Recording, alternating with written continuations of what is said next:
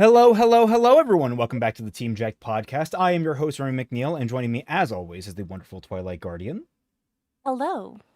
as well as the birthday boy, Kaiser Shonen.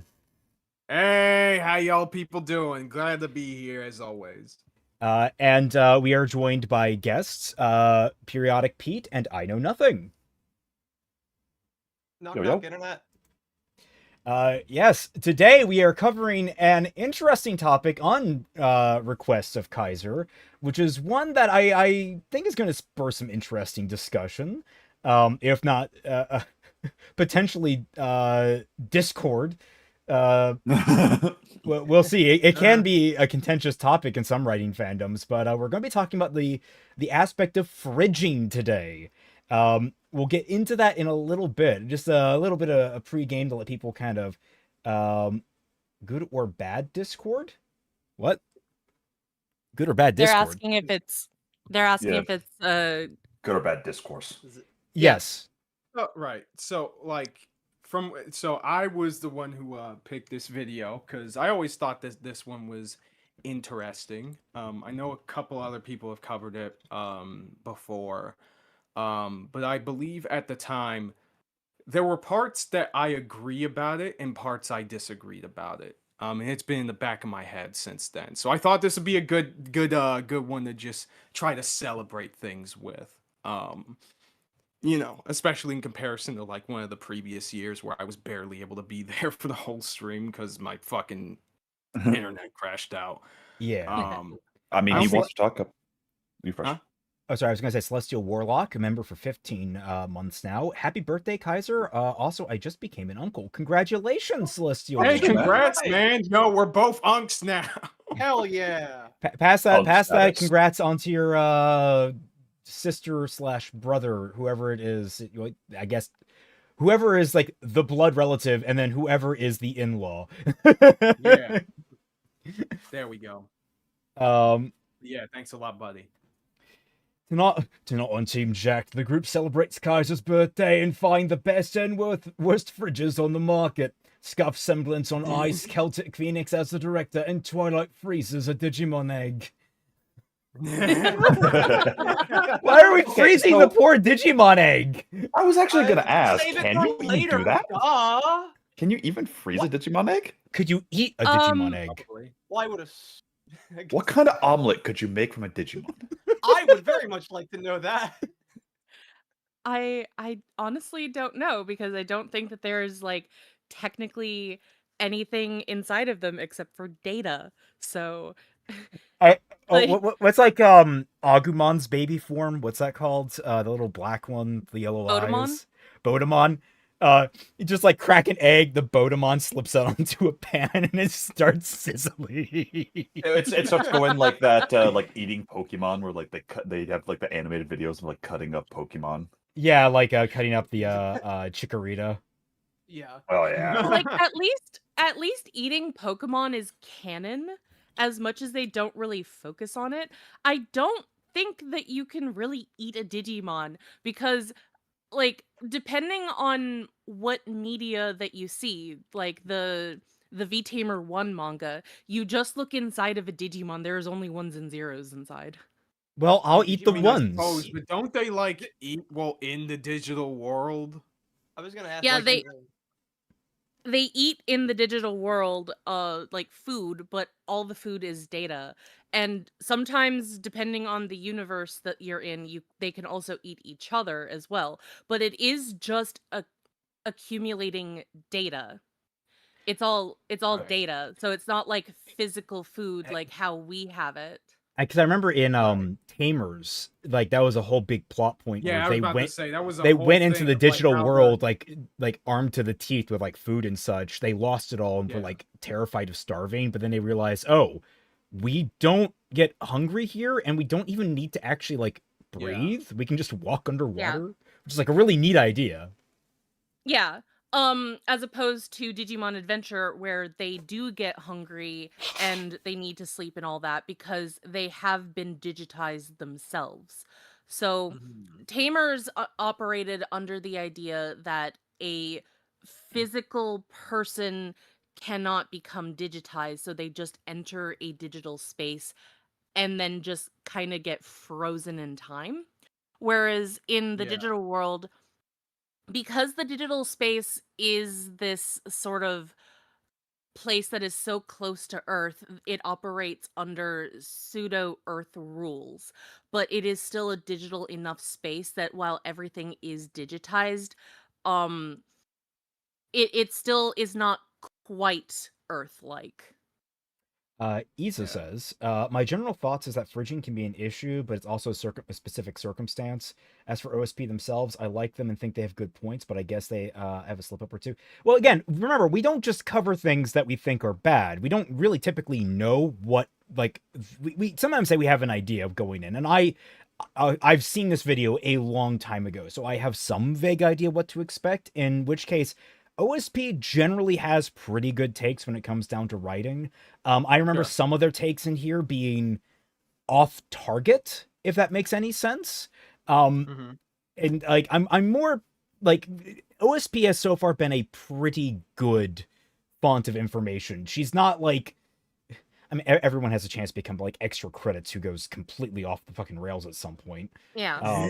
But like, Yeah. I don't think OSP has quite hit that point, and this is also an older video, so I mean, it's not like, you know, this is a recent.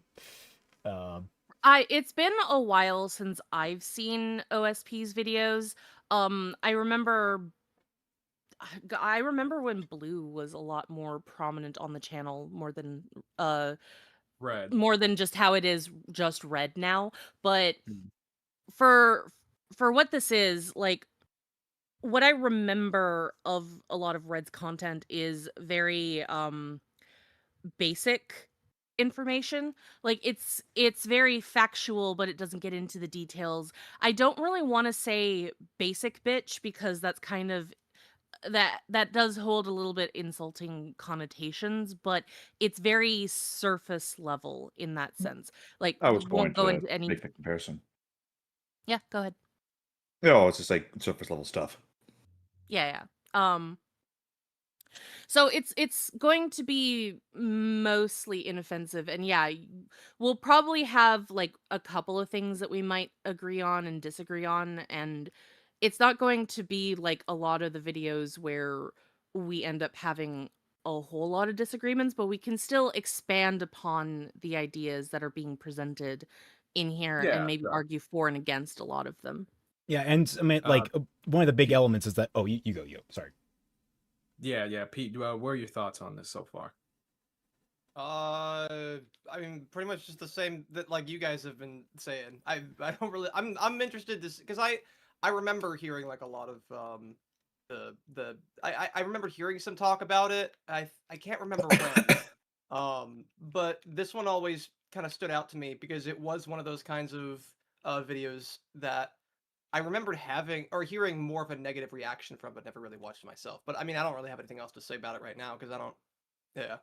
All I'm right. personally a big fan of Yeah. their channel. Curious about your takes. Yeah, no, I'm curious too, because I haven't got. There is one thing in here that I remember very distinctly that has, I think, an interesting counter argument or counterpoint to it that I didn't see her address, and I remember other people have actually asked, and so I'm more interested to get like the panel's thoughts on it, for example. Sure. Yeah, When we it got gets brought up, plenty of and, thoughts yeah, but on the a lot of stuff. But just kind of letting people funnel in here, because like one of the topics in this is going to be obviously a lot around superheroes, since Hal Jordan, or no, it's Kyle Rayner that's at the heart of this. Kyle Rayner, yeah. Yeah. Well, like, I just mentioned this because like, everyone see that new Avengers trailer? Yay! What Avengers trailer? I have no idea what you're Oh. talking about. Are you being serious or are you being facetious? I'm being like just Marvel ended at Endgame. Yeah, Yeah, that was totally. a whimper. I don't know what I don't know what trailers you're talking about. Legitimately, I watched that Doomsday What is trailer. this? Dom's D sounds like a fan Dom's thing. D. You know what? It looks like a fan thing. I will say that unironically, because after Endgame, I haven't paid attention, so I had no idea Yeah. a new trailer had come out. Yeah, Doomsday, the Avengers Doomsday trailer has come out, and someone put it really best. It looks like a fan edit for a fake movie that they want to happen, where like Yeah. they've cobbled together scenes from these different major properties that like it would be a fan edit you saw before they bought out Fox and owned the X-Men. Like that kind of Yeah. thing. Because Well, like the first shot is like lingering on like the plaque for the X-Men School for Gifted Children. And it's like, what? We haven't seen this in any of the films prior to this, Yeah. except for like a cameo in the Marvels, which no one watched. And also, I guess X-Men and Wolverine and Deadpool, which I don't know if that counts or not anymore, but I guess it Yeah. does because multiverse. I think it does.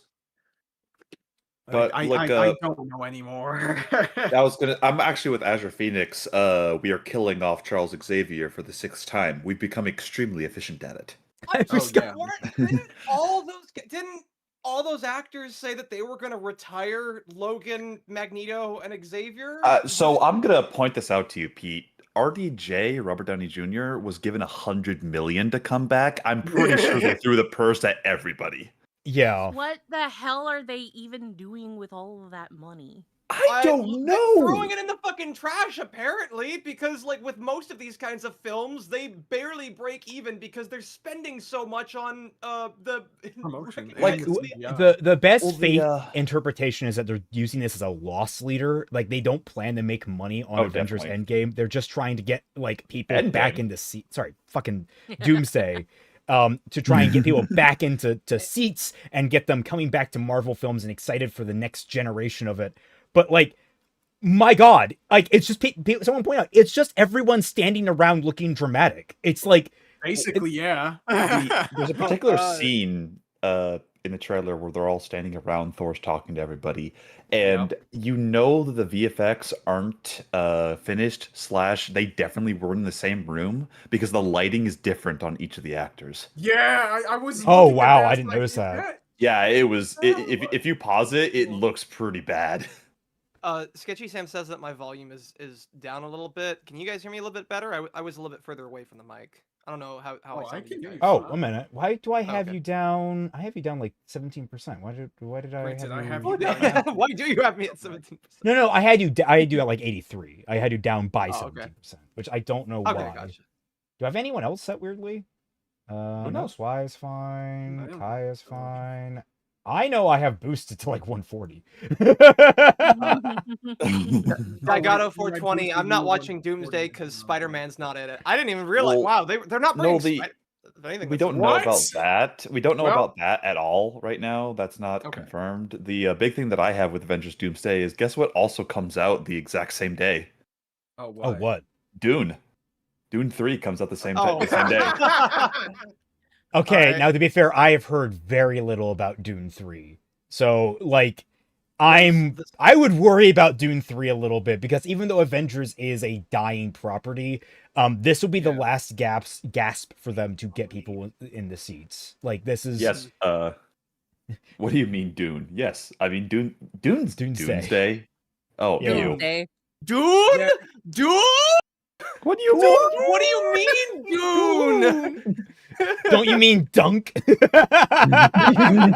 Honestly- that's what they should do. Like what's the word? The Barbenheimer? Barbenheimer. I'm pretty sure that's what they're trying to do. Yeah. Oh, yeah. Robbie is saying show the art from my last stream. Oh, yeah. do There's some fun stuff. Okay. Yeah. But with the Doomsday trailer, I saw it and I was just like, wow, that doesn't look good. Wow, that looks rushed. Wow. And the big money shot where Doom stops Stormbreaker with 2 fingers.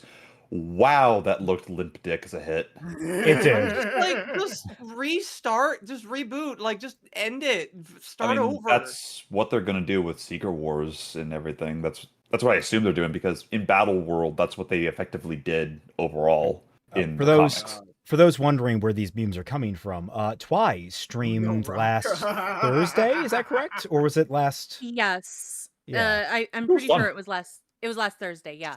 Okay. It was I know Zero and I were doing some MHA reacts because we can't just flood the jacked streams with nothing but MHA content. So that was gonna be like our little overflow thing. like a smaller thing, and unexpectedly I got art during that stream, and I had no idea how I was going to show it. Were you covering that one video talking about Uraraka again? Yeah. No, it was Oh, the what? sequel Oh, to the that video. sequel. I was Right, gonna right, say, right. yeah, it Oh, wasn't. Also, it wasn't Uraraka. It was Unoraka. Remember? Yeah, Fucking yeah. hell, man. Yeah, it's that I forget her name, but it's that British chick with like the dirty blonde haired avatar or whatever. I Yeah, think. yeah. Okay. Um and now, like, she was apparently a teenager when she made that Unoraka video. And then now, like 2 years later, she's an adult and she's so much wiser. But All right. she still agrees with the majority of the video, but the main thing that she wanted to talk about was her opinion of Toga, because apparently she had feelings about Toga because Toga was a little bit too close to home, and she didn't want to admit it, apparently. Something like that. Oh, that's I'm sitting here like Toga hit Wait, really did you- close to home for me, and like I love Toga to death. Wait, did she address that part in her old video where she said that that Toga groped Uraraka during the final battle? or Vaguely, I whatever? think. Well, I mean, we Yeah, covered vaguely. that because we went back, like we got it sent to us that it was from the original Shonen Jump. There is a panel that does look like from the angle that she is groping Uraraka. Now it got I changed know, for I'm the just final wondering if she release. addressed it. Oh, Yeah, okay. it did It's change for meant that. to be that she's grabbing the rib cage, and guys, the rib cage is right underneath the breast on a woman. Don't say. Yeah. You don't say. Like, oh my gosh. But like it was really weird because she's still arguing the same kinds of points. Still, Okay. for whatever reason, mispronouncing Uraraka's name. Calling So Bakugo nothing of value Kachan was lost. Yeah, for whatever reason. We went over Oh. like we're not tight like that. Like don't Yeah. Hatsuki, Bakugo, Dynamite, choose one of them. Like, please don't We call him ain't tight Kachan. like that. Silver-haired freak. Yugox, Just oh, well, sorry, I was gonna read Yugox, but like you, Silver-haired freak responded to that, and apparently there's a character in Marvel called the Beyonder. Yeah, there's Yeah. God So, damn it! My character so- in the Artificer. God fucking damn it. Okay. well, to be fair, like the cosmology for Marvel is just as complicated as DC. So Yeah. like there's a beings called literally Eternity and like the Living Tribunal and the one above Right. all, the one below all, what have you. Like Beyonder is effectively just an extra dimensional powerful entity overall. Imagine being such a bottom that you become a fundamental baseline for the universe. Yugox happens. says, "Isn't the plot of Secret Wars literally everyone dying? I heard the original story is basically that." No. Dude, So the first Secret Wars is the Beyonder basically gathering up a bunch of heroes and villains and saying, "Hey, the fight battle each other for my royale. fight each other for my entertainment, and I'll grant a wish." Yeah. here's Twi and her double head setup. Her double Yeah. I headset love that setup. so much. I had a problem with these brand new headphones that I bought because I could hear that these ones were getting a little bit weird. But for whatever reason, I could not hear the video. I could hear the guys, I could not hear the video. But so I was like, what's going on? So I decided to replug in my old headset, and so I could hear the video out of there, and I didn't want to spend like 20 to 30 minutes figuring this out because we were on a bit of a time limit. And so I just ended up listening to it with one headphone on one ear and the other headphone on the other ear. For the record, I know it's not the right color, but I am adding in the cat ears so it's accurate. Yes. Yeah, like but like crazy stuff with Marvel Comics. Hey, by the way, Celtic, Kaiser, Pete. Did you know the Hulk gets his powers from hell?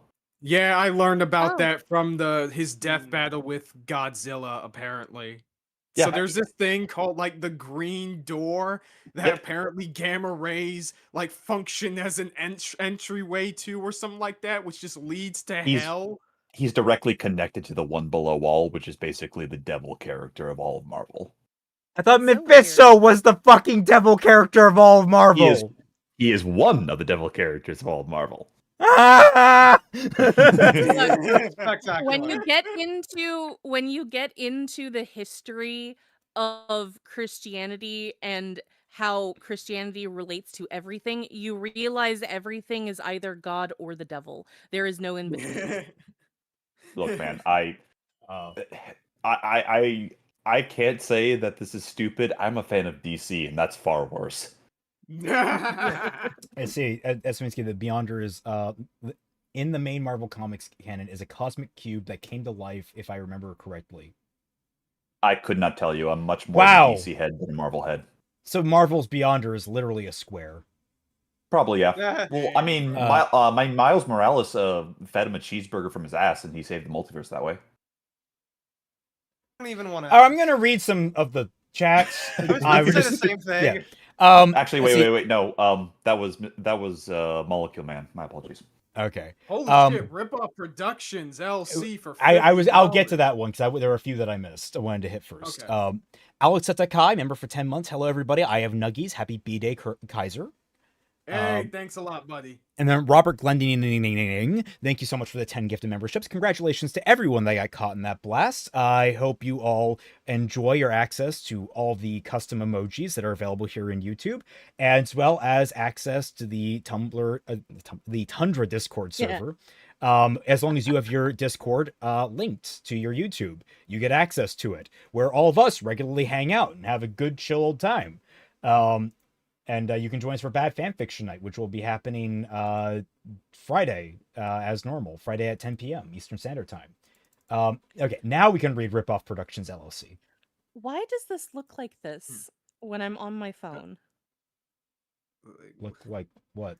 I remember arguing over Pyrrha's death was frigging, and the other guy argued it was because Jean got more character development from her death than her, and I was like, yeah, living people tend to get more development than the dead ones.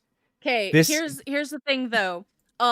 Pyrrha is not really fridged because from what I understand of fridging characters, they're not really characters. But like it still Plot is a really devices. shitty and kind of sexist thing to do to kill off a female character for a man's development and to make the entire legacy of that character's death nothing but his suffering. But I still wouldn't necessarily call that fridging because at least she was a character to mourn. Shark Jumping Walrus sent 1 gift of memberships. Congratulations to Mystery Zeo for getting that membership. All the stuff I said before, except for Dead Rex. Yeah, of course. I forgot to mention that earlier. Stuff in the fridge is not the same as TV tropes definition. Well, that's another conversation I'll probably have about the nature of tropes. For the record, everyone, what you're seeing on screen is what what you're seeing on screen is what Twy is seeing on her phone, which is hilarious. Do you want me to explain the scene from Kyle Rayner, that comic? We will get to it when she brings it up, I think. Because I think I also know the context and I find that interesting. Because I was perusing around for info about like that specific scene or whatever. So for baseline, how does everyone define fridging? We'll get to that in just a moment. I first want to actually step even further back and establish what a trope is, because not everyone quite understands what a trope is, and my god, does it get annoying when we come across people who assert that tropes are bad because they are tropes. Like mentioning that a cliche is bad because it's a cliche. Cliche is a more derogatory version of a trope, effectively.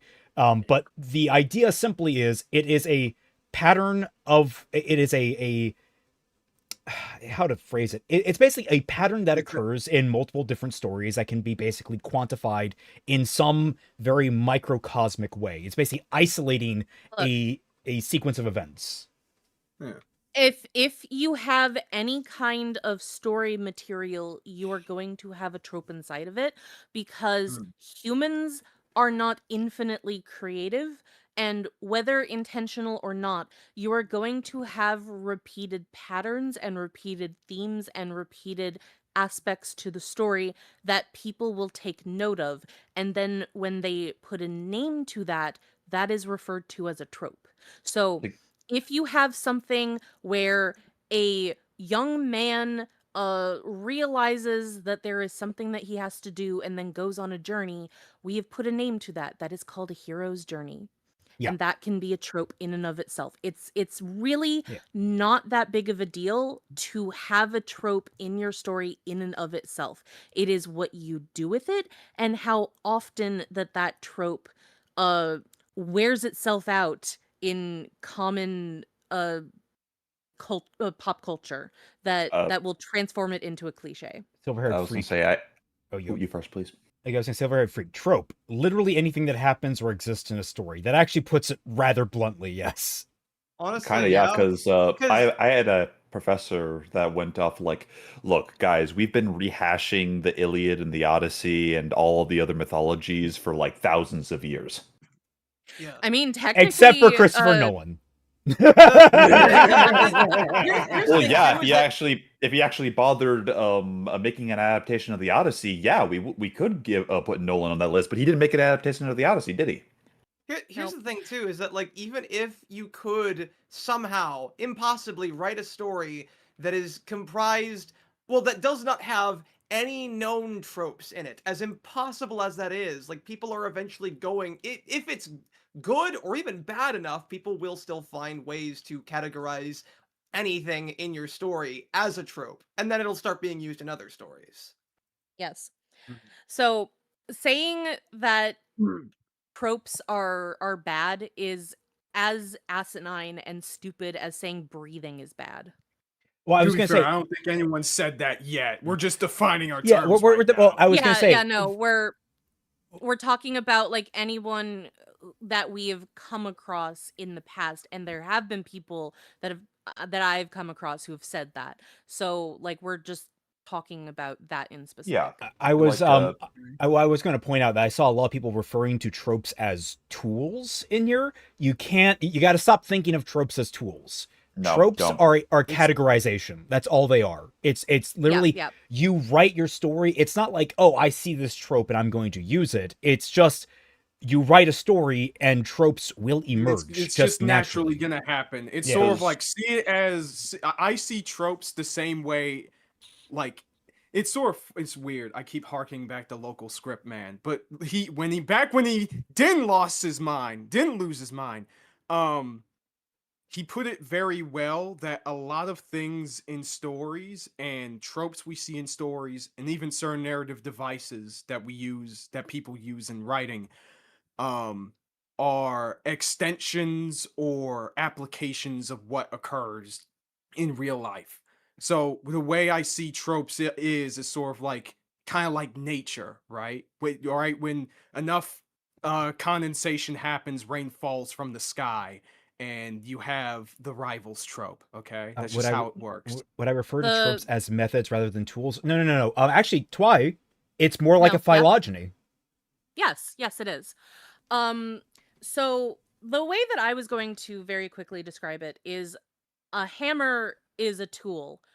The word tool is not a tool. Yeah. That is how you can very succinctly sum this up, and how difficult it can be to explain certain concepts to people because a lot of things are very nebulous and they aren't very concrete. But yes, I would actually agree with you that it is kind of like a phylogeny chart. Tropes are retroactive. Yes. You Yeah, so look like I back said, on it's a kinda like story and nature, say, you know? "Oh, here is a pattern. Here is a pattern. Here is a pattern." Yeah. That's basically it. I mean, that's where the hero's journey from Joseph Campbell started. The man just saw all these patterns being repeated over and over and over as just the basic fundamentals in stories, and says, "Yes, here's what Yeah, happens." exactly. Yeah, Mhm. that's why I The brought it up, the because that was one of the earliest tropes that was ever named Yep. for storytelling. yeah. So s- like the what's the word? There's a difference between a trope and a narrative device. There can be an extent where you're trying to, like, I don't know, enact a trope purposefully, but for the most part, when you're writing a story, you're not thinking of it in terms of like the trait that the story has, I suppose. You're just doing it in terms of Yeah, what would naturally flow, what the idea of specific someone, plot points you're kind of getting into.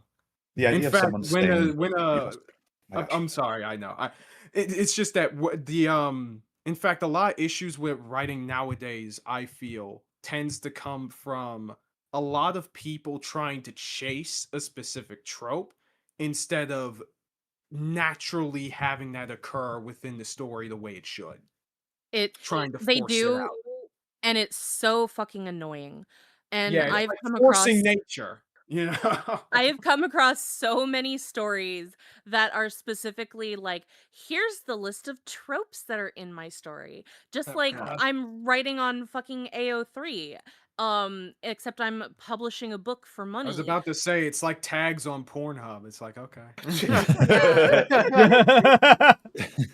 This the It's story can be described as tags on Pornhub.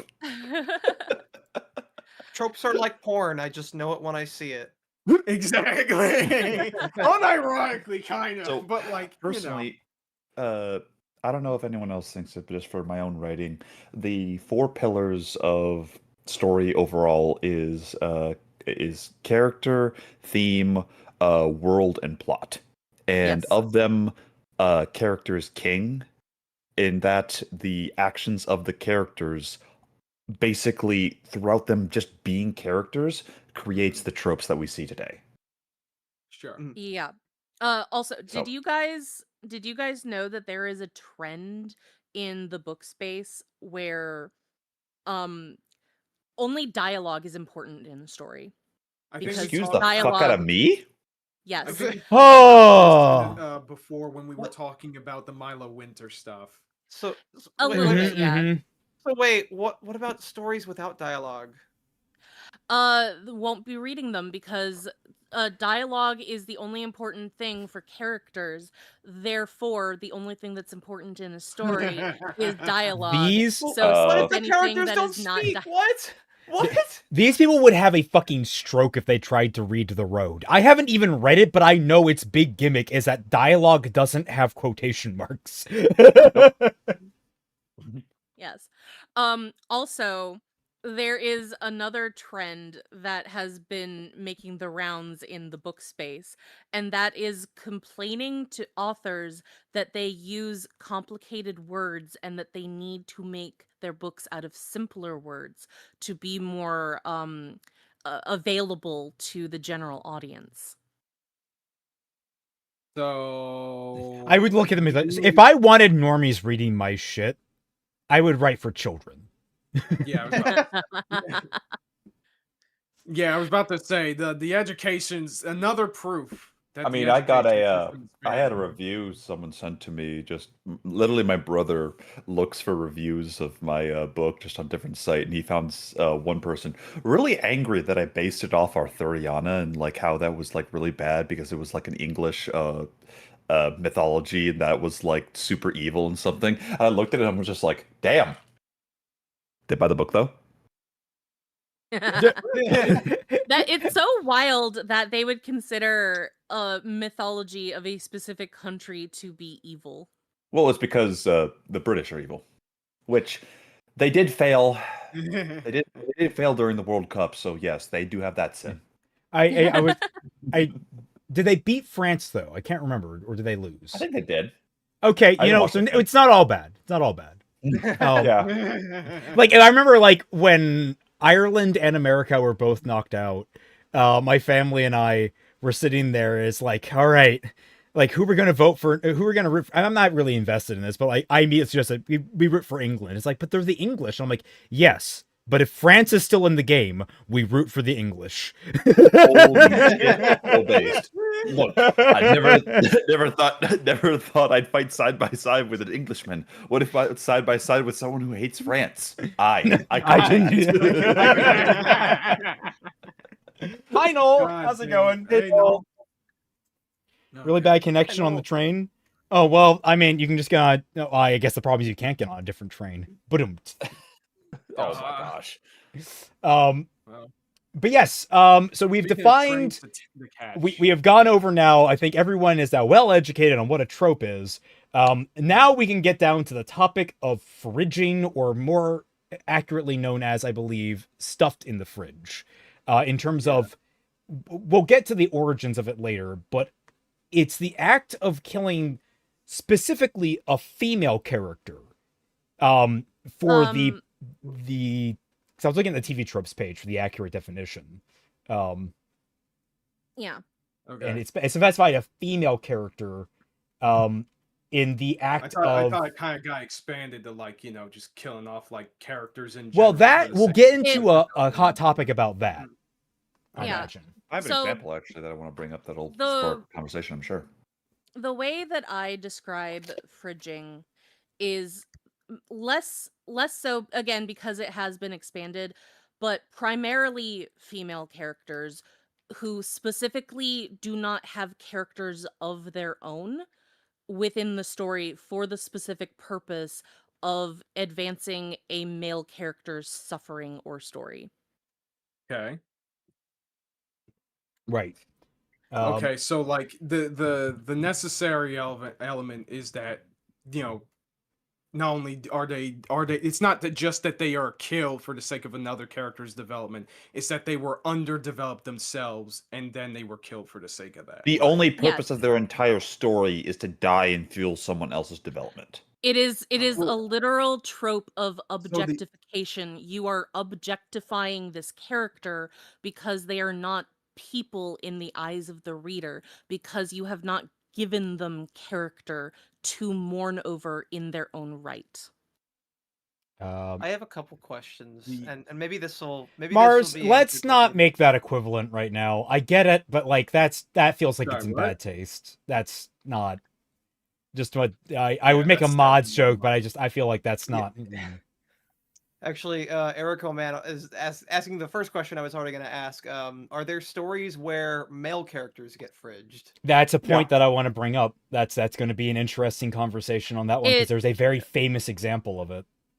Yeah, there are instances where male characters get fridged, which is why I specified primarily female characters, because like this kind of does muddy the point a little bit that the term had come out of, which is it is mostly female characters. But when people go, well, male characters get this treatment too. Yes, but like on a whole, the majority of them are still women that this happens to, because it is still like we still live in like a society or a system or whatever you want to call it, where we still kind of see women as things to hang off of men in some way, shape, or form, and don't really see women as full people.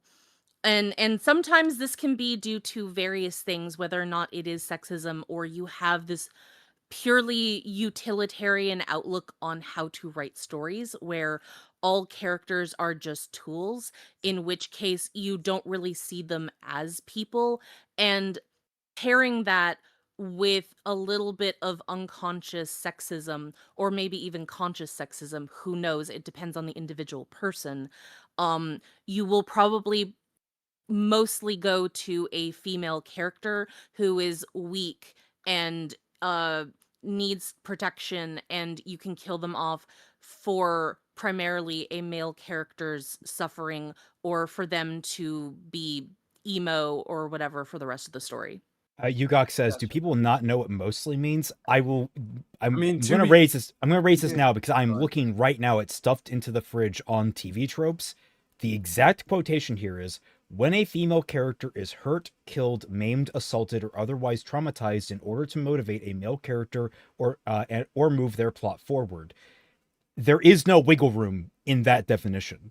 They do not introduce the fact that men get that treatment as well. So I think that's going to be a point of contention in this particular conversation, because it is going to focus primarily on women, which I think is fair to some degree, though frankly one thing that does interest me is I would want, like, I TV Tropes doesn't have a good list because it's all sectioned off into different types. Yes. And I would like to see like a full list, because like context is king when it comes down to Very some much so. tropes. Yeah, and again, this is why I have made my definition the way that it has, because I do acknowledge that there are male characters that get this treatment. However, again, it is primarily female characters that get this treatment. For every male character that gets this treatment, possibly 50 other female characters get this treatment, sort of deal. Right. Now, where I'm at, of course, and this goes into a part of why I chose this video. I don't know, that's the definition that I went into, but something that kind of this video made me think about when I initially first watched it, and we'll definitely expand upon it because I'm not sure about the answer myself as of yet. It makes me ask one very interesting question. And that is, okay, but is it always inherently bad? I'm not entirely sure. Some people might say that it might be, mostly bad, or there might not necessarily be good examples. I'm not sure. The way that I specified my definition takes away the humanity of the character. So in that sense, I would say yes, it is primarily bad. The other Okay. question I was Oh, sorry, God. go ahead. No, you I, first. I was going to say, and you know what, that's absolutely fair. I just wonder if in this video they are going to be consistent on that basis, because that is a point that Red does emphasize a lot in the video, but from what I remember, there are parts of it that feel a little less accurate, in terms of that. But go ahead, Pete. The other question I was gonna ask was, because again, a big part about like the way that you are describing this trope makes it sound like a big thing is that the death of this character itself seems to matter more than like the character themselves, or at least the way that it occurs. So it also makes me wonder, can this kind of thing happen to a villain or an antagonist? Can an antagonist or a villainous character be fridged? Or is it predominantly the characters who the viewer is expected to actually care about? I think that would depend on how much focus that we get on whoever mourns the character, because it would be attached to whoever is left. So if it is a villainous character who is the main antagonist, and then a lesser antagonist character whom they are attached to dies, and the only thing that we understand about this character is basically their death and how that affects that character, you could call it fridging still. Yeah. Because the whole thing that I'm trying to emphasize is the fact that the only thing that you can really talk about when it comes to the legacy of this character is the only thing that they contribute to the story, which is their death. Okay. Actually, I thought of another question. I already had one, but I was to ask the panel. So, like, is it fridging when it's a character that was killed for the sake of a character's development, like as a backstory, like we got Inciting introduced this incident. character when, Yeah, or is it like we'll take or is it like, the Waynes, Thomas and Uncle Martha. Ben. Yeah, Uncle Ben. I was going to bring up Well, Uncle Ben. That was my big question. Uncle Ben Uncle is sort of like Ben- during the story, though. Yeah, Uncle technically. Ben is during the story, not prior to the story. I would say that they would have to be a part of the story for them to be fridged, personally. Okay. Yeah, I'm trying I to would find say like so. apparently the larger trope is called Dead Man Tells No Tales, but I can't fucking find it because it keeps coming up with Pirates of the Caribbean. I can't get everything is pirates. I can't find the actual fucking trope. So, if someone like if the Waynes or if Uncle Ben, actually maybe here's a better example of maybe someone who is in the story and then dies. Uh, Damn it! Why can I? Describe them. No, it's Superman's Mr. Kent. Fucking John Kent. Kent? Okay, Yeah, John. Oh yeah, Pa. What? Pa Oh Kent. yeah, Pa John Kent. Kent. yeah. Like, because I know that like a big thing, he's usually alive in a lot of adaptations, but like there are also a lot of them where he eventually dies of a heart attack because he's supposed to be that representation of like how, as powerful as Superman is, he can't save everyone. Yeah. Was he a character in the specific adaptation before they killed him off, or Yeah. was in that case he is not bridged? But if it's like Pa Kent in Man of Steel, in which case he doesn't really do anything in the story before he gets killed off. Yes, Well, that's Batman. I think in his case, it's not that he didn't have a character; it was just kind of bad characterization. Yeah, bad too. What's character. it supposed to do? Let him die? Maybe. I don't know. Maybe he should have. I know. Have you ever thought about that? Letting all the kids Okay. die? Oh, Jesus God. Christ. Think about it. Yeah. That Think about it. fucking Like, that was movie bad is so agonizing. Like I get what they were going for. I like the idea of Pa Kent not having the solution and being like maybe, and then like it would have been great if he caught himself like no, you save the kids, that was the right move, but I'm scared for you. Like that would have been so heartwarming in terms of like he just about suggested a horrible course of action because he's that scared for his child. Like I get that, but like So the funny him just thing lingering about on it. Pa Kent dying in Man of Steel to the tornado. A reminder, literally earlier in that scene, Clark says, "Why am I telling you this? You're not my dad." Yeah. Yeah. Yeah, wouldn't it be great if like he's like holding out his hand about to be killed by the tornado, and just in his mind he's like, "Wait, why am I listening to you? You're not my dad." Saves him anyway. That would be fucking awesome. Oh my god, Daigato, thank you so much. Oh, can I open this link, Oh, please? wait, Open no. media link. That opened it in the wrong tab. Can I just move it over? I can. We got little dancing emotes. Can I zoom, please? I saw that, yeah. Hey. I'm gonna have Honestly, to adjust I think- things. Can you make I those forgot he into already like had channel some. rewards? I can Or, try and like, make them emotes? emote. Oh my God! If I find room for them, yeah.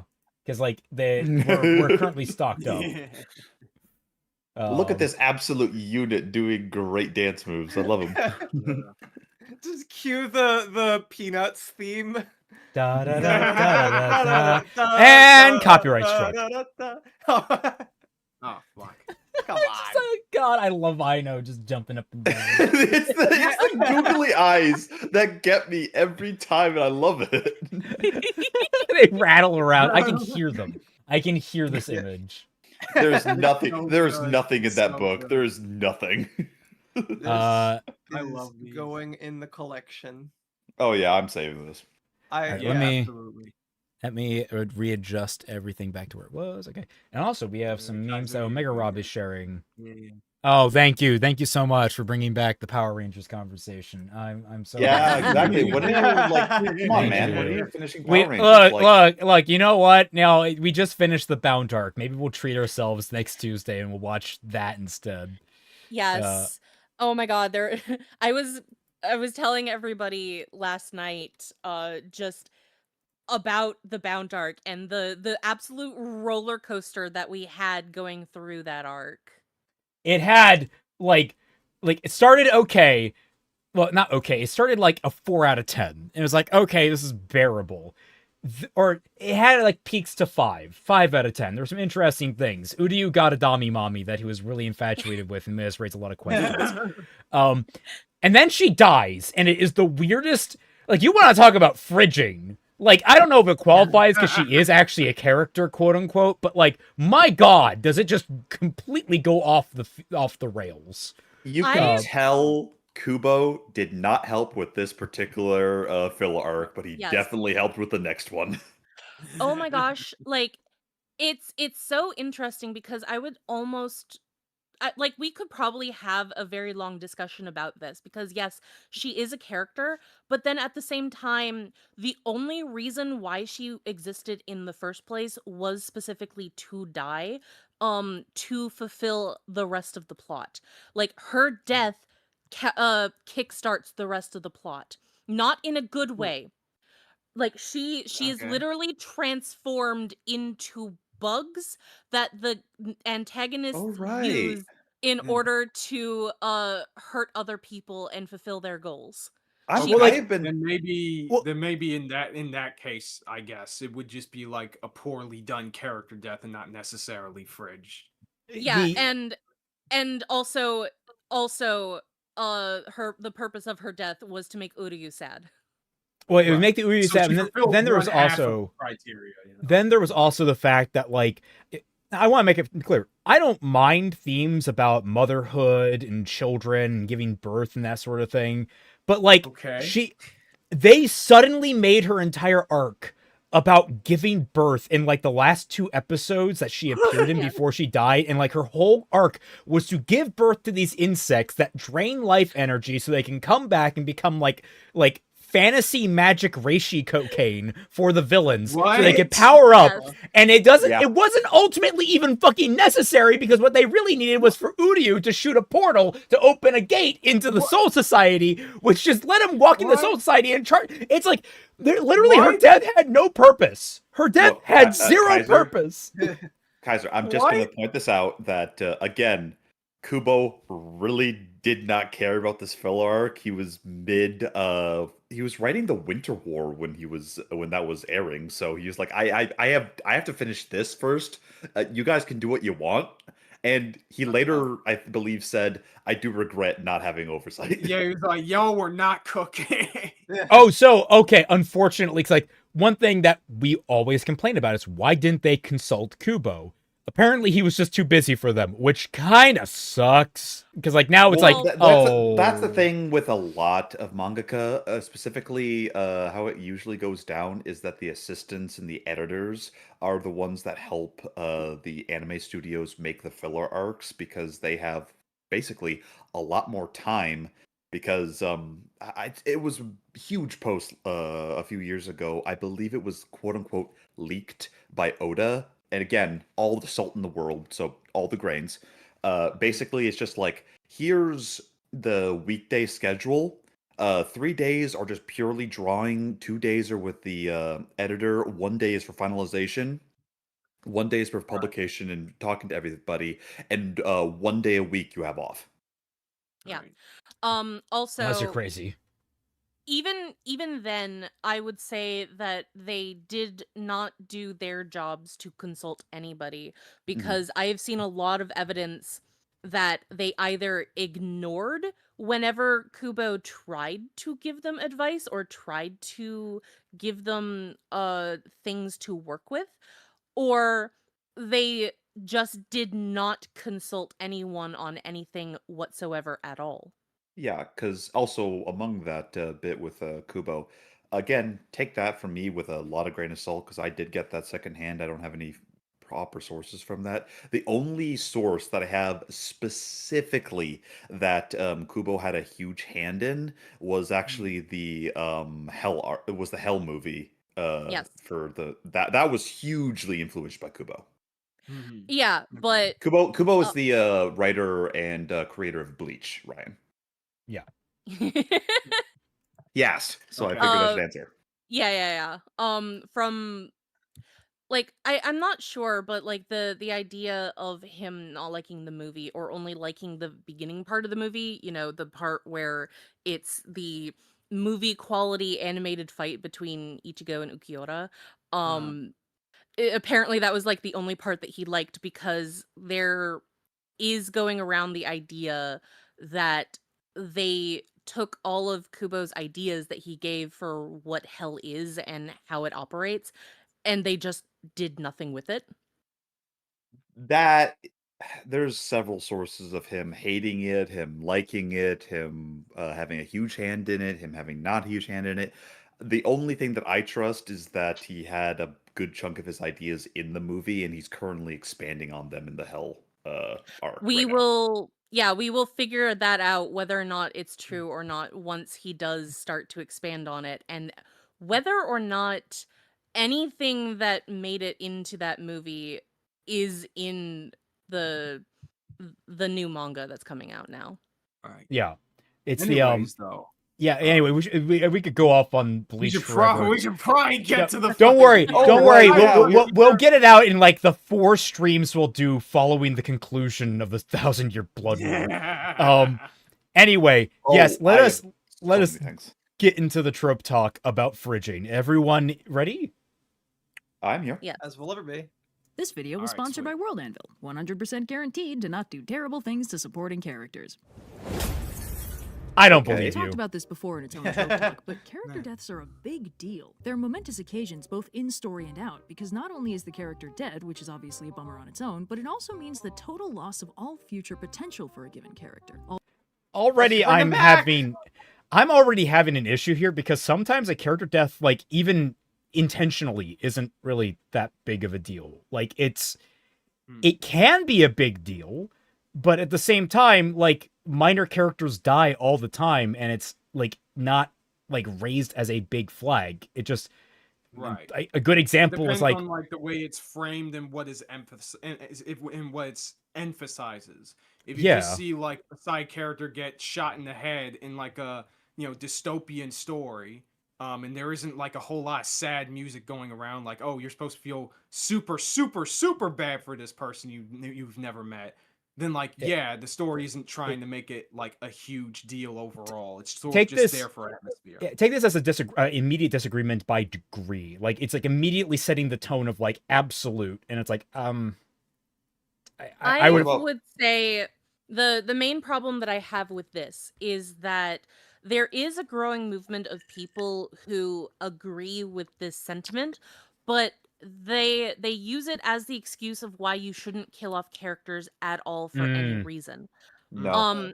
And that is the thing that I mostly disagree with, because I think that that is ridiculous. And No, I agree. also, for a lot of characters, like their stories might have to end with a character death, but that doesn't necessarily mean that the characters have been ruined or that you have blocked off their potential to do more, because at the end of the day, if a character has a fulfilling life, a fulfilling story, and then they die at the end, you have done everything that you intended to do with that character. So And even yeah, a good example is like Bakugo, for instance. Like if potentially he had died at the end of MHA, that would still be a very fulfilling story for him. Yeah. Right. No, 100%. Like, and my thing is that every character technically, all right, if you want to get fucking semantic about it, has the potential to do or become anything. But writers don't have infinite time to like make their stories 1,000 or billions of episodes or chapters or whatever. And even when they do, there's only so much that they can think of. So like, I don't know. I feel like we are pulling the potential man meme here. My when it poor comes to Isane, character my death. forever potential woman. Look, well, the framing that I disagree with that Red is using right here is that it discounts the idea of like flashbacks or like revelations about an That already too. dead character. That too, yeah. Like I was Yeah. gonna say, like when we talked about the Uncle Ben example, is if you actually read the first time he appears in Spider-Man when he dies, if I remember correctly, he's not really in it all that much. He's not No, very he's not. present. It's very brief. You would probably qualify him as getting fridged. But it's through flashback and such that you often get a lot more insight into the Parker family dynamic. So Okay, yeah. zero. And in a lot of Seriously, 2 ways- pages. Yeah, in a lot of ways, that's Dang. simply because of like the formatting of because remember the first issue of Spider-Man where we get his origin and everything, that was if I remember correctly part of an anthology. So Yes. most of those were meant to be relatively short as sort of like a proof of concept by design. So yeah, but they we should did flesh it clarify out. when we talk about different series that have had multiple installments, we will be talking about, we'll try to highlight the specific installment that we're talking about. Right now we're talking vintage Spider-Man, whereas more Right. modern adaptations like the movies and such Yeah, have the done movie, much he more died to like an put hour in. yeah, they've done Yeah, more like- to flesh him out in the present before he gets killed, like him trying to steal a man's gun and shoot him with it. Yeah, the big thing with Uncle Ben and John Kent is that these are characters that have existed since like the 60s and the 40s, so they've had a long time to be expanded upon overall. Yeah. And comics wise, Uncle Ben and Pa Kent are two of the most flashback to characters ever. And in fact, I think it was in like one of the more recent DC continuities where like Clark uses super strength to save a bunch of kids, and he looks over to his dad and he goes like, "I'm sorry, I revealed my powers." And Pa Kent says, "What do you expect me to say, Clark? Do you think I'm going to say you shouldn't save them?" Yeah. Yeah. Which is just like, wow, okay. Maybe. Shots at Maybe. Snyder. I would say the also downside for a lot of these characters is, despite the fact that they do probably get fleshed out in backstory and stuff afterwards in the comics, the majority of people who know these characters don't know them from the comics as well. And those alternate Yes, correct. adaptations, like the movies and stuff, they do not flesh out the characters typically in that way. Like some of them might, and some of them probably do. Yeah, well, But there's a reason yeah. why a lot of people go back to, like, say, the Raimi Spider-Man movies about the portrayal of, like, Uncle Ben. And yes, Yeah. Mars Wolf, I do know that both the Kents are currently alive in the comics, but it's just, look, when DC has about 5 different resets in the last 20 years alone, Oh, I'm just God. like, guys, pick a lane, please. Yeah. Yeah. All right, go ahead, Pete. Fuck you, No, Batman Who you wanna Laughs. say something? Oh my Ooh. God. Sorry. I think I was trying to say something. I don't think. Okay, Oh, I yeah. was making sure you weren't kept out. Yeah, we didn't want to fridge Pete. All right. Oh wait, no, Arc- now I remember what I was gonna say. I find it interesting that like one of the first points that she's making is or one of the things that she's focusing on is the irreversibility of like death. And granted, like that is kind of something that you should do with deaths in your stories, but I find it interesting that the trope is called fridiging, when if anything, you want to put something in your fridge so that you can like pull it out. Well, it comes from a specific source. That's why. Yeah, it does. Yeah, It, yeah. there is this very specific reason why it's called I'm just fridging. saying, if I didn't want to bring back this dead person in a Frankenstein's monster style way, I'd just put them in the ground instead of putting them someplace where their body could be preserved. You know what, Pete? You're right. We should change the trope. We should call it women in furnaces instead. There it is. Look, Pete. You could bury someone, you can think they're dead, but then some edgy 4chaner can punch reality so hard that they come back to life. We don't know what's going to happen. Yeah. If you know, next you you'll know. know the I know, Black Lantern I rings and the know. White Lantern rings going on. Okay, look, the worst best- part about that, the Black Lantern storyline originally, that was really good. That Yeah. was I really mean, good. Speaking of that though, like there is kind of that element of it going around that's really popular now in a lot of stories, and that's kind of the thing that makes isekai so frustrating. Is like characters just will not die in some way, shape, or form. They Right. usually get like they usually pop up somewhere else or sometime else. One of the Twy, funniest jokes. did you mean in- Bleach? Oh, no.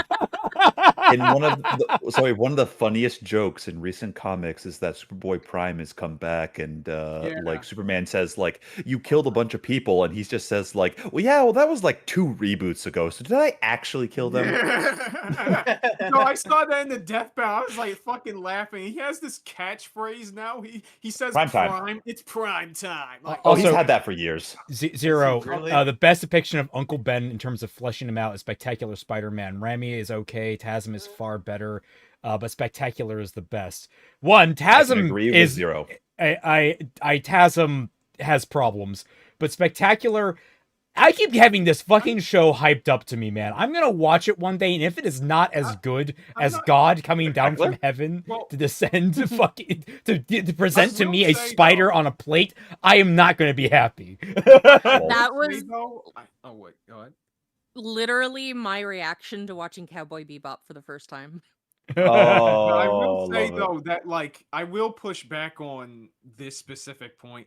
I think the first movie fleshes out Uncle Ben a little bit more because we don't like we get the typical things of Uncle Ben in Spectacular where it's like, hey, you know, the characters talk about him and how much he, you know, his presence being lost is felt in the Parker home and stuff like that. And of course we get the flashback.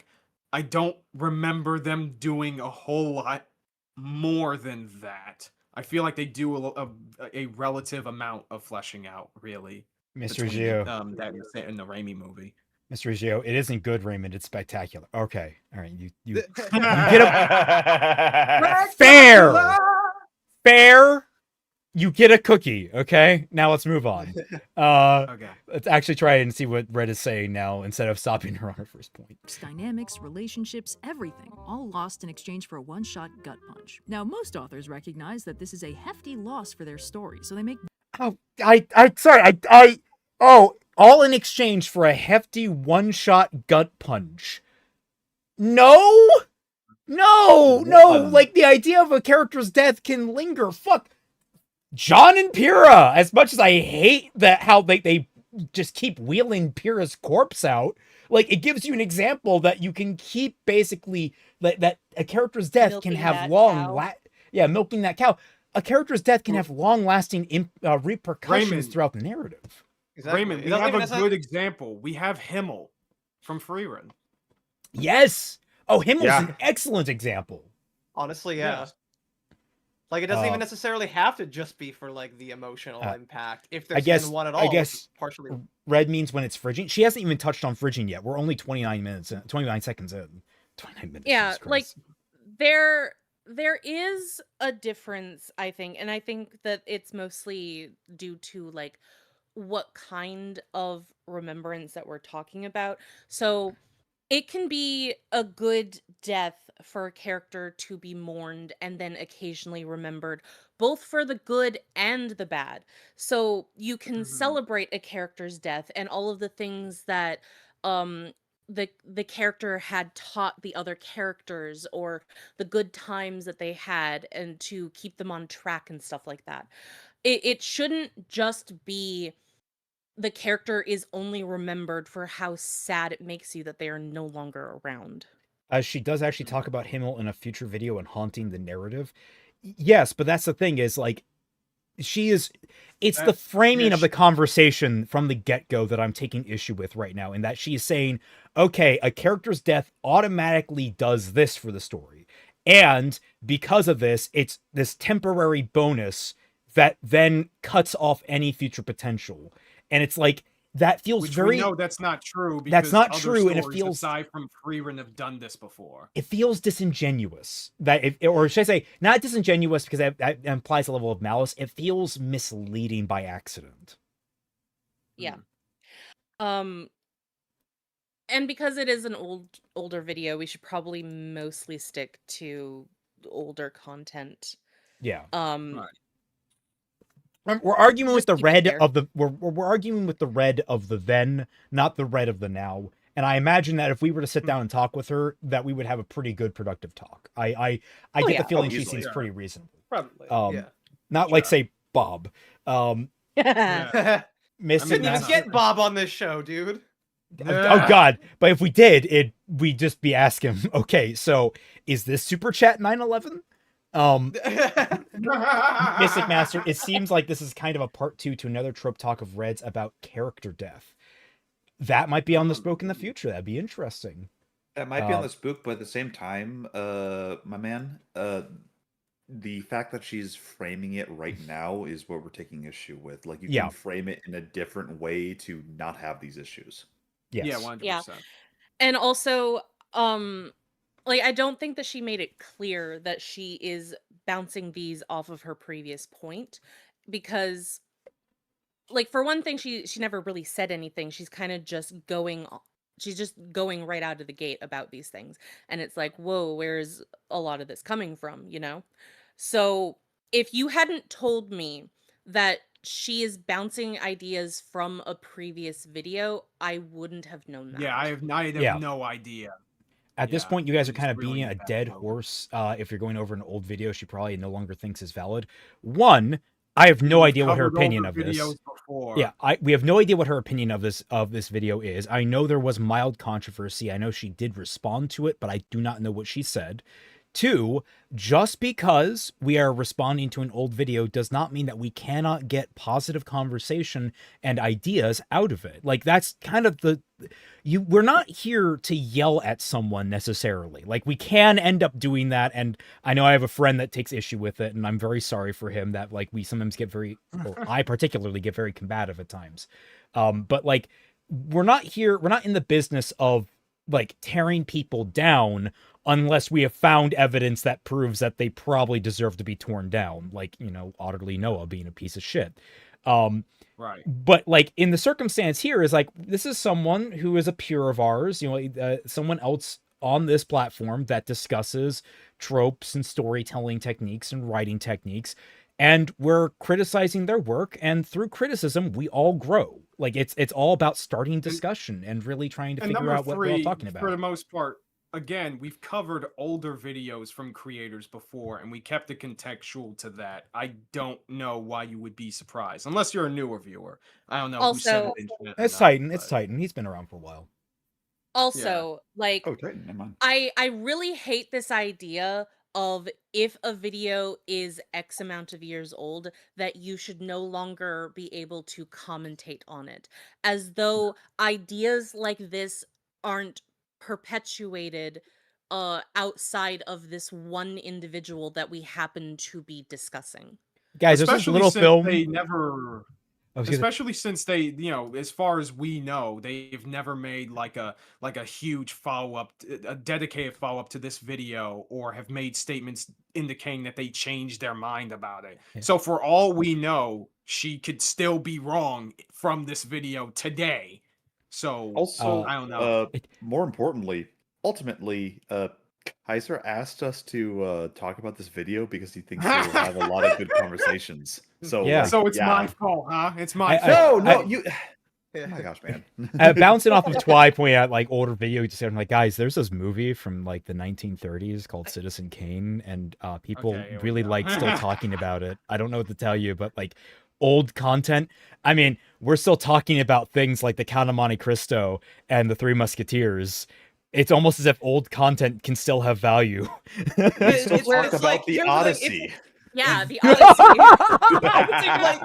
Odyssey. Christopher Nolan doesn't, but, you know. Like, I'm gonna get a here's drink. I'll the be right thing back. too, is that if we had watched and reacted to this video like around the time that it came out, and if we happen to have said like a lot of the same kind of things that we're saying right now, why does that, What like, if would we're still making the change? same arguments, then why would it matter whether we're doing it then or we're doing it now necessarily? Like, the video would still be up, it would still be out, it just probably would have been out there for and uploaded for a lot longer than like it is, at least as of right now, where we're just starting doing it. It's like, I don't know. Sorry we didn't decide to bully Zell Writer years ago and make this podcast beforehand when this video Like, it is this idea that especially younger people, or people who are kind of immersed in internet culture, that if something is X amount of years old, then it is no longer relevant. You have to constantly be talking about only new stuff. anything that is X amount of months or years old is no longer up for debate or discussion because how dare you XYZ reason. No. Like I'm not like trying to bully you in specific. It's just it does kind of come from this uh wider discussion that I have seen happen all over the internet that really Right. just grinds my gears.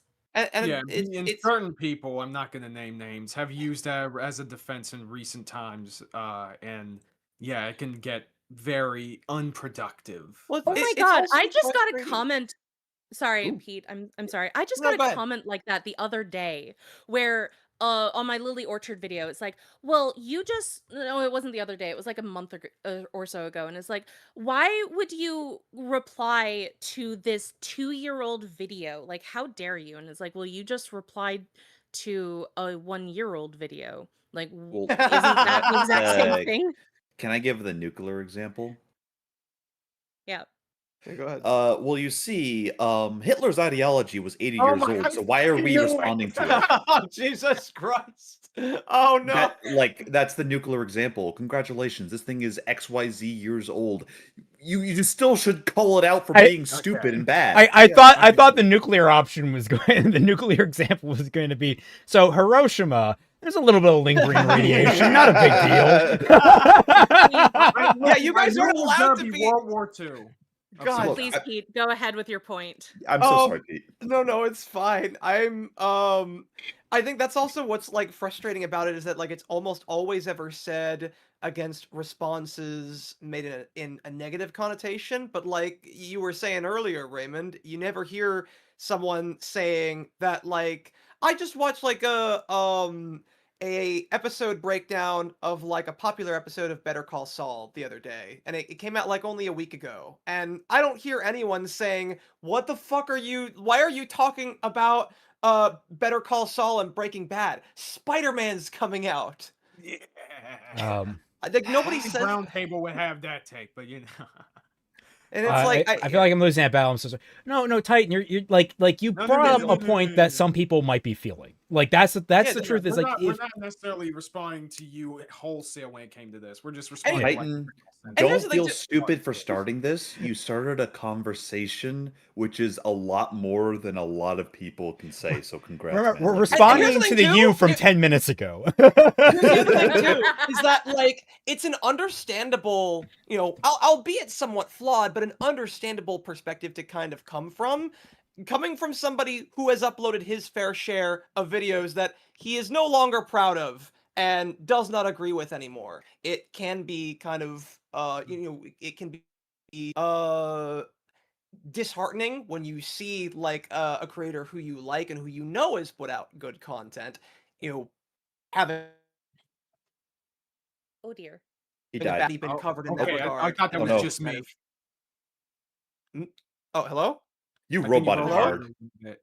Oh, Right when you what? said a creator that you think that you like that usually makes good content, that's when you Yeah, cut a out. creator Yeah, that, yeah, that yeah. you like that usually makes good content, putting out a bad take, and people calling out that bad take even long after it was uploaded in the first place. It can be kind of frustrating when it's like, yeah, I know what I did wrong, but it's not like that necessarily. Like if somebody wants to talk about my shitty Kingdom Hearts video that I made like almost more than half a decade ago, it's still up there. I understand that like leaving that up there, like that's just a part of discourse. It's gonna happen. Bet. You're gonna put out bad takes, you're gonna put out good takes, people are gonna talk about them, people are gonna shit on them. It's just kinda like, what happens. And it's yeah, that's the internet.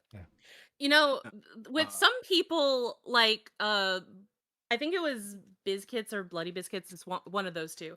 They had the whole Kingdom Hearts 3 discourse about how the the game was floaty and stuff like that. And because of that opinion, everybody kept spouting that the game was bad because of floaty mechanics and stuff like that.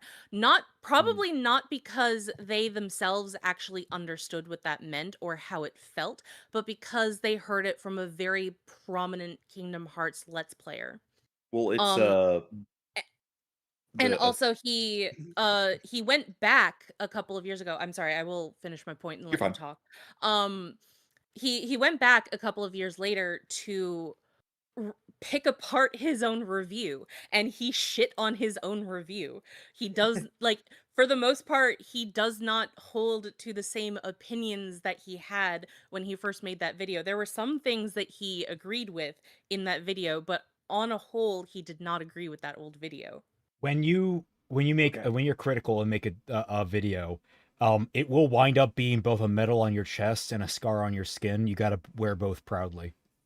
Yeah. Indeed. Now, Wait, did I not first point? off, Because I thought Yeah, my Okay. point was like Joseph Anderson, his talk about Soma not being a horror game really hurt God. the game sales. Like, Yeah. to give an example of Oh, things. yeah. and so that's still very much a fair target. It's like that had a demonstrable effect as a part of history. Though, Sure. the big thing that I should say as a part of history that we should keep going is one, the video is still there, and two, Celtic. There are 2 super chats that you have not. I talked was about. going to read. Yeah, it was Jake the Surgeon. Marx wrote the Hungry Hungry Handbook like 100 years ago. Stop complaining about it. Spider-Man Doomsday is coming out. Oh my God. Look, it should be called Spider-Man Brand New Day. It should be called Spider-Man I'll Never Duck a Fade. Because Yeah, yo. what is bro doing in that trailer other than being the most comic accurate Peter throwing hands with anything that moves? Ugox says, or a creator has a review so bad he makes an apology vid, which he takes down together with the review.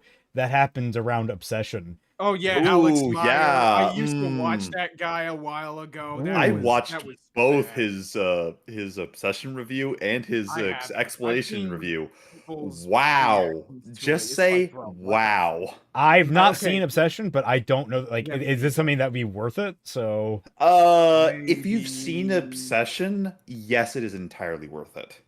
okay. Because like Obsession is it's a very good movie, but like I usually use the term subtlety with a sledgehammer. Basically, like that's how subtle it is.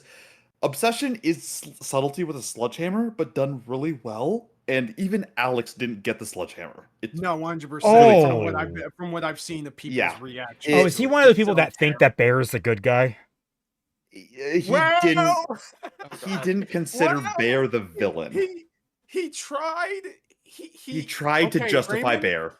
Raymond, imagine someone pulling the worst devil's advocate case humanly Yeah. imaginable. Yeah.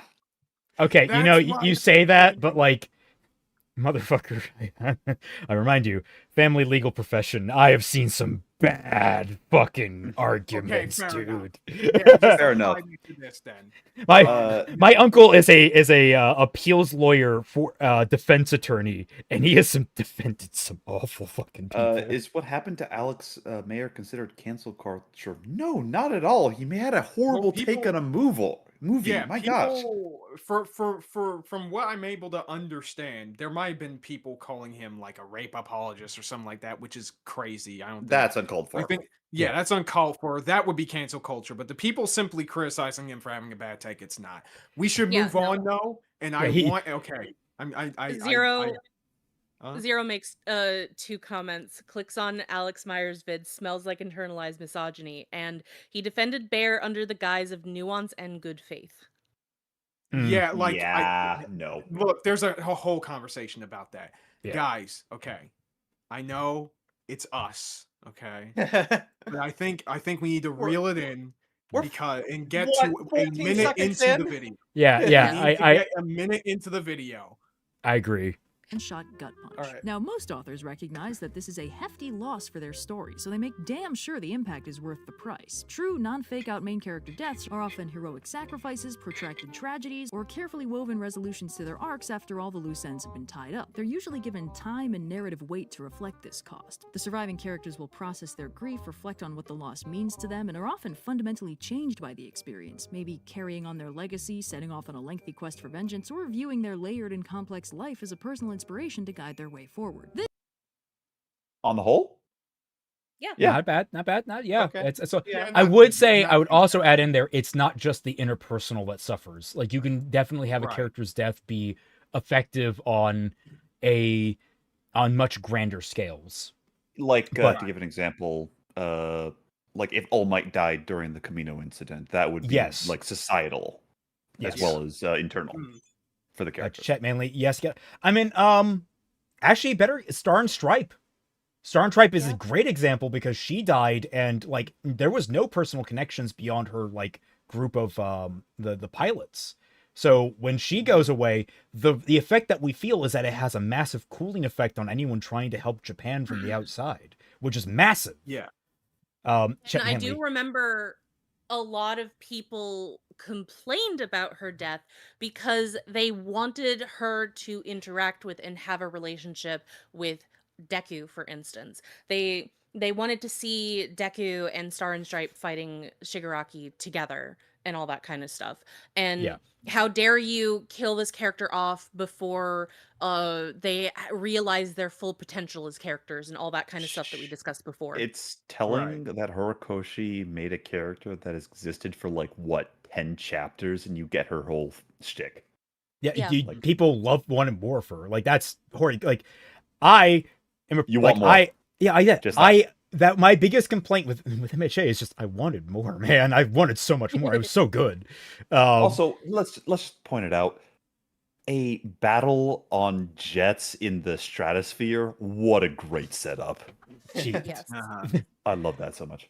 vengeance or viewing their layered and complex life as a personal inspiration to guide their way forward. This is not that trope. Frigging is the cute shortened form of the full name of this trope, Stuffed in the Fridge, named for a now infamous issue of a Green Lantern comic where Green Lantern Kyle Rayner's girlfriend is murdered by the villain Major Force and stuffed in the fridge for him to find when he gets home. Frigging is the very specific... Okay, now I believe I know. Were you the one that wanted to elaborate on... Yes, actually. Oh, wait, before we do, Yeah, and 1 I'll minute. read right I just got behind you. handed an I'm amazing like, art thing. by What the Daigato. hell?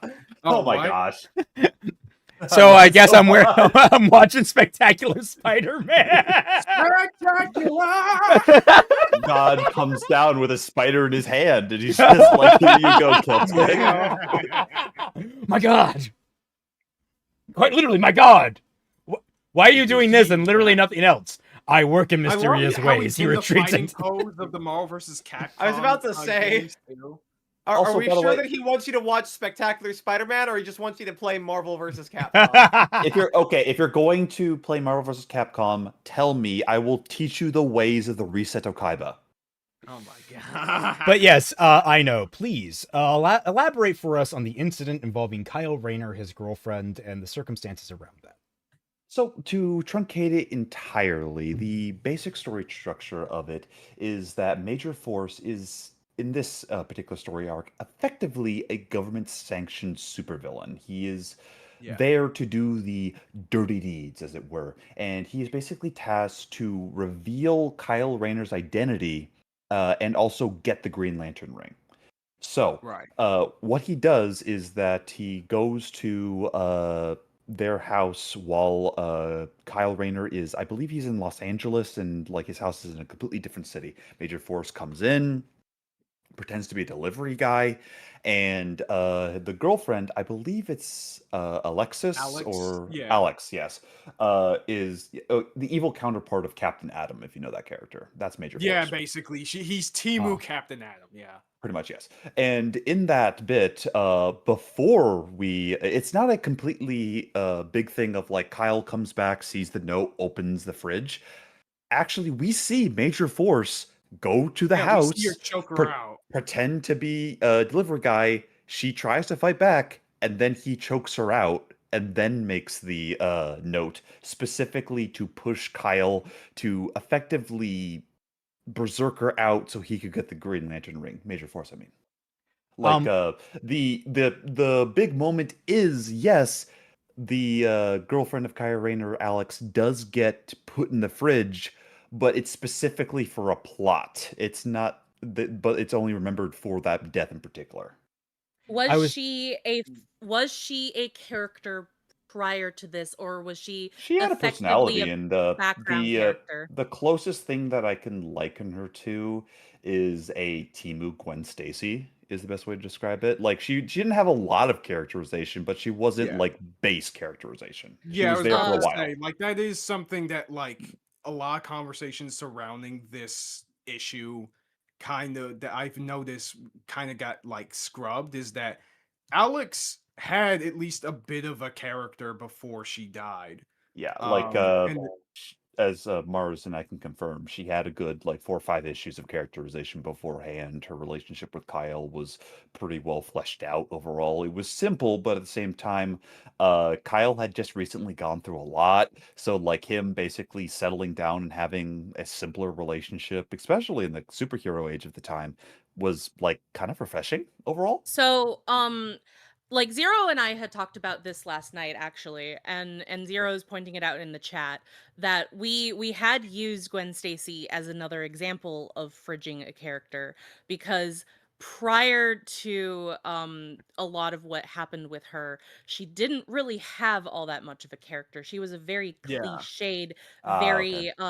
very stereotypical character that really didn't have fr- all that much of a personality. from my So understanding, Alex was not. In fact, a big thing about her character, from what I understand, is that Kyle and Alex used to date, but they broke up sometime before Kyle gotten the Green Lantern ring, and so Alex found out about it because Kyle was just showboating around with it because he saw the whole thing as a joke. It's like I'm gonna be a big famous superhero, but like Alex was there, sort of trying to rein him in and trying to show him like, hey, this is actually a major responsibility. You should probably take this shit fucking seriously. Oh, Which, yeah, because okay, the way I had heard the story was that Kyle Rayner basically got pushed to the point where he got not annoyed but like angry at how hard it was to keep a secret identity or something to that effect. Like yeah, and he revealed his he secret willingly identity revealed just his for identity, fun. and like Yeah.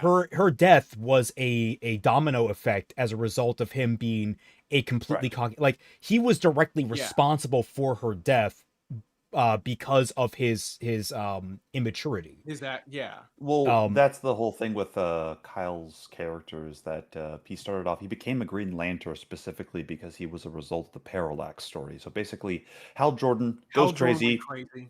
destroys the Green Lantern Corps, one Guardian remains, one Lantern Ring remains. Obviously, they retcon it and yada yada. But basically, Kyle was basically thrown the Green Lantern Ring because Ganthet said, "You'll do. We need one Green Lantern, please." Yes. and not And Guy so you Gardner. have this immature. Uh, Yeah. yeah, So yeah, they average had this. Mars Wolf. Yeah, average Hal Jordan stuff. Yes. Yeah. also, So Look, hey, don't look. Don't ask Kyle what's in his fridge. Don't ask Hal the age of his girlfriend. Oh, Oh God. ooh. Um, so I went on to a website that isn't just TV tropes because I think TV tropes honestly does more harm than good. So their definition of fridging actually kind of aligns with mine. Fridging is Ooh, a okay. literary trope in which a character exists for the sole purpose of being killed, assaulted, or otherwise harmed in order to serve as an inciting incident that motivates another character's journey. Fridging is most common with female characters, but male characters can be fridged too. Fridging is also known as women in refrigerators. okay. All right, sure. That's a pretty comprehensive trope summary. So- Yes. So Yeah. from all of this information, though, even given now how we're talking about patient zero of when this trope was coined, which is the Kyle Rayner stuff. Given what I understand, I wouldn't necessarily qualify Alex as fridged. I feel like that might have been an You oversimplification, though. well, Maybe.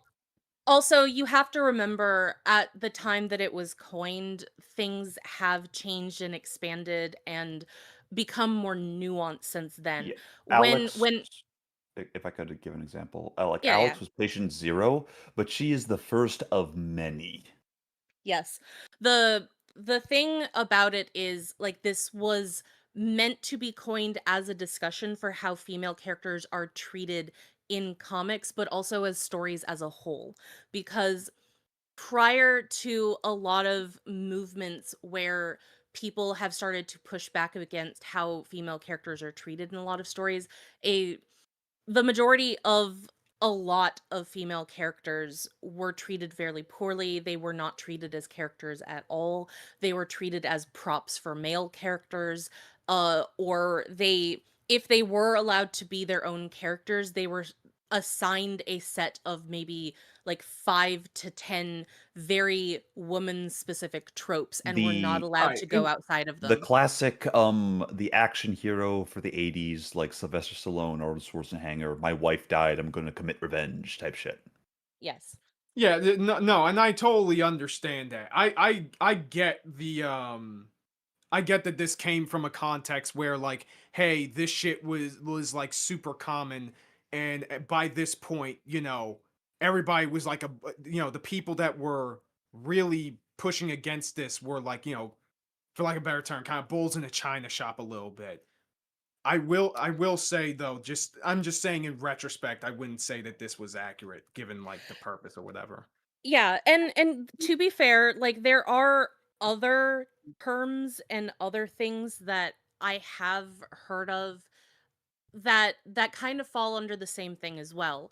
That I can't Right. quite recall what they are specifically, but like the thing that named the term when because of the way that people have discussed these things and like refined them and made them more nuanced or Mhm. more insular, accidentally pushes out the thing that coined the term in the first place.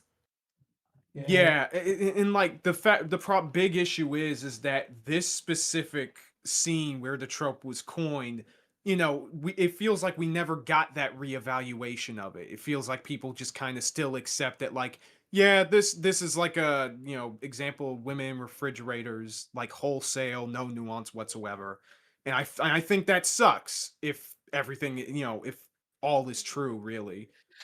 Well, I think that it's actually a really good example of us changing because now instead of just accepting it wholesale, we are looking at who the character was before her death and coming to appreciate what little we actually did get of her, which is putting the humanity back in the character. Yeah. No, that's totally fine. In the context of this conversation, I don't know if like other people online are doing it though. That's Yeah, all. yeah. Ugox also asks in the super chat, was Alex introduced by the same writer as the one who fridged her? I just looked it up. She's introduced in Green Lantern 48, and she is killed in Green Lantern Or 54. So 56. 54. 56. Um, Oh, never mind. My apologies. yeah, it's 54. But I'm looking at it right here. And she was was she written, introduced? all of them Yeah. were written by Ron Mars, the entire span. So this was a Yeah. plot line written by yeah. the same guy from start to finish. Spans. Yeah. Okay, yeah. Yeah, and then of course the trope was coined by a woman, Yeah. Gail Which Simone. was Gail Yeah, Simone. Gail Simone. Yes. correct. Yeah. I am remembering that correctly. Yes. Good. Yes. But yeah, let us continue. Subset Alright, of character minute deaths where a character 2. is We hold the unceremoniously and line until brutally minute killed 2. specifically and solely for the narrative purpose of hurting another, more important character. This motivation can be Watsonian or Doyleist, as in-universe villain motivation or out-of-universe authorial intent. In Watsonian cases, the killer is specifically motivated to kill the Friggy because it'll hurt the character who cares about them. In Doyleist cases, the killer might have all kinds of personal reasons to want to unceremoniously brutalize this character, but the author's motivation in killing the character is only to make the more important character upset. The only So we can agree that Watsonian, there is an explanation for what happens to Alex. Yes. Correct. We're all in Yes. agreement. Now, Yes. whether or not Doyleist, we could be blue in the face until the cows come home. Doyleist, you can agree that it happened to Alex specifically because Major Force is such a thundering dumbass. Yeah. Overall. Well, no, Doyleist would be arguing from the author's intent. In Yeah. that case, Well, I have absolutely no idea. Watsonian is he's a dumbass, Beer but Doyleist is us arguing about the author's intent. Couldn't tell you. I was gonna say I will hold off a question until the second minute mark, but since Kaiser stepped away, I'm assuming that we'll be paused for a little bit longer. So what about a character whose not necessarily their death is meant to hurt a different character in some way, but specifically the events that led directly to that character's death are meant to hurt this other character in some way. Could that still be categorized as fridging? I'm sorry, Hmm. could you maybe explain that in a different Yeah, way? repeat Yeah, that for all me, right. please. So here's the thing: is that like Kaiser and I were talking about my adventures with Superman the other day, and thinking about like this video, I was wondering if Hank Henshaw in that show was fridged because so in season 3, uh, I don't know if so I guess to provide a little bit of context, his whole thing is that he hates Superman because he thinks that Superman is going to be a weapon that's going to hurt everybody because of how powerful he is. Wait, Um, I did the Hank Henshaw storyline in My Adventures with Superman? Yeah, they're done with it now because he's dead. Oh, Yeah, how did he die? Death of Superman. Ew. That's how they did. Yep, they didn't they couldn't wait until Doomsday. They couldn't kill off Superman anyways. He just lost his superpowers. Look, the only thing I had with season 3 is that, like, wow, hey, Toriyama, My Adventures with Superman is literally turning John Kent into Trunks. So, wow. He wishes he could be Trunks, man. Look, Noel, And Superman is my favorite character in all of like literary canon, so I want my boy to be treated with respect, and My Adventures with Superman has not done that. so Oof. so Hank Henshaw is introduced in season 2 basically as this guy who like his only characteristic or his main characteristic is just that he hates Superman because of because of how powerful he is and because he could be a weapon that's going to hurt everybody. He then becomes Cyborg Superman and immediately stops giving a shit if he is scaring people or if he's hurting people or if he's being this dangerous weapon, and all he cares about is power, and they don't explain where this like sudden twist in character comes from. They just set him up this way so that we can instigate this fight between Superman and Hank, and then he gives Clark such insane kryptonite poisoning that he loses his powers, and then Hank dies. That's not how kryptonite poisoning works, though. It's how it works here. Shut Fine. up. So, I know. Fine. like, Fine. I would say that that's more character assassination than fridging. Yeah, that's 100% just character assassination. Also, the- somebody in the Guys, they chat, assassinated him by shoving him in the fridge. How are you not getting this? I'm sorry, what did I miss? We're Fridge talking about My assassination. Adventures- Yeah, fridge assassination. Okay, so I now have the mental image of Celtic and me like lifting up a fridge to beat the shit out of Cyborg Superman. The main reason Oh my why God. the main reason why I asked is because like Hank has almost no other character besides this one character trait that is completely counterintuitive. Well, hating Superman, I suppose, has been consistent since season 2, but If I can him ask- going out of his way to destroy Metropolis so that he could instigate a fight with Superman is something entirely out of character, and it's only done for them to set up an event that will lead to this important event that is meant to hurt another character while also killing him. I And suppose granted, that, it's not like the death itself is meant to hurt the other character, but the events leading up to the death is supposed to hurt this other character. And I guess that doesn't count as fridging as much as it is just basic character assassination, but that's the main reason why I was asking. yeah, I guess it all depends again on just like how underutilized or how undercharacterized, sorry, their character is prior to that. yeah. I have another example in somebody- my mind, but I'm not going to bring it up right now because I want to kind of move along. But you were saying, Toy? Sorry. Somebody in the chat had asked if Frieza destroying Namek counts as fridging of an entire planet, and I would say no to that No. because that was mostly to show how evil Frieza is. And while that does have the consequence of giving Vegeta his attitude and his desire to kill Frieza and to go against him and all that, it You're talking also about doesn't Namek serve. or Vegeta? Sorry, Vegeta. My apologies. You're fine. It for that, we also get a lot of stuff in like flashbacks to like the people that were on the planet. But Yeah. even for Mm. other planets and stuff like that, it is mostly to show how evil that Frieza Can is. a not necessarily- planet and be that fridged? would- I'm with Jake the Surgeon. He's going to destroy Vegeta. My son, the planet, On the or me? planet or me. I yes. I was going to say that, but I couldn't figure out where. Well, like Okay. I yeah, and I understand why. I think in the case of that, Especially since, that we get to see a glimpse of planet Vegeta being destroyed at the start of Dragon Ball Z, right? So that was mainly used as a way to sort of like, sow the seeds of the stakes that are to come in the story. We weren't necessarily meant to feel like super bad about the planet dying. All of that is in retrospect. Ultimately, when you really look at it, yes, Planet Vegeta deserved what it got. Like, they were not good people at all. And, just because. Yeah. Sorry. I just because Noel's talking, like, Noel, I have an interesting question for you. Was Sakuko fridged in Silent Hill F? Oh. I'm actually gonna think about that for a second. Because, like, I am curious no. about that one. No. I say no. Okay. All right. And somebody asked, was Alderaan fridged? And I would say that that's slightly different from Vegeta being fridged, because that was done with the character specifically watching it happen, whereas Vegeta had no idea that it had happened. He was out away on mission at the time, and then He got thought it was a lied meteor. At least Leia saw it with her own eyes, and she's from the planet.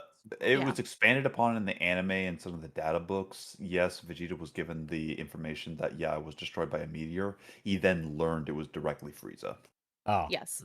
So he was gaslit into not believing that it was the person who did it. So there's he was at Dairy Queen. How dare you? right. Oh yeah, let's carry on. Narrative role this death plays in story is hurting a different character, and it's still framed as unceremonious and brisk. Fridging almost always refers to character deaths, but sometimes the character is instead subjected to some kind of horrible torture or fate worse than death with the same overall impact. The character that really matters isn't the one targeted for the horror, but the hero who's reacting to it. And the Friggee's personal reaction to their awful situation is usually glossed over in favor of how much that focus character suffers by proxy. Because Hi, Momo. That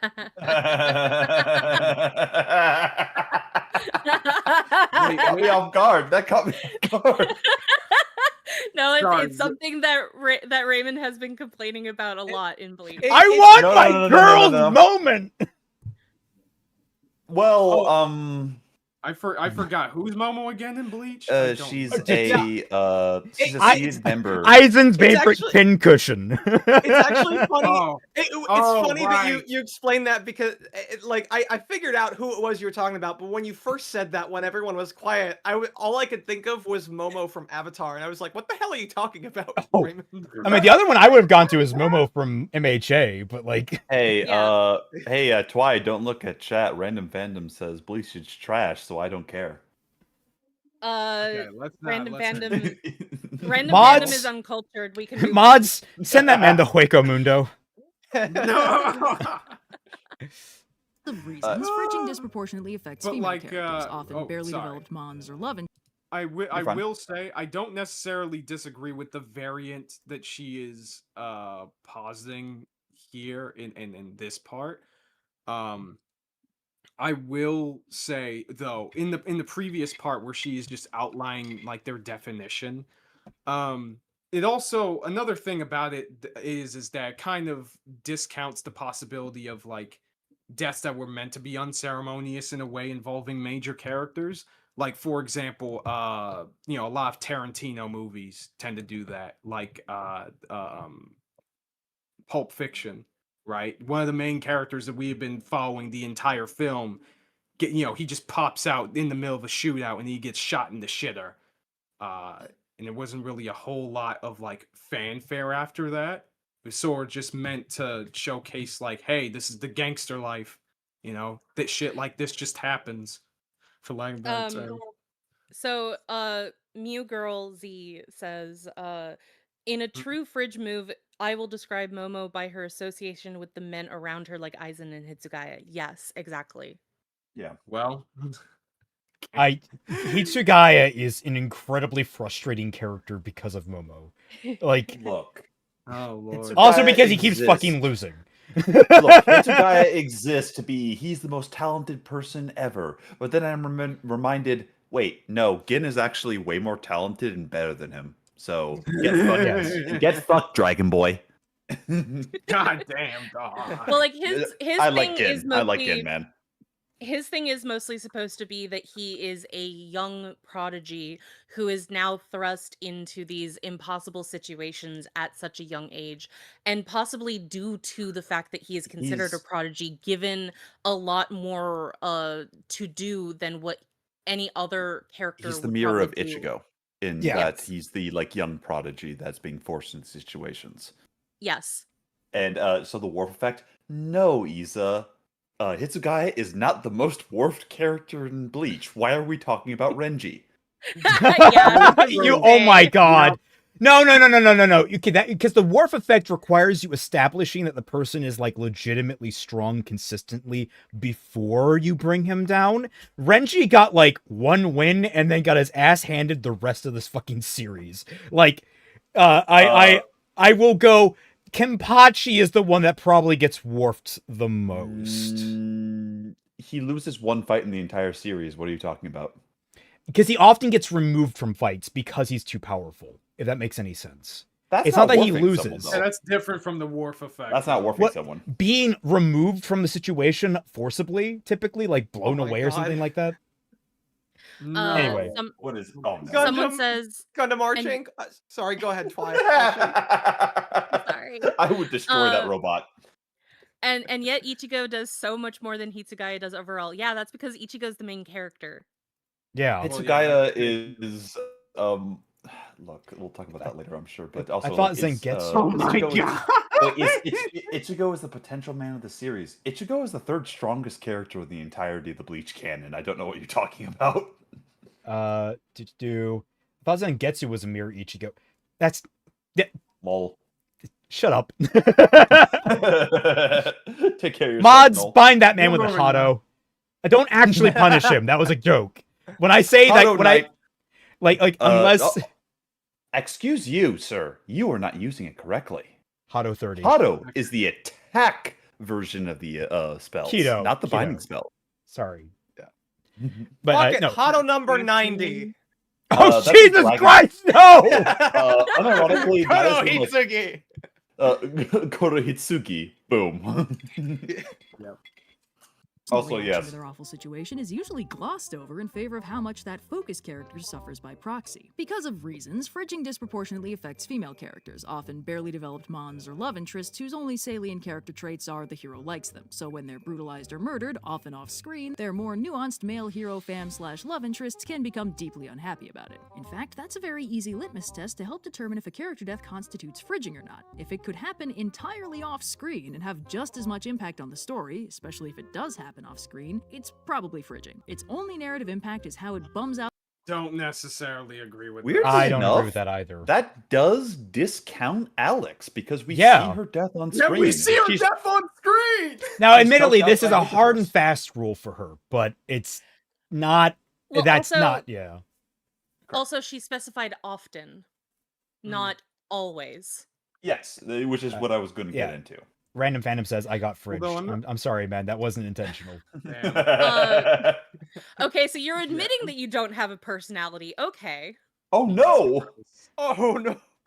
Jesus Christ. I mean, did you really need him to spell that out for you? Um, I'm sorry, fandom. anyway, all right. Enough I- people catching strays. What I was going to say is that yes, I will say that admit that she did specify often. I'm not entirely sure how often that typically goes because most of the characters that I would say are fridge tend to be like characters that died on screen though. Yeah, I want to hear what she says to be absolutely sure that she said often or something to those degrees. I just want to make sure like I heard her correctly, and so I'm not like, you know, so either know if I'm being too harsh or not harsh enough. Yeah. So when they're brutalized or murdered, often off-screen, their more nuanced male hero fam/love off-screen. interests can become deeply unhappy about it. In fact, that's a very easy litmus test to help determine if a character death constitutes fridging or not. If it could happen entirely off-screen and have just as much impact on the story, especially if it does happen off-screen, it's probably fridging. Its only narrative impact is how it bums out the more important characters, with no exploration of how it affects the character actually being brutalized or killed. So, but I don't like that. Just sounds like shit writing. in general, because like it's completely off screen. You don't have the character reacting to the character's death. Okay, great example from Thousand Year. No, I can't because Zero's in the chat. Shit. I was Okay, going to Uh, say, there. You Twy knows the one that I'm about to highlight. It is. Yeah. There's I a know it. particular long know range it. character that I have an issue with taking out a couple of characters and how certain characters reacted in that moment. I have issue with that, but I wouldn't immediately jump to frigging for how that was handled. yeah, Um, like random fandom in his super chat is like the mentor / parent death trope exists. So is that the The same as frigging? I think we already discussed this. Correct. Like Yeah, we it discussed that depends already. on whether or not it happens prior to the start of the story or not. Yeah. But I was actually going to bring up because uh I had at least, and I think we have as well, kind of discussed this at length, and but Sienna Khan from Ruby Yeah. still, but Yeah, it's even she- worse because nobody gave a fuck about Sienna's death. no, Right. people Wait, did give a fuck about Sienna's death because she had such a cool character design. Everyone was like, Correct "What me the if I'm fuck? You wrong, wasted actually. it." I meant Correct me if in I'm wrong, universe. actually. Yeah, in the like, universe, nobody. Adam cared. sits on her throne while the corpse is still there. They didn't even bother taking it out of the No. room. Some say the corpse is still there to this very day. Honestly, God, like Oh my god. I Also, I do agree that there are like cases where like this litmus test can apply. I don't really think it's really all that much useful though. Yeah, I think this is actually a yeah. really bad one because like her highlight there was people pointing out Luke's aunt and uncle, which first of all, yeah, we don't see the death itself on screen, but we see the reaction to the death on screen. Like we see Luke horrified by his effective parents' corpses. Charred corpses. Look, Yeah. all I know is that when a Sith Lord invades the Mars homestead, they're fine, but when a couple of stormtroopers invade, they're dead. Yeah. So Okay, sorry. Sketchy Sam is saying, so Uncle Owen and Aunt Beru being killed is important because to the core, because they were the reason he was going to stay on the planet. With them dead, he has no reason to stay on Tatooine. Like that's different from the concept of the characters being people in their own right, which is what we are discussing. Like Yeah. you can have any kind of character die for any story related reason, but we are talking about an element of a specific element of bad writing that comes with characterization. To quote for Sketchy, I'll probably autocorrect it. He meant plot and not Yeah. war. Yeah. So And also, before we get to the Gundam Archangel, shout out to you for the fan art of me stomping Cyborg Superman. yes, I would destroy that fuck ass robot. Yeah. I was going to raise an interesting question, which is doubt it, but does Cusack count as fridging? Oh shit. Ooh. Just what? But Cusack. Does Cusack count as Oh. fridging? No, because no one fucking cares that he died. Anyway, Obviously, even Lara didn't even really give a shit But- beyond her single paragraph. but I was going to ask, at what point, how much development does a character need in order for them to die and have a lasting effect on another character? To add to that, by the way, does posthumous like character development count, like through flashbacks, journals, what have you?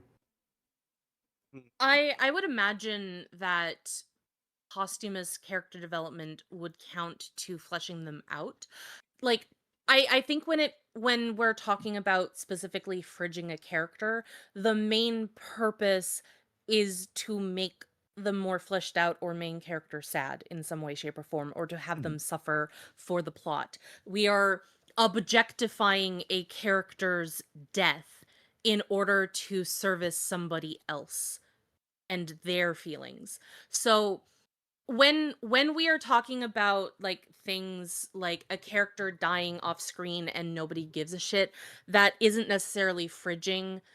That is just very poor planning on the author's part. Because again, it is specifically to bring about bad feelings for the main character or a main character. Is Where Rosen...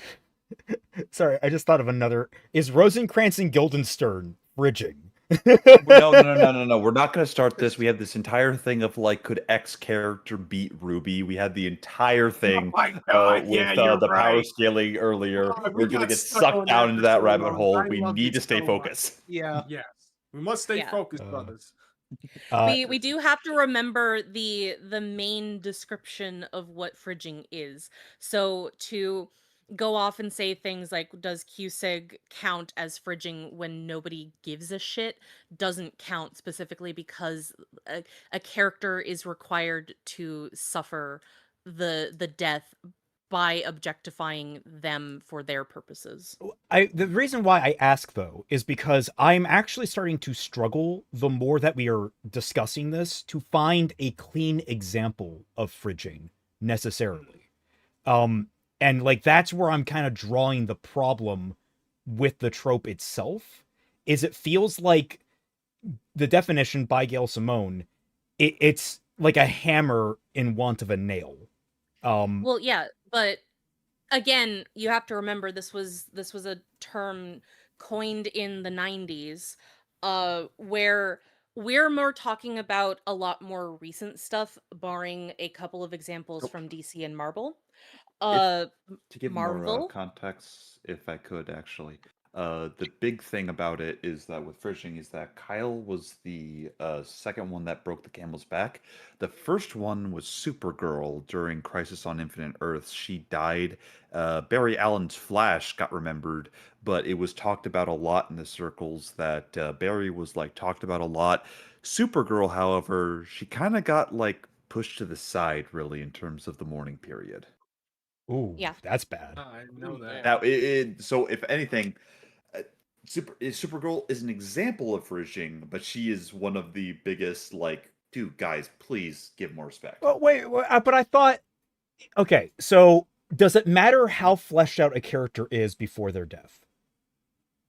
Probably. I would say yes. So given was that- Supergirl by that point well fleshed out as a character? Yeah, she's been around since the 50s, and the Crisis on Different Earths happened in the 80s. Like, there was like 30 years of character development and such. Okay, So- from what I remember, the character's reaction to the death is also an important component. Yes, So that's how much absolutely. how much did they react in story to her death? Superman was pretty bummed out. Afterwards, though, that's the issue with Supergirl. Was like, because again, I said Barry Allen's Flash was really talked about and everything. Supergirl, not really talked about. Okay, Does Kyrie I count as will say fridging? that Yes. Okay, so given that example, though, and thank you for answering, I will say that's another example of like, okay, that's bad, but I wouldn't call it fridging, though. because Yeah. she I was think- developed before them. I Why- think that we should also take a look at this from the perspective of looking at it kind of like how Mary Sue is looked at, because Mary Sue has been talked about to the point where you can talk about a bunch of different subcategories of Sue. But when we're taking a look at this one and we are talking about the nuances of it, but instead of saying like this is a subcategory of fridging that is specific to more this and this and this, whereas Mary Sue is the hammer, and then we have the subcategories that go into more explicit detail. We're only looking at fridging from this one perspective and then trying to filter out what is the perfect example, and because there is nuance for this, therefore it doesn't fit the filter. Well, yeah, it's I mean, that's part of the discussion. So it might be better to like. It's also because it's being presented to us in such hard factual terms, because she is like, here are the bullet points of what consists this, and now we're all sitting here struggling. There is not one example that perfectly fits this mold, except maybe Kyrie. Definitely Kyrie. Kyrie's like probably the perfect example Oh, of geez. getting fridged, but like testing. you're back. But Yes. Okay, maybe make it might be better if like I will disagree with Red on the point that I do not think all the bullet points she listed are required to match. It is one of those circumstances where a trope has you need a certain number of one of these bullet points. So you need, of these bullet points, you need a certain number of them or a certain amount of them in an intense enough strength to qualify, but you don't need all of them. And that's where, like, I think it would be a better to line up with her discussion here in terms of, like, trying to give that benefit of the doubt. It's just, I think the presentation here is a little, by accident, again, I think a little harder edged than it intended to be. She might also be given some examples later on, so like maybe we can kind of assess as to maybe, whether or not. maybe, yeah. I say that as would like a it, subtle. yes. We've been here for 2 hours and we're 2.5 minutes. To be in. fair, 1 hour of that was us bitching about Marvel. So, super chats. No, that makes it better or worse. Izanagi I think says it makes it better, personally. it feels like frigging major contention is a character underdeveloped. Like, the ambiguity question is what defines frigging, but it's not an easy to answer. Yeah, it's one of those, like, the more you think about it, the messier it gets. Liubi, I'm surprised Mr. Freeze's wife is not patient zero. No, because that was only that was a invented backstory. in the 90s with Batman, Also, Batman and Robin. The Batman the Animated Series is the one that really pushed the, like, because Heart of like Cold Heart, I believe, is the storyline. That's what really like pushed that Heart of idea. Ice. And No, more yeah, than anything, I'm pretty sure it was the movie. correct. The movie That's true, inspired but, the animation, I'm pretty sure. more to the point, by the way, everybody. Nora's not dead. That's true. Yep. She gets a happy Oh. ending. She I does. mean, in fairness, Kyrie isn't either. But well, wait. It's like, wait a minute. Look, all I'm saying for Kyrie, Sora should have wave dashed. Just saying. Yeah. True. The cartoon came first? Oh, okay, Being I killed was off wrong. Screen is such a dismissive fuck you to a character. There's no send-off, no admission of tragedy. The character becomes nothing more than a plot device for someone else's angst. Side character or not, nobody deserves that. Now, the off-screen Is it bad to have a character, like, actually, I'm going to challenge this. Like, is it bad to have a character die off screen? Like, if I have a tragic character backstory in terms, like, you know, it's like, my mother was killed by a man with one arm or something like that. let's go. Is that not like, Sure. do I have to go back and elaborate on who my wife was? Like, if she's not really relevant to the story other than that's my initial motivation? Like, is that? Yeah, like go to the Bruce Wayne example with Thomas and Martha Wayne. I feel like that's a just any, because there's any number of like stories about characters who have had that kind of. I mean, granted, like you can still, I guess, in the sense that, like, again, we're talking about comic book characters. Maybe you could make the argument that, like, oh, they get development in later issues, or they do flashbacks and stuff like that. But like the point still stands. Like any number of characters from revenge stories or people who are motivated by the deaths of like their parents or significant loved ones. Fucking John Wick. I know my that's a God, dog, but like, that's still. actually the big one that I was going to give an example in terms of fridging. Is killing the puppy considered fridging? Mm. Did the puppy get free? Yeah, because like the Oh. first argument would be like, well, it's an animal and not a character, and then I just point at like Appa from the Last Airbender. I'm like, They killed Appa! no, I'm not. Sorry, No, I didn't say that. that's why I I'm talk. just- I get it. That's why I talk. Yeah, so I do actually have a perfect example of fridging from a book Oh, please. that I think is on our list to do for Bad Fanfiction Night.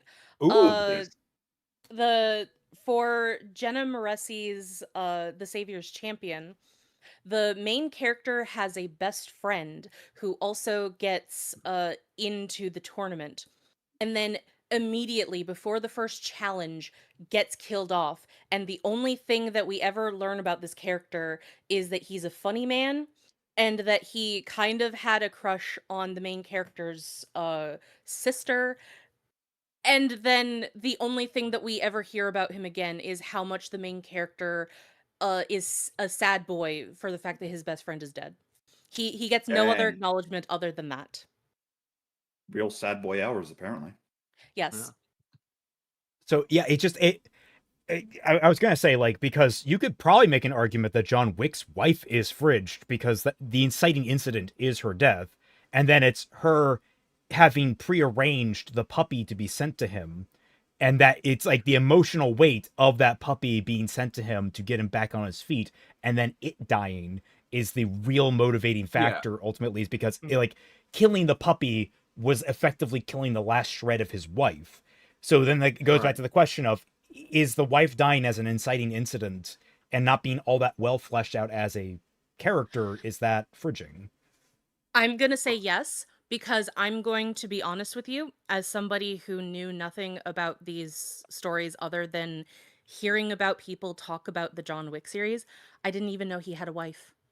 I only ever heard about the dog. I will say, by the way, with the dog, fun fact, by the way, that service does exist. Like Oh, that's Of real. delivering dogs. I thought Yeah. that was actually like the minute that happened, I'm like, that actually feels like kind of a dick move. It's like, yes, I'm dead. Also, here's now a responsibility. Thank you. You are now responsible for the survival of this animal. Yeah, no, it's an interview that the directors had. They looked it up, and apparently, like, yeah, you can actually do that, and like you can put it in your will and everything. If Their it's services any do it. consolation, I actually think that for the very brief screen time that she has, her and her relationship with John and the effect that like she had on really like the effect that she had in bringing him out of his life of crime, that kind of a good person she was, and how careful he was not to bring her into that life, like that does a really good job of characterizing their relationship very It's quickly. it's very telling that as well that the biggest part of her characterization is how she relates to John in the who's the Russian mafia boss's name? I can't remember. I Oh, can't remember his name, but his Russian exact mafia lines was boss. like, when one day he wanted to leave, it was over a woman, of course. And like, you can get with that one line, like, you can even imagine being there, like he was there going like, oh hey, just doesn't want to be anymore because he met a woman. What the fuck is happening? Like, what the heck is talking? What So is he talking about? I would say that this is actually getting into a little bit of an issue when discussing women characters, where you're, well, I'm not trying to like blame you guys in specific, but it's like No. it's this very common thing where people try to look at the lowest common denominator of, oh, this character wasn't just standing off in the background doing nothing and then got killed off, therefore they are not fleshed out characters, therefore they had a um a reason to have the main character be sad for their death, and they're not objectified in any kind of way. No, I Like understand. there is a problematic element of trying to look for anything like the minimal amount of being lifted off of the ground in order to justify why this is actually not a problem. and So really, the I wife didn't need wasn't. to be added. I feel like killing the dog would be my justifiable reason. No, I absolutely disagree. Absolutely Uh, disagree. With, I with, think the I wife was Yeah. fucking vital to them that narrative. the And Yeah, the because wife like being the one it's to the fact that the dog is specifically like Yeah. the last remnants of anything that he has of this woman who he Yeah. loved so And- much, and then it gets taken and to away. Twy's to point, add to because your Twy did highlight that no one talks about the wife, I think they are fucking idiots. Everyone's like, Yeah. oh, they killed the dog. It's like, guys, you are missing the larger Well, context of why this Yeah. dog is so fucking important. well, to be fair, I mean, people are pretty sensitive about animal deaths in True. general. I feel like that might be an element Hi, of why Odyssey. that happened. Hi, Yeah. Doom guy. Oh, really? Um, That happened in Odyssey? Well, you know, Yeah, it did. that's Like, that's famously happened in Argo. Odyssey. Argo, man. So the story, to basically give the abridged version of it, because I don't want to go into the entirety. Like, hey, IKN explains mythology. The Argo is Odysseus' hunting dog. He only appears in like one page in the original myth, but the idea is that like Odysseus comes in and he's just like, I have to disguise myself as this because the suitors are going to kill me if they see me. But his dog has been alive for like 20 years plus, and it's the only thing that recognizes Odysseus as Odysseus, but he can't comfort it, so he walks right by it. So, but the dog whines and wags its tail and dies seeing its master one last time. It's heartbreaking as fuck. And, like, Yeah. apparently it's the emotional moment that the Christopher Nolan film hinges on. I saw that moment in Uh, Christopher Nolan, and the only thing that I had for that moment is just like, why are people letting the master's hunting dog lie in this dung pile for weeks? So the real abridged version is it was Odysseus's pet that waited more than 20 years to see his master again before dying. Yeah. But to go back to the John Right, Wick sorry. point, John I Wick think thing, yeah. I think that that is more of an issue with how society as a whole talks about movies, media, and female characters in general, to the point where, again, like, you have to kind of go digging in order to find any justification for why this female character is important, but And still, as a whole, they are usually forgotten for something that is slightly more exciting to talk about. yeah, like Right, Twy, but in, you are not wrong for like you don't have to apologize for like bringing that part up because it's a legitimate thing that should be brought up. Yeah. sure, Mm. but Like like to bring the point home, I guess you guys are saying that the wife in John Wick was fleshed out prior to her death, and we no, even it, get some it things was like that. it, No. she was fleshed out as much as you Okay. could for the first 5 minutes. It's like Ellie in Up, although maybe not as impactful. Okay. It was Ellie, right? Ellie in Up, like that was like Yeah, 5 minutes. I can't Yeah. remember. It was something like to that effect where they did a very brief montage and she left like a letter for him, and we get enough to justify the understanding of like where he is in his life, and because the movie is ultimately about him, and that's another thing to focus on when it comes down to the story, is that like ultimately it is about this man getting revenge for, like, he has an uncontrollable anger about that he couldn't save his wife from a disease. Like that's one of the most painful things Yeah, it anyone was can go through, is like with a loved one, is like either you're the one dying of the disease or you're the one taking care of the person dying. Is like that's a really Sure. stressful thing, and like he couldn't I guess control that. I guess it's something. Sorry, you first. sorry. I guess a good example would be the comparison in The Last of Us to, Oh yeah, Joel's daughter.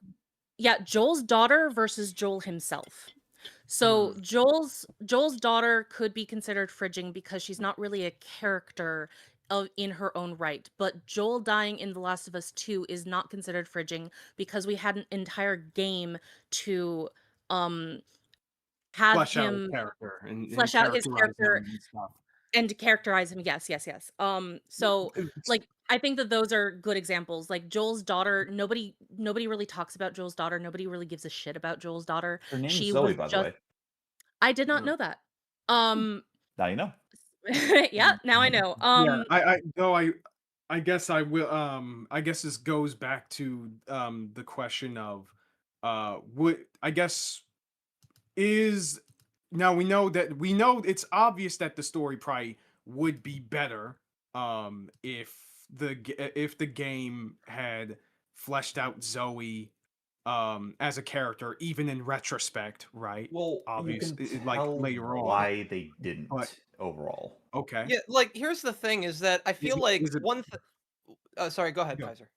I was going to well, I was going to finish my point by saying, is it bad that they didn't do that? Yeah, like Uh, that's kind of what I'm going off of is that like while I think the thing that I'm still kind of grappling with is the idea of okay, so a character who does die with these kinds of criteria and doesn't have like more development and maybe isn't more of a character, but like if they still served like all the purpose that they were kind of meant to in that case. It's the question of where the bad part of that comes. And this is why I was wondering is whether or not Hank Henshaw was considered fridge because he should have had more development, not because like there was something more that I wanted out of Hank, but literally because you had to do more to set up why he suddenly became a psycho in the first place. There was more development that there should have been, and instead they rushed directly to the fight scene that was meant to kill him off, just so that we could get to the moment when Superman loses his superpowers. Yeah. Whereas with I'm something like Zoe, I guess you could say that maybe you could have gotten more development to be more of a character, but there's that question of like what would have, I guess, benefited the story and Joel's story, I guess. What could have done that like would have, I guess, improved that, I guess. What needed to be done. Not what maybe so wanted to be done, but what like absolutely needed to be done for the sake of the story and what is Also, missing because of it. so before you you start, Twy, if I could like a small yeah. thing with this art piece. Remember, everybody, huh? this alien elf chick quite literally said, "Yeah, I'm Earth 14," Jesus Christ. and then Oh my she and god. Hal started trading spit. Oh boy. Oh, Yeah, nobody like that. Nope. my God. Sorry, my So- apologies. sorry. You have to remember that this trope is to highlight how women were primarily treated in a lot of fiction. So this isn't just, you can't just purely look at this trope from the perspective of the individual character. I think that that is a very insular way to look at it, and it isn't really helpful or conductive to the overall discussion as a whole. When we are discussing fridging, we are discussing the concept of how uh female characters primarily, although male characters can fall into this trope too, it is again primarily female characters, how they are treated and dehumanized in stories as a whole throughout media. And that it is the amount of times that they are dehumanized in stories as a whole that is the problem. We're not talking about quality, we're talking about sheer quantity at this point. Yeah, I And guess that's maybe Which, where I'm which is not. true, but to be fair, we weren't really talking about that aspect beforehand. And also, Yeah. with this fan art, why is Ichigo on Doflamingo and not on Luffy? Because, like, because Luffy wins this fight. Yeah. The str- Spoilers, I guess. Yeah, I think that's It's maybe spoilers what for an tripping me up arc that is- happened when I was 12. We're moving we're moving from like the Watsonian explanation can be as solid as possible in terms of like, hey, in universe this makes sense for all this to happen. It affects the narrative in this way. From a Doylist perspective, it can make sense in terms of a, well, the character doesn't need to be that much fleshed out. It simply needs to motivate this other character, and you can get that with any gender. It's simply the fact that by volume, that is the issue. In which case, I also then ask, like, what is remedy? Yeah, because it comes down to the simple fact that quantity becomes a quality all on its own the more that you push into it. And Twy pointed it out, for every male character that's fridged, there's 50 female characters, and I fully agree. There's a lot of female characters that are fridged. Yeah. Gotcha. So And- yeah, Yeah. I think that's To- probably just what's tripping me up, is because I'm still looking at it from like the perspective of the Mary Sue, which I think is a narratively detrimental trope, whereas this sounds like it's one that is more societally kind of detrimental because of how much it's used. Which is true, but again, Look, to be fair, Maybe I- let Twy speak. She's been trying to get a word in Yeah, edgewise. Yeah, sorry about that. Oh, sorry. I was just trying to say, like, to your point that, like, it can be very difficult to quantify this because we, like you guys said, we are going outside of the Watsonian idea of these characters as people, and more looking at the Doylist aspect, or even just outside of even both of those, into the more wider society of how people as a whole view female characters and women as a whole in our role in society. So these are a lot bigger and a lot deeper elements, and to remedy that, you would either have to, you can do a lot of different things in order to remedy it. Whether it is to do the trope less, or to flesh out the characters a lot more so that the audience will have more to grasp onto other than their death, so that the only thing that we do talk about is their life as a character as well as the death, instead of just the death. Okay, now Yeah, the question to that is, one, like, should an author restrict if they desire something in the story? Should they restrict themselves? And two, does that mean that we should flesh them out even if it is ultimately somehow to the detriment of the story? Would it be to the detriment of the story is the question that you would have to ask first. Yes. Because, like, I think the example of Zoe in The Last of Us, great example of, she doesn't need to be as fleshed out, because the important part is to basically establish the dynamic that will eventually build between Joel and what's Ellie. Ellie. Like, and I Ellie would is a very say- fleshed out. Yeah, it's like, I'm just think that's very interesting. Like, if we spent more time with Zoe, it would be wasting time So, necessarily sometimes. Mm. That's why Okay, I, I don't want think a response. Please. I don't think that that would necessarily harm because we're kind of viewing this video game as like this thing that has a finite runtime that like a movie would have, for instance. So if we fleshed out Zoe a lot more to the point where the audience would have more to mourn of her than just, oh, cute kid attached to the main character is now dead, and to actually mourn her as a character, I feel like a lot of people would actually be a lot more scared for Ellie because they might be able to see a lot more in Ellie, lot more of Zoe in Ellie than just same girl of same age who is now attached to male main character. You see, you say that, but at the same time, there are plenty of games that get flack because they drag things out. And like the question being is like, especially a long period of time without significant gameplay other than just wandering around looking at things. Like the question is like, at what point do you push too much into like, guess you've complained about me a lot about how much time I linger fleshing things out. And Yeah, but we are Like this specifically conversation. talking about we are specifically talking about alleviating one element, and we are happening to use this one example that I had brought up mainly to highlight why one would be considered fridging and one would not be. Not Yeah. to say that it's like not a very good example to use overall, but like now we're getting into the weeds of things that are completely off topic. well, I mean, I'm asking simply like, I'm because I'm asking about the remedy to the Yes. issue of the fridge, and the remedy Fridge then in the room. is the Issue remedy of the fridge. the issue of the It's fridge. not working. Well, no, no, it's like running. we're not even saying that the remedy isn't working. We're talking about a hypothetical of what if it doesn't, and No. to which point I can just as easily say, well, what if it does? He was making a joke about the fridge not work, like the fridge breaking. Yeah. It was literally just me saying something was breaking. But no, to my point is like we're talking about remedying, and I'm offering the counterexample of what if the delivery of the trope served its purpose in the story, and trying to flesh out or trying to do something that changes the trope fundamentally damages the story in some unforeseeable way.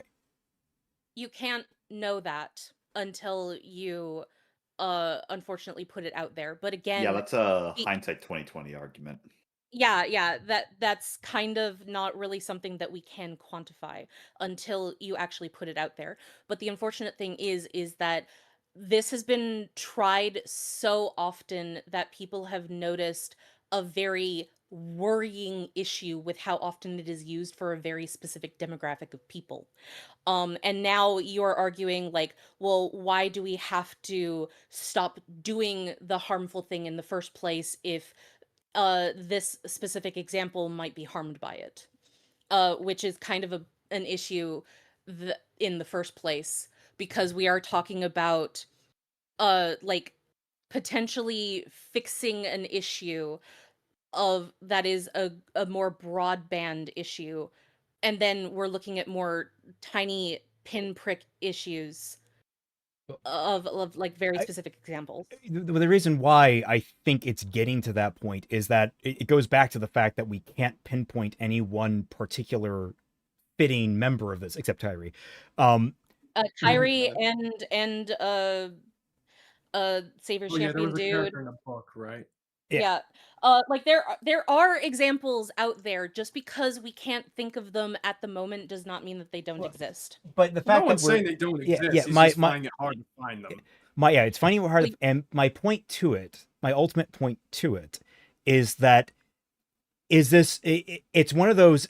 The trope can be used, but it's on a case-by-case basis, and every case is so wildly specific that when you talk about any one character, we get off into the weeds about talking why it may or may not qualify. Like, that's kind of what I'm getting at with that. I also said that was also a problem because, again, when we are talking about some of these female characters, we are trying to scrape the bottom of the barrel to find any kind of excuse as to why the trope does not fit. I Yeah, mentioned that earlier. we talked about Alex originally in the beginning of this podcast, and that's like more all the evidence that Twine needs. Sky Slasher, let's have some chaos with was Pyrrha fridged? No. No, Pyrrha we Pyrrha is already asked literally that a tragic before. hero. Pyrrha's got this tragic hero's journey, effectively. yeah, she's She so is a- stupid that she killed herself. She is a tragic hero character that was done poorly, and then you have the added on aspect of purely being remembered by the male character for the specific purpose of him being emo about it. So you kind of have a double whammy there of a poorly done fine character moment and then a very tired and cliche and very disrespectful trope that goes on with characters. The ultimate thing that we can talk about Pyrrha is the fact that, like, okay, Pyrrha, good character. Stay you Debatable. existed mostly for Jean, though. Well, yeah. I mean, whether or not she's good is kind of like divorced from this whole thing, really. But Correct. sure. But Yeah. You get my point. I hope, Kaiser. yeah, sure. I'm saying that like yeah, we've been at this for a while. But the God damn it, I had a thing about talking about the whole how this relates to the whole like how this applies meta wise to female characters being killed off and everything, but whatever. Well, it'll hopefully come up as we get further in, because we're not even 4 minutes in, huh? Yeah, let's What? let us continue. Oh, right. Hold on. Okay, I will say that like I wouldn't say that we've been trying to like find like specific examples to see if like they are an excuse to prove why the trope doesn't work. We're at least from my perspective, I'm just trying to see like okay, it's just genuine curiosity, really. At least in my case, honestly. Yeah, I'm And I feel poking. like them. Yeah, for me, it's me poking like examples, trying to see like, okay, am I finding the qualities? Like that's just Yeah, correct. It's I'm it the is same. very insular though, and also it does kind of come across as like trying to find the flaws in the logic to disprove it. And I'm I don't mean to do this, but I do kind of feel like it's kind of difficult as the only female person on this podcast talking about this very woman heavy subject. No. Don't worry, Twy. You can say it. We're I mean- sexist. we I'm can. not Yeah, saying that you're Oh, I'm sexist. sorry. yeah, we're That's just supposed to be a monstrous revelation. I thought men. everyone We knew don't that care about already. anything but our swinging our dicks around. Yeah, you can say it. Go Well- Oh ahead. my gosh, dude. Don't worry. Waffles and Don't worry. pancakes, my Yeah. dear. Yeah, listen, you Waffles- guys all hate Ruby. You were already sexist. I don't know Yeah, what yeah. John was the only good character. Yeah, this is nothing Oh new. my God, no, he's fucking not. No, don't worry. I don't worry. I threw up a little bit in my Who mouth did you saying say was that. the only good character? I can't repeat it. Like Yeah. my throat won't work. Don't worry, Twy. We can put a wig on. We can put a wig on Pete. Don't worry. But- We can. Oh my god. So I'm Tweet. sorry. But- I'm sorry, Pete. You're now a femboy. Oh, damn. All right. I mean, should I'm we a get rock, into so I This mean, is I a guess I don't crazy necessarily have a celebration, gender. guys. I did forget a super chat. Yugok says, The, "Here's the fundamental problem with you guys discussing the trope. You're getting lost in the weeds, finding the fitting example. Let me explain, chat. I think you're trying to be a joke there at the end. But no, again, that is a kind of a problem Well, with this trope, and it happens with a lot of tropes. It's not just this one where you start really. It starts getting granular when you think about them. It's pointlessly complicated when you really Yeah. get down to it. Yeah, it's and like- we've it- already proven the point. It's kind of Yeah, like, sure. yeah. Yeah, we'll just carry on because like we are gotta get through the video.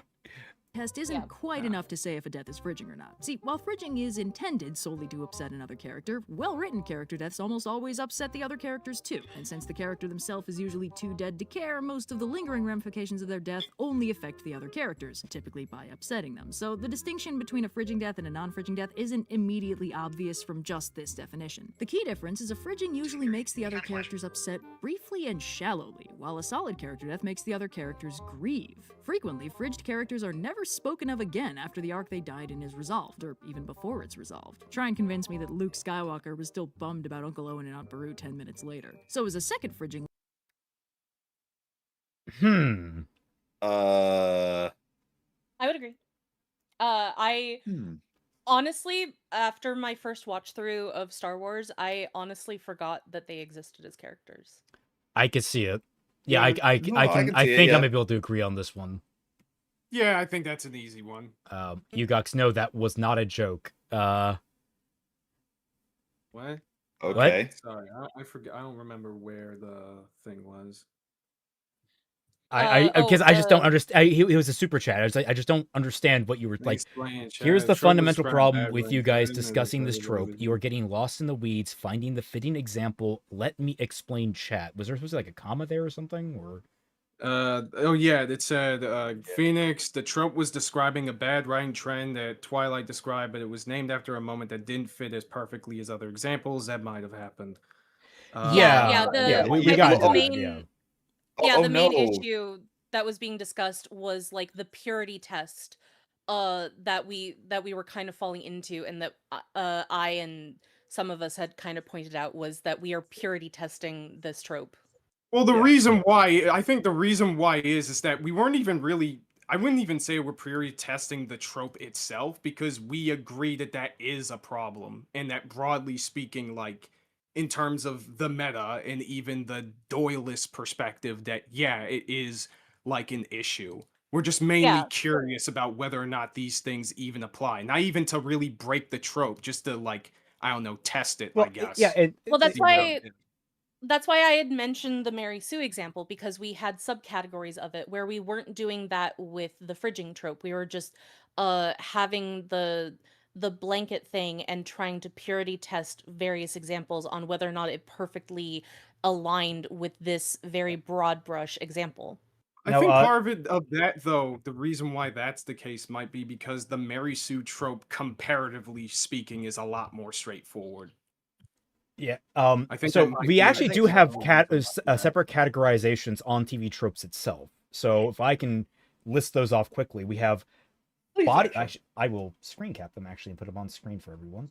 All right, sweet. And paste. I'll put it here in chat for you guys. All right. So we've got body in a bread box. A dead body is found in a highly unusual place, such as a fridge. Collateral angst. A person is hurt. The focus is on their loved one's reaction. Cynicism catalyst. A loved one's death makes the hero grimmer and more cynical person. Dead body roommate. A body is stored at a home base, usually the murderer's own, and may include a fridge. What the fuck is that? They include a fridge. Just disposable woman. A minor female loved one is killed early on to motivate the hero to go on to heroic things. She has little relevance afterwards. Friendly target. The hero's closest loved ones are most at risk of being targeted. I let Gwen Stacy die. The hero feels responsible for a loved one's death. The lost Lenore. A loved interest dies prior to the story or very early on, and their death remains relevant to the lover and the story. Revenge by proxy. Retaliating against someone by targeting someone close to them. Targeting the hurt hero.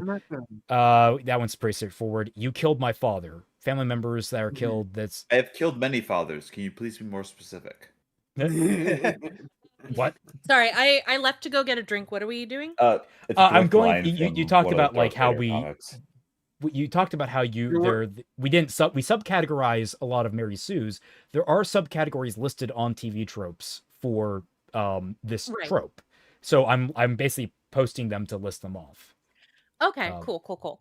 Yeah. Sorry, I just realized I had been talking a lot and my throat was getting really dry, so I had to. Okay. I found a spot to leave to go get my drinks. Oh my god! Sure. Also, thank you, Omega Rob. So I was a tragic hero, or was I fridged? You were poorly written. Well, You were I bad. mean, Yeah. Of all the characters in Ruby, though, Pyrrha was one of the better written ones. It's literally everything Yeah. after her death that really just tanks her, unfortunately. Yeah, in retrospect, honestly. Gotta ask, was Gwen Stacy brought up earlier? Yes, Gwen Stacy was brought up Yeah, earlier. She was, brought up yes. earlier. She's one I actually know less about. Because I always thought, like, my vision of Gwen Stacy is always the Amazing Spider-Man, because, like, you know, Emma Stone's She great. is. I don't know if Zero is still in, but again, she there isn't much to her overall before she dies. Yeah, that's what I've always heard in regards to her, anyways. Yeah. Yeah. Yeah. And then Sin's past happened and made her worse. Look, let's We not don't talk talk about about that. We don't talk about Sin's past. We don't talk about Sin's past whatsoever. Look, she was over there doing some goblin. Shut the fuck up! Look, all I'm saying is that Gwen Stacy was Goblin. Mods, The both of you. mods, send Yes. me to the missing zone in what is it called in Memories of Nobody Twi?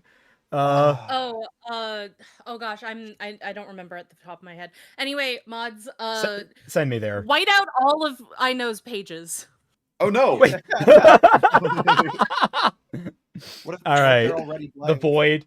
When you were talking about Pyrrha, all I heard was she was one of the better written, and then a Chrome tab crashed. Oh, no. Chrome tab crash. To be fair, that's a reasonable response. Anyway, Yeah. Very reasonable. Litmus test, I'd like to propose a corollary of the iconic sexy lamp test, which explores if a story would meaningfully change if a character was replaced with a sexy lamp. This is the property damage test. If a dead character could be replaced by someone's prized Pokemon card collection and their loss would have the same or more emotional impact on the plot, that character was probably fridged. Now, this is kind of a rarity for this show, but fridging is a bad trope. It's not a frequently misused trope or a now, first of all, it's more like the previous one that I was taking issue with. And now the whole like object being destroyed in replacement. Now I'm suddenly blanking on why, because I'm now thinking about this actually bad. And Well, like she's effectively talking about Kyrie. Because I've said it Yes. before that if you replace Kyrie with an object like, I don't know, the wooden sword that Riku and Sora used to fight, would you have the same emotional impact? Probably, because that's about as much as Kyrie contributed to the story and how much we really care about her. Kyrie is a sexy and lamp. Kyrie kind of is a sexy lamp, I'm sorry to say. And it's a shame because I wish that she was more than just a sexy lamp, but that literally is the only thing that's going for her, is that she has a cute character design. I stand by Why? I stand Why? by Kingdom Hearts 1, but like I fully Fruit. like I seed all future games. I completely The seed fruit, though. those. What about the fruit, though? Sorry, when you say that Kyrie is a sexy lamp, all I'm thinking of is the lamp from A Christmas Story, and so then I'm thinking of Sora just saying, "Look at my award," and just points to Kyrie. And I'm also pretty thinking sure of that's- Peach Girl. Yeah. I'm pretty sure that A Christmas Story is where that term comes from, because the sexy Oh, is it lamp really? is an important plot point in the story. So people say, well, what if you just replace this character with the sexy lamp from A Christmas Story? Would things change? I just wish I knew why Nomura hates her. I'm actually curious. Like, it would be wild if, like, later down the line, Nomura, like, now that he, in his old age, doesn't give a shit. He said, "Oh yeah, no, that was like mandate from Square Enix. I wanted to make her more fleshed out and interesting, but the main love interest had to be this generic bitch." And like, that would be hilarious if we just learned it was like they literally forced him to like lobotomize her, and that would be heartbreaking too. Yeah. Because he wrote some good characters. Yeah, He it's wrote so good weird female because characters. Aqua's Wasn't she good, also- Shion's good. Like I've heard I that don't she's know. also better in the manga. Is that true? Yeah, the manga fleshes out a lot of characters in some really fun ways. Gotcha. That's mainly because it's a gag manga. So characters get a lot more personality for the purpose of making jokes. Aw. Shion is especially adorable. Yeah, Yeah. Shion's good. Like Larxene. Wait. Shion. Who? Shut my up. God, shut No, that was no. I'll that's send not- you to the void. They all remembered her. It all came back. Yeah. Also, Ed Stavinsky for $5 says, "No, the new canon is now that Mysterio is the one who get Goblin using illusions." Oh yeah, I got retcon. Thank God. Oh, right, It's been yeah. passed. So Oh, you good. know. Everything's okay now. So I'm wait, still not going did to their ask for future context. past children, do they still exist? Don't ask questions. Yesn't? Yesn't. Yes. Well, on this topic in SE, Nomura, Aerith. Aerith is a lot more complicated than Kyrie. Holy shit. Don't try. Yeah. Aerith blows Kyrie out of the fucking water easily. I mean, yeah, we're just Aerith- talking about, like, Aerith is upset. what I want Kyrie to be. Like, a fusion of Aerith and Tifa would be a perfect Kyrie. But we don't get Yeah. that. Also, you cannot say that Aerith would be an example of frigging, to go back to this topic, because she was actually a fleshed out character. Oh yeah, she was very fleshed out Yes. during the game prior to that. Yeah. You know, All she forgiven. like it's so weird if it really comes out that like, oh yeah, Square wanted like a, you know, generic female character in like the first game or whatever, or even throughout the franchise, because like we have ever since Final Fantasy 6 or even 5 really, the female characters have become like progressively more fleshed out throughout time. So we have like in Final Fantasy 6, we have Terra and Celeste, Celeste, and all the other characters in that game. We have Aerith and Tifa in 7, they're great, and Yuffie obviously. We have Rinoa. They tried with Rinoa, didn't really succeed. That's because Garnet from- Squall sucks. Well, yeah, Garnet. Garnet from 9 was pretty memorable from what I keep hearing. Yuna's And then great. Yuna, yeah, people keep saying that Yuna is like possibly the peak. I like Yuna. Yeah. I like Yuna. Then and then you hit Final Fantasy 13 and Lightning exists, and it's just all downhill. Yeah. Oh man. And anyone that tries to defend Lightning, you just think it's just because you think she's hot. That's it. You No, want a look, Dami moment. I'm sorry. I like Lightning. I can't wait. Lightning in her hand. Come on, he's a great artist. Put a wig on him. Wait to potentially go through the Final Fantasy series and get to 13, and to potentially go to war with Raymond. Oh my god. Wait, Why do you you haven't wanna played fight? 13 yet? So does that mean you don't know yet? Oh, don't worry. Don't worry. Okay. Freaking you motherfucker! The- Don't worry, Twy. You will hate every single one of the characters. This is not gender specific. No, that was a joke, but no, the only Final Fantasy game that I have played all the way through has been Final Fantasy X. I am a Yeah, pulse l'Cie. I am evil. I'm here to I am kill here to you kill all. If it makes you feel any better, Twy, I've only played 15, 8, and most of 14. Anyway, what are the thoughts on 15? That's a long story. Let's not get into it. 15 makes me Let's get sad. in- That's the short version. Chibi-Risa, Mhm. got here late because of work, but another thing to ask, if not to fridge, what else can you use to motivate or change a character in a story in a similar extent to the fridging? There's, oh I my mean, you god, could- sky's the Yeah, limit, there really, are- depending on wait, what you make what's the important to the question? character. Basically, Uh, what are alternatives um, for motivating a character on the same level as killing someone off, but not doing a fridge? I do that in Cadence of Magic, Raymond. You know what it is. You've read that far in the story. I knows what it Yes. is. I know what it is. Yes. Yes. Yeah. Yeah. Yeah. Did I just say He- I know what it is? Am I speaking to myself in the third person? My God, is this destroying my brain? But yeah, we're But yeah, you can do things like you know, just taking something that is important to that character, and the whole thing is like taking it back. You can have it be like, oh, they got kidnapped for some other reason, Here- and you know that, yeah, or you can have it to where, oh, their death is on like a time limit, but they are still like conscious enough that we can be able to characterize them further. There's a bunch of things you can do. Here's There's another idea: literally- is if you take here's another idea. Instead of killing the person whose death would have otherwise motivated the main character, the person isn't killed, but instead betrays the main character. That too. Betrayal. Yeah. Oh, so- Tower of God, if only. So since I brought up cadence, I know. Yes, sir. Would you consider Brownie being fridged? No, not at all. Cool. Cool. All right. I must say, like, does Ichigo's mom count? No. No. Yeah, no. She So, was an active participant. So no. Ichigo's mom explicitly. I don't know if you've gotten to it, but there's an entire backstory flashback arc on her. Whoa! I have a better example. Rukia's sister. Ruki has a sister? Oh wait, She yes, she does, does have a yes. sister. Yeah, Byakuya's dead I am- wife.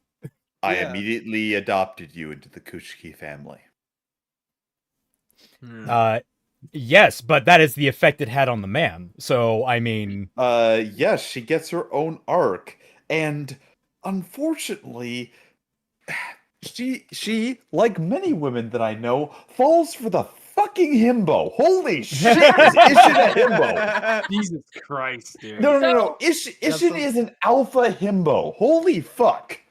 Got some. this you is guys this is wanna why get I off your hate chest, I Ishin. know? By the way, we basically were the same magnet polarity, and we just repel each other. So when it comes to I actually like Ishin. He's great. when it comes to Rukia's sister, we do get very briefly moments where we do see her in the flashbacks, where you see her going out every day looking for Rukia because she felt so guilty for abandoning her baby sister on the streets.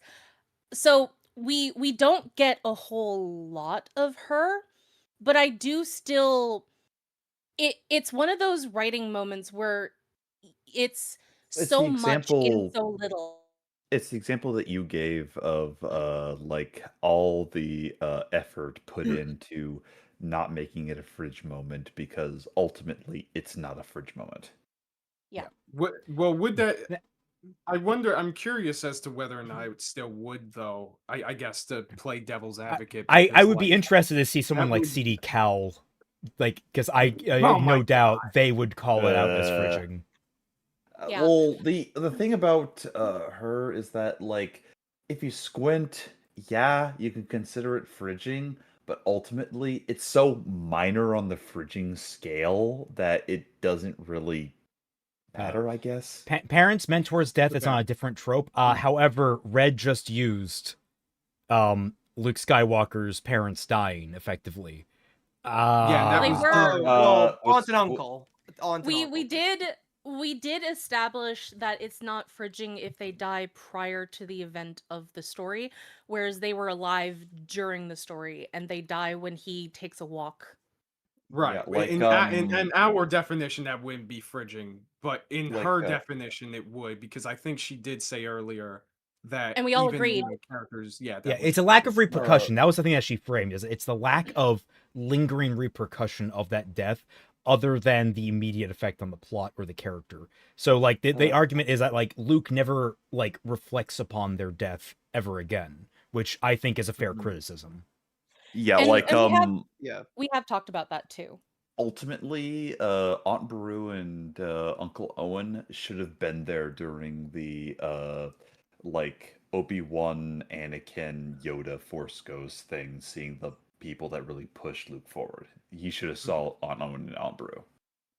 Right. Now I mean, I'm it just wouldn't thinking com- about. You wouldn't fix everything, but it would have been nice. Now- It would have pushed things. I'm just thinking about that one good moment from Obi-Wan, where Uncle Owen is trying to just, like, stand up to Reva, and she's like, "You will fight for someone who is not your kin or not yours." And he says he is my son. And Owen stands his ground, like, Yeah. "God damn, you go, man." And then basically Like, him it's- and his wife get fucking chopped. Well, the line explicitly is like, you fight for him, like he's your like he's your own. He is my own, and it's just like, fuck you, Kenobi show. That's Yeah, a good line. That's a great moment.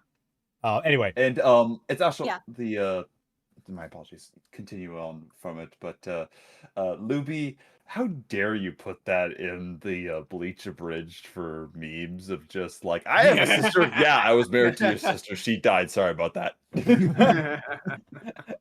the oh, I was gonna say, someone asked about Casca. I don't know about Casca. Yeah, Casca was Casca is not Casca fridge, is no. Casca's not fridge. She's explicitly, for lack of a better term, sealed, and she is brought back. And right now, she's quite literally the main focus of the final arc of Berserk.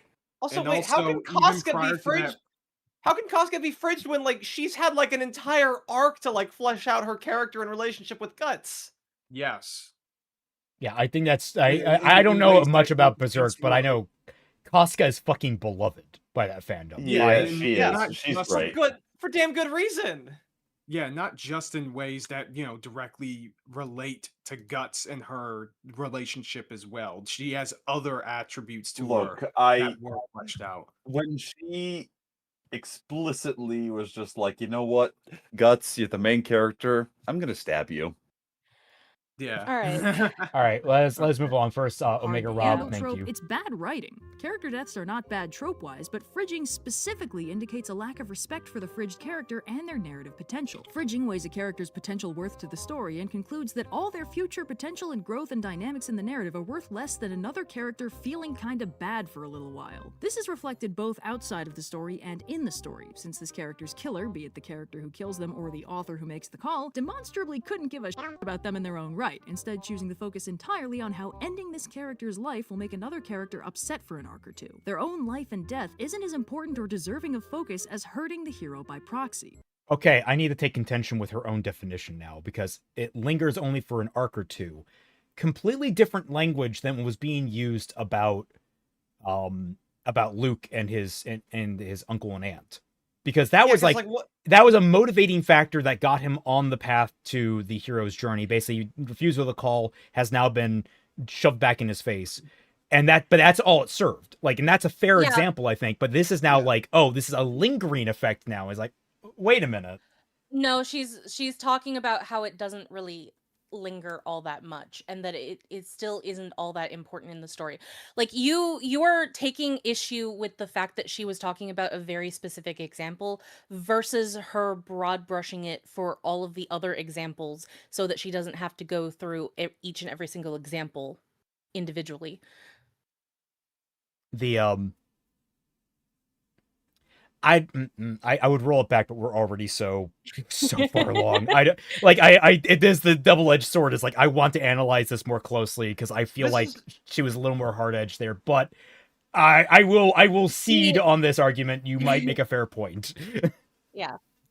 There was something else I was gonna raise there, but I blank on now. This successfully indicates that the killer is a terrible person, but it also reflects a level of dismissiveness from the author. A love interest / beloved character can be killed or deeply, deeply hurt in a way that predominantly affects the plot by hurting another character without it feeling like fridging. This is largely a matter of the execution, pun intended. If the death is unceremonious and quick and off-screen, that's a pretty bad sign, since it doesn't really give the character their due. It doesn't highlight the tragedy of their life and potential. Two things. I feel like this is a bad One, example. Castlevania. Yeah. Yeah, she was not fridged. She was fully characterized and everything, what have you. And also, in Wolverine, this with is a the- deceit. She's not dead. She's a villain. She's manipulating him. Was this because I haven't No, seen this movie, so is it specific to this movie or is it just that It's specific to this she movie. might be using the movie scene as an example to visualize it on screen? That's a good question. If she's using it That just to might- visualize, it'd be I fair, have but to. That Yeah, I'd might have be, to but it's a talk bit about it. confusing because isn't like the reveal that this woman isn't dead? She, yes, like, faked her she's death? not dead, and He's not dead. she's betraying him. She's actually Yeah, She- it's her- been a her, long uh, time since I've watched her- X-Men Origins, and I'm not ashamed of that. Her mutant Yeah. power is that everyone she touches, she can manipulate the motions and mind control them, basically. Yeah. the But Yeah, like like even but putting that aside though, more than likely she is just using this as visuals to illustrate what she is talking about. Which I guess. isn't necessarily the biggest deal. I will say I feel like that might be an issue in regards to like presentation, though. Typically, Yeah, when I you're will. making videos like this and you're illustrating that like a trope is bad, it's probably best to use the visuals that best indicate what it is you're talking about in terms of like how accurate they are to it. That'd probably just be better overall. Yeah, because like I just feel like if you know the source material here, you're starting to get weird mixed messages. I also kind of contend the idea that you should have to go to a source material to look at an adaptation. Because other than that, like, why not just use the original source material instead of the adaptation? In Yeah. that sense. Yeah. Lost, it just focuses on why and how this will make the main character sad. Every character is the hero of their own story, and if they die just to further someone else's story, it denies that character the basic dignity of being their own person who exists as more than just a prop in someone else's life. It takes their death and the loss of their entire future life and minimizes it down into a short, brief emotional impact on another character. Okay, but like that's what a focal point like a viewpoint character, or should I say a protagonist is. If you have unless you're a character, even when you have a cast of thousands or cast of hundreds, whatever it's called, even when you have that, you have principal characters who are carrying the load, and everyone attached to that are attached to them. They are not the principals that focus. It's just, I feel like you got to be careful with trying to elevate every single character in a story to the hero of their own story. Like, it is true in reality, but Sorry, I can't hear. I accidentally pulled out my headphones. Oh, I'm sorry. okay. I was going to say, I think that this speaks more to the thing that I mentioned earlier, where I have a problem with people who dislike any character dying for any reason at yeah. all, because Yes. that goes against their potential for, even if their story is over, they can't die because there is still potential for them to do things. I think that speaks more to this than Yeah, No. that's what I'm than kind of getting at. Potential Yeah, character. I think it Yeah. also depends on like what exactly we're talking about when we say potential, because again, it's the same kind of thing of like, well, you can definitely like the problem that we were agreeing on with Aunt Beru and Uncle Owen. I can't Owen, remember. yeah. Uncle Owen is Uh, that Uncle was- Soon. it It's was okay. to It's Uncle fucking- Soon dead and Aunt gonna bite it. Okay. It was not so much their death itself, but more so just like the lack of a lingering effect on Luke later on in the story. Not so much that like they shouldn't have died in the first place or that they should have been present to like do more. Like I don't think that anyone here necessarily thinks that there was more potential for them to do, at least after that point in the story. And Yeah. even then, And I would still Baru argue in it- the X-wing doing the trench run. Jesus Christ. Oh no. Well, Don't worry, I No, baked even cookies better. at home when we get back, No. boys. Aunt Beru and Uncle Owen with Rey and Kylo against Palpatine. Good God. They just show up with like lightsabers. Ba ba ba ba. Yes. Ba, ba. And Baru's just like, I am all the Jedi. I am all the women. And like the thing is, Every woman. yeah, so Oh. like that's the thing is that I agree with you there, Raymond, because it's difficult. You really got to be careful when you may be unintentionally elevating someone who really just kind of like served their purpose to the story, and the real problem isn't so much their death, but maybe just like some other things that should have happened after the fact. Yeah, Right. it goes back Yeah, to what I Twi mean, said. like- The author doesn't have a billion years to flesh these Exactly. characters out. You gotta Like, focus. I said that. Oh, you said that? Oh, sorry. What say you about like if whether Homer was a single person or a group of people? Homer did not know what their tropes were going to make. Yeah. Yeah. So I guess, sorry about that, Kaiser. I guess if I'm going to be sexist today, I'm also going to be racist. Why not get the whole pot? Yeah. Listen. Okay. All right. You've collected two of the Triforce of Istophobia. Now you need to be homophobic. Oh yes, Oh. exactly. Well, wait, It- you guys hate I- Bumblebee. There you No, go. wait, There's no! your I've homophobia. already got it. I tried to put the wig on Pete and turn him into a It's femboy, and that's like, exactly. yeah, there we Celtic go. already has it. The Triforce of That, homophobia. and you know what? I fear it's also transphobic too, so I can fill in like the entire triangle, Oh my including the God. center. Raymond has filled out his bingo sheet. He can finally ascend to the next level of bigotry. Random All fandom. right. I am all of the unks. You know what? Actually, Celtic, Yeah. Kaiser. You want to be the best part is that if you're antis in Reddit that hate you for like fixing Ruby, if they took quotes from this stream, they would have so much more ammo. And Oh, Yeah, no, but they're no, not no, gonna laugh at fucking them. bother. One person But then maybe again- like in the future will go through. Exactly. They're not real antis. They don't destroy you also- with actual quotes. I'm sorry. Also, counterpoint. We've said worse things in other I'm aware. I'm aware. If I pointing need it out. remind everyone, where is it? Where is it? Oh God. Oh, So say you're it. gonna have Just a hard play it. time. Here it is. Play it. Play it. Oh, Play it. I spoke to Yeah. Hitler. It was so good. To this day, I can't believe I said that entirely sober. You see, that's what amazes me about everyone's like, oh, I need to get drunk before I get wacky, and I'm just sitting here. No. Like, you need to get No. drunk. No. No, good. no, I Uh, 100% sober, and I said that, and I'm saying this. okay. Well, let us continue. It's dismissive. Now, Oh.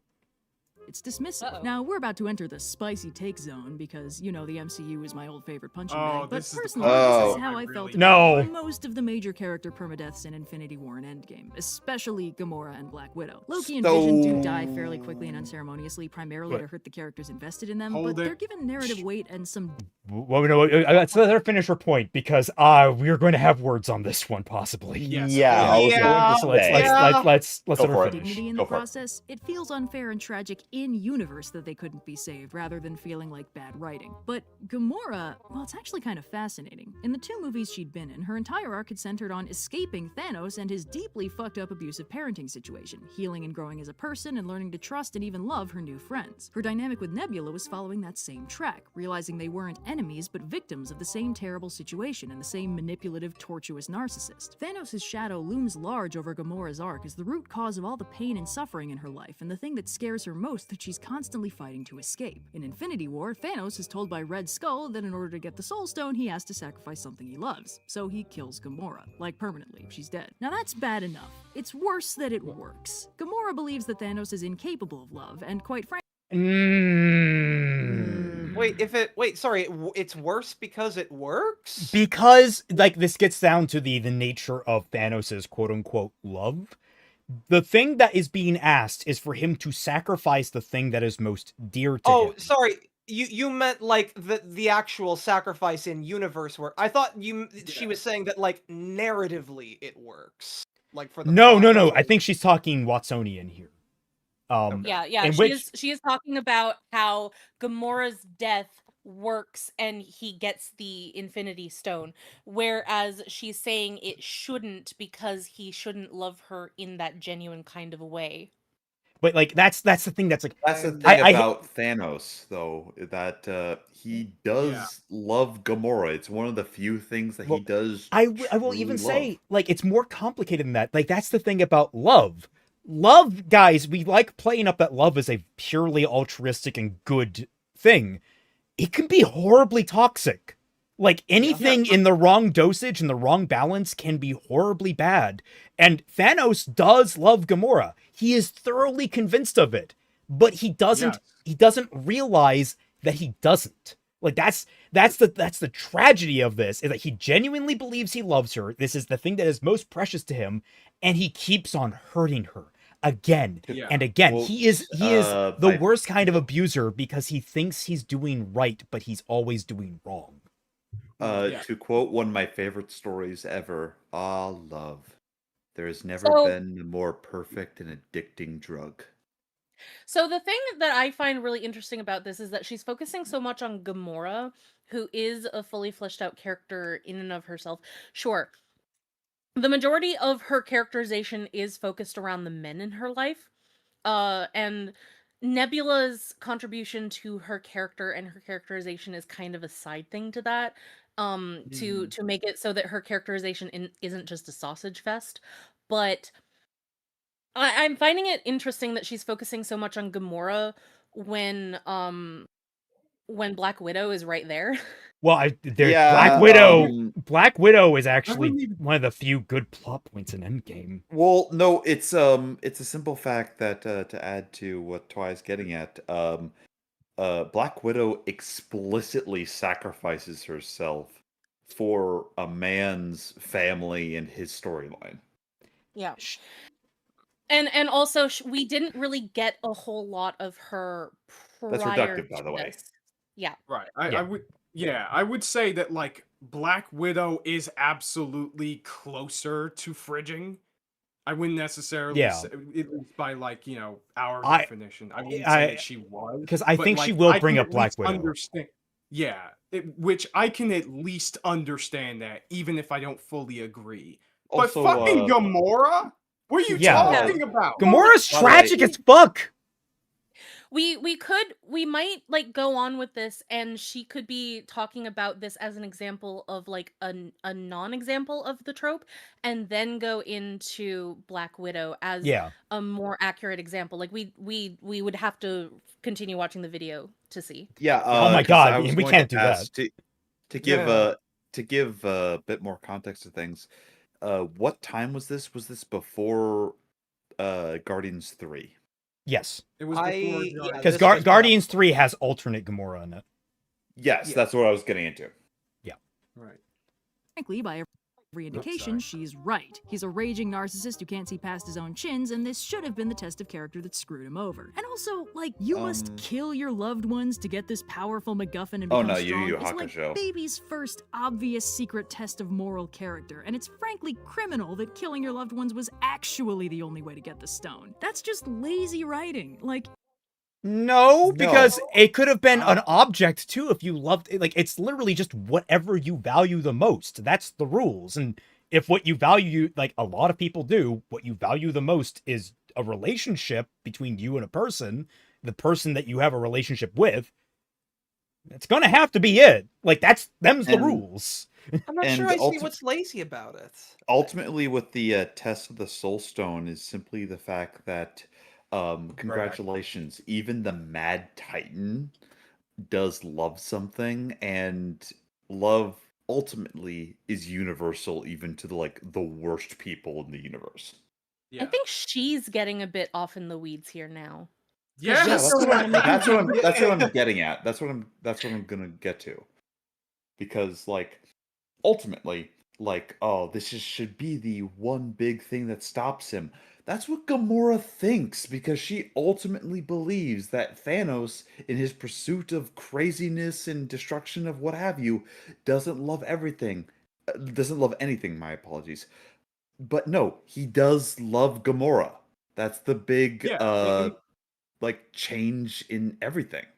Yeah, like this kind of runs counter to her whole thing about, oh, characters are the heroes of their own story. Thanos is completely characterized by the fact that here's a psychopathic maniac that thinks that killing half of the entire universe is going to solve resource issues, and he is fully convinced that it is the right thing to do. He isn't just doing it because it pleasures him, although fucking, you know, and To quote my wait, my I know, please, Oh, my enough of your apologies. quotes. I need to finish. It's not just that he is like sadistically trying to do this for his own pleasure. He has seen from his perspective what he does worked, and so he thought, let's expand the operation. That's his whole shtick.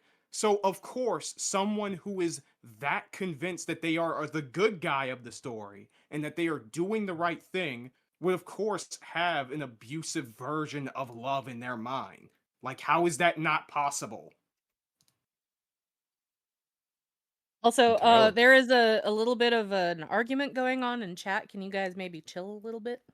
Yeah, Much I'm appreciated. just I'm throwing out there just like, oh, enough of your quotes. I know. Okay, Kaiser, I will stop talking. I was like, oh, you gotta let me finish, and it's like, yeah, man, you can't blue ball him on this point. No, I entirely understand. Let me Yeah, just no, I get meme. it. No, This is I was just birthday. making a joke at the phrasing that Kaiser used. Let me funny. meme about the man's you birthday. you can't blue ball the Mega Man. You got to use yellow balls. Yeah, what the fuck, dude? Yeah. At least get your lore right. Come on. Okay, But- I will say though, for Lizard Lord 4K, all this affirms my belief that fridging is not a real trope. It's a way to describe a trope and not even in a good way. No, I think that you need to go and watch the first part of our stream where we describe what tropes are and are not, because it seems like you are using the incorrect definition of what a trope is. Yeah, the It- to clarify, like, Long and short of it. one of the things we ran into here was that, like, her bullet points were very locked in stone, and one of the things that we kind of agreed upon is that, like, fridging is more of a culmination of some of the bullet points being met, not all of them. Go watch the beginning of the stream again, because it doesn't seem like you understand still. But yeah, like You had the grimdark. Oh, sorry. Go ahead. I was just gonna say, but never mind, we can move on. Okay. That killing your loved ones was actually the only way to get the stone. That's just lazy writing. Like, you had the grimdark option and you had the actually interesting option, and you picked grimdark because you thought grimdark was automatically more interesting. That's just disappointing. Anyway, but I mean, that's subjective as fuck. Wait, Why no, is no, no, what no, they no. did What is the more interesting option? Yeah, like That he if doesn't anything, get it. That I- he if doesn't anything, get I- it 'cause I he doesn't love Gamora. yeah, I That's think what you're saying. what they did is honestly like more interesting because it better characterizes, like, because the whole point of this scene is that, like, Gamora is she genuinely thinks, oh yeah, you can't have, the one thing that you're looking for because you don't love anything, only to realize, oh wait, he Yeah. does. Like, we are revealing something that has Oh. been, like, there's literally something new about his character that also fits with it. It's like a really good development here, and it's arguably one of the more interesting things about his character in the movie. I And don't Are know we why it would be. ignoring the fact, by the way, that as soon as Gamora realizes that, oh, Thanos does kind of sort of love her, she tries to stab herself, and he uses the Reality Stone to stop herself from killing herself? Yeah, Yeah. This is ignoring that this is the culmination of Gamora's arc. She has spent her entire life Yes. fleeing this horrible, abusive monster, and now we're at the end of her road. And not only should she discover, oh, this man genuinely believes this entire time. Like, I thought he was just a manipulative prick, but no, he genuinely thinks he loves me, which is a horrifying Yes. realization at one point. And then the other thing is, oh fuck, I was right about everything else, and I am about to die. I need to save the Yeah. universe, and Yeah, she And fails. we're right there from her perspective in this moment, because again, the big issue that Red has with this trope, and technically what we have as well, is the dehumanization of the character being fridged. But there's nothing dehumanizing, at least in terms of the story framing, of how the story frames Gamora at this moment. That's the important thing to understand as well. Yes. Yeah. Also, like, I do think that it's a bit reductionist to just call this moment grimdark for the sake of being edgy or grimdark or whatever, when it is kind of ignoring the reasons why you might choose this route over the other one. And, like, it does ultimately come down to your preference, but I think that it is a little bit shallow to just broad brush this as wanting to be edgy for the sake of being edgy. Yeah. It's called the Soul Stone. You sacrifice a soul to get the soul. Well, yeah. But yeah. But yeah, that's the main thing here. It just, yeah, this example just does not work, dog. I'm sorry. No. If anything, It'd be bad enough.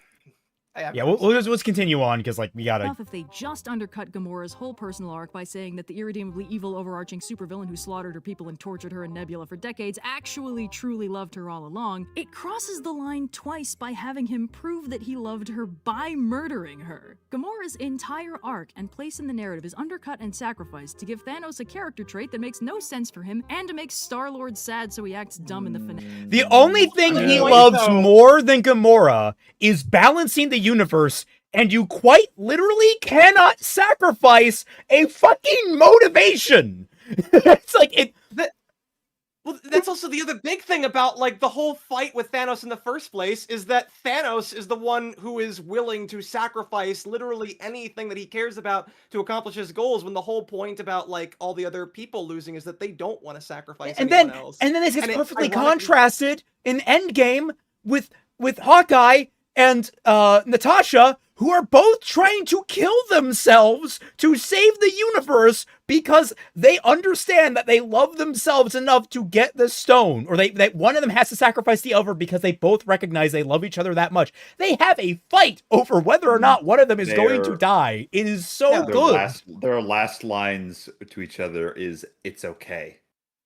Like, it's also, again, the thing that I find very frustrating about this conversation in particular when it comes to Gamora is she is now undercutting all of the description that she mentioned prior to this by focusing on a fleshed out character with her own motivations and still calling it fridging simply because it makes an abusive relationship valid somehow, and Yeah. also that makes Star-Lord sad when it's not. Like, it can't be fridging by definition because we got to have her for a couple of movies for the audience also to mourn her death. Like, we Yeah. talk about Gamora more as a character than just as a plot point. Yeah, How- and like how- the fact of the matter is, this kind of just reveals that she has a very, I guess, for like a better term, like insular view of love, really, and relationships. Like, I don't know, man. I don't know. What to She tell has you, the dog. flanderized So, version of Eric- love. Characterization of love in fictional characters. Let's not insult Red here. I Also, think- you, yeah. I think that she just really wanted to rant about this, and then she tried to stuff it into this video in a really poor way because she had the video topic on the docket, but she really needed to rant about this. So I think that it was a really I- poor thing for her to do here. Yeah, she ultimately did not like this plot point in Infinity War. Well, Which, yeah, I mean, if you're going to be talking about bad plot points in Infinity War, this is not it. Silver-haired freak, he is literally casting what he loves aside in pursuit of power. This is a classic villain writing 101. How is she missing this? It's a good question. Maybe because he thinks it's bland, but at the same time, it's like, this is one of the most complicated villains in Marvel in terms of like his. Remember, In guys. fairness, that's not a high bar, but yeah. Perhaps Hey, Zemo's treated there. you too Zemo's up harshly. there. But like the go-to in this is like, this is Infinity War is Thanos's movie. Like, he is the protagonist of Infinity War. Raymond, yeah- it's even worse. She has a whole trope talk about that. It's I mean, my not- Oh. like something dissection where she's talking specifically about Thanos and how good he was. I distinctly remember that. Oh my god. Okay, we Uh, might have to put that on there. because wow. I was going to say What about 'cause, Killmonger was shit? Infinity War is my personal favorite MCU movie. Like, that is like peak MCU. But yeah, that was it feels you're trying to fit a square peg into a round Peg. hole. Yeah. Alley. Oh, and to make Thanos sad, which is given more focus and weight than Star-Lord being sad. Because obviously, Star-Lord being sad was in the middle of a fight to decide Star-Lord the end being of the universe. sad. Star-Lord being sad is an understatement when literally his rage at learning that Gamora died is the reason Thanos wins. Yeah. Yes. Exactly. What the fuck are you Yeah. smoking? Literally, His, and then he dies Will- before anything else can happen. And then the next film, literally, his first move is to try and seek out if Gamora has been brought back. yeah, Yeah, like yeah. and it's telling, by the way, that when Nebula and War Machine look at Quill, and she has the thing of like, because he's like, "So he's an idiot," and he's like, "Yeah," and you see the look on her face of just like, "My sister fell in love with this." It's Yeah. it's really funny because like I remember watching this for the first time and there is a moment where you just see him processing it and immediately I'm like, don't do it. Don't do it. And Don't you do and it. you know exactly why he does it. Yup. Exactly. Exactly. Like It's just it's not just meant to be for his sadness. It is mourning her as a person. And I think that is the thing that Red is struggling to comprehend as why this is not considered fridging as opposed to actual fridging examples. This is a really poor example. I don't like you should not have put this in here. yeah. What the okay, Omega Rob, what the fuck is this art and why is it Kylo Ren and what? Oh, it's Aunt Oh my Beru God, and it's Uncle Aunt Owen. Oh my God, she's Scorpion. Oh, that actually, I get because he came back from the dead to fight. Yeah, Oh, exactly. Yes, exactly. No, look Wh- at who Uncle Owen's arms who is choking he? out an Imperial Guard. I was gonna say it looks like Armstrong, but I honestly don't know. I Yeah, think that Omega Rob, if you're in the chat, can you confirm is that Armstrong? Because that looks like Armstrong. yeah, Yeah. that's hilarious. Oh my Oh, god, that's great. I like love it. OSP. We generally like OSP, but you know sometimes people can have bad takes. It's okay. I have plenty Yeah. of bad takes.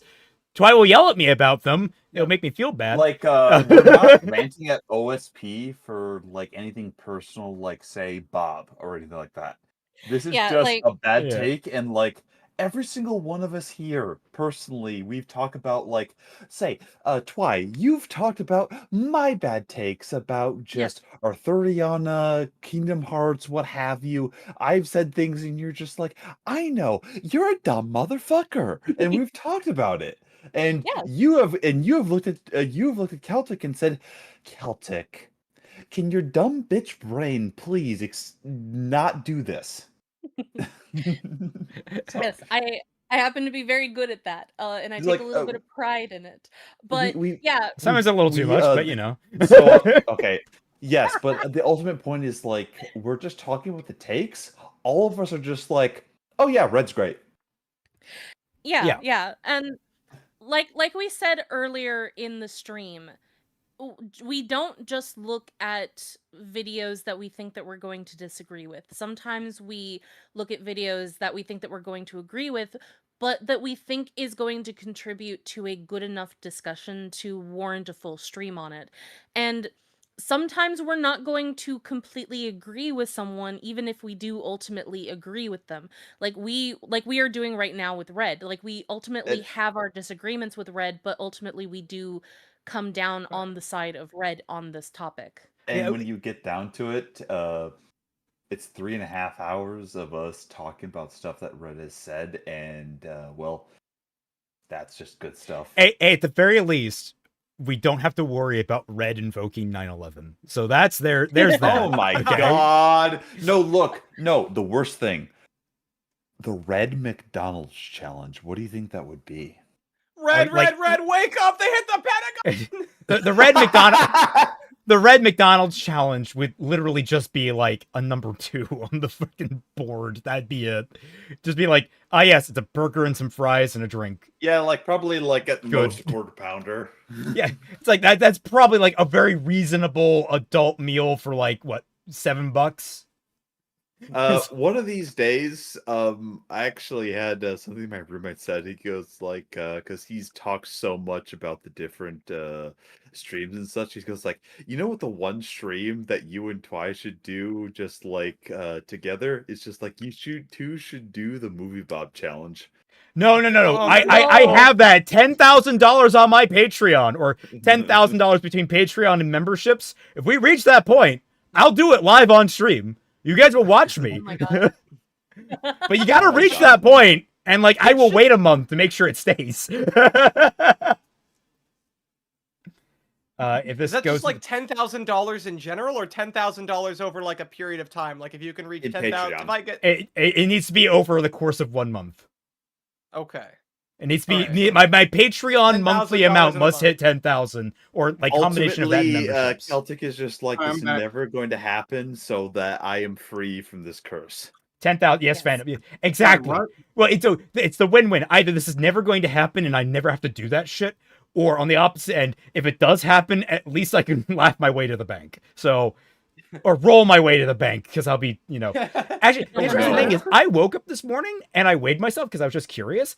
I am somehow, without doing any kind of exercise, 3 pounds under target weight, and I don't know how that fucking happened. I am weird Went to the bathroom. because everyone can talk to. I talked to this before stream. I did a walking treadmill for my stuff.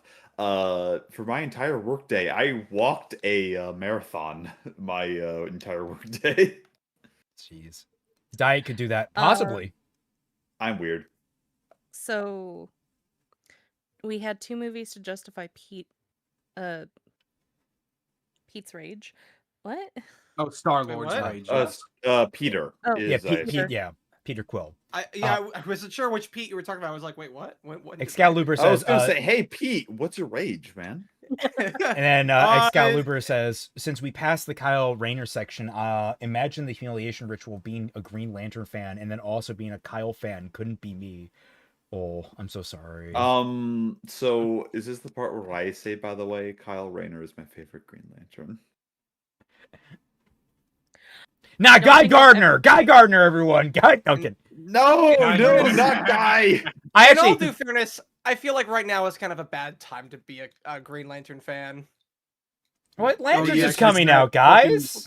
Well, No, Lanterns. no, Lantern. No, we no. have 2 shows. Remember, I know Lanterns and My Adventures with Green Lantern. No, Yes, no. yes. I'm hugging my It- knees right now. Is it bad to say that like I'm interested in that one just because I look like there have been 2 designs of Jessica that I really think are super cute, and it's that one and the one from Ruby. Weirdly enough, If you are, you might want to watch season 3 of My Adventures with Superman, because 2 episodes I think are hinting at Jessica's origins there. One episode she shows up, and another one they actually show her Green Lantern ring, or at least I Random assume the one that's fandom, supposed to be hers. Lanterns might be good. They're embarrassed to say Green Lanterns. Their outfits are literal doo doo. It's literally the shades of shit.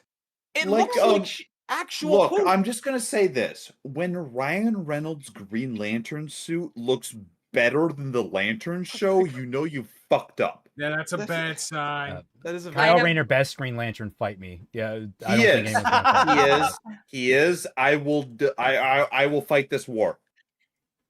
I know so little about Green Lanterns.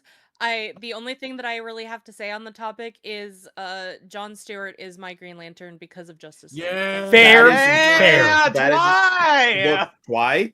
Twy. Same Yes. here. He's my second, and perfectly reasonable because, just to give an example, there's a bit in GLU where they go back in time to World War II. He doesn't have the Green Lantern ring. A racist yeah. U.S. Marine tries punching him, and he lays them the fuck Yeah, out. he And he's laid like, that he- fuck yeah, out. and then Yeah. no. Nice. He says, "Where did you learn to do that?" And his response, U.S. Marine Corps. Hell Yeah. Yeah. Also, he's voiced by Phil man. Lamar, and Phil Lamar Yeah, can do Phil no Lamar. wrong. Holy fuck. Absolutely. Holy absolute unit, man. Anyway. Who else wants some? We got to get back to the video. Making Yeah. Yes, please. the pure evil villain kinda bummed out was worth the cost of God one damn, of I gotta Marvel's refresh most the page interesting again. heroines. I'm Like I sorry, see hold what they up. were going for, but it didn't No, you work don't. well. It was a I'm bad sorry. idea, and it completely undercut everything Gamora had in the previous movies. Yeah, Which- something It completely weird. justified everything that happened. Like literally, it justified her entire character arc in terms of Yeah. like she was very right about this because it did end up leading to Okay, her I'm death. back. Anyway, Yeah, she was 100% right. which is very disappointing. Meanwhile, Black Widow's death is similar to Gamora's, Ooh. but is bad for different reasons. Because unlike Gamora, who had too much character weight and potential to warrant her unceremonious death, Oh, Black wait, Widow please. was completely underutilized by every other movie she's been in, with the arguable exception of Winter Soldier. We had this franchise for a decade. Oh no! She is the only reason Civil War actually ended the way it did. Oh no! More than that, by the way, the original Avengers movie. Yeah. Like, Oh okay. yeah, the fucking People, Loki's I'm monologue. going to say it, by the way. She beat Loki. Yeah, Yes. she did. Yeah. They got the information to how to she- fix the she Hulk because tricked- she tricked him. She tricked the god of tricksters. Yeah. I This- need to. Oh, sorry, you go. Tori. I just wanted to say very quickly, like, this is what I was talking about, but also what I've been kind of saying for the last, like, couple of weeks. Not just on this stream, but also on my reaction stream for Ochako, that a lot of Unaraka? even for the Unoraka stream, even if you are a woman, you can still have issues where you do have, like, unconscious misogyny. And unfortunately, I think that this is one of them. That while I did say that Black Widow is a better example than Gamora, that doesn't necessarily say that I think that it is a correct one, because it still is kind of ignoring all of the contributions that she did make to the other films. The main problem that a lot of us had with Black Widow was that she didn't get her own solo movie out of all of the main characters of the Avengers. And They have plenty of Hawkeye didn't either. Hawkeye didn't either. I was just about to say her and Okay, Hawkeye okay. are the only exceptions. You didn't let me finish. Not a lot, apparently.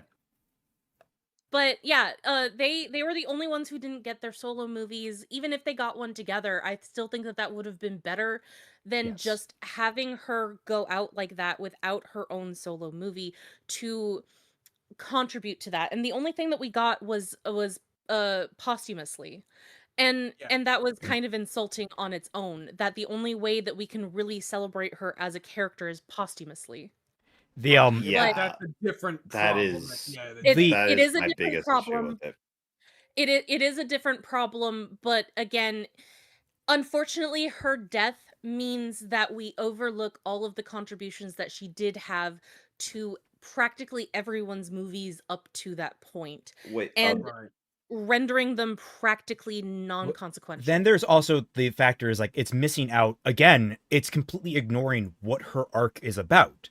Because the thing is, I never really thought very deeply about Natasha. I'm not going to hide that, because in the ensemble movies, the normal human characters don't stick out as much as all the superheroes. I'm not going to deny I had that blind spot. Hawkeye was never very interesting to me either.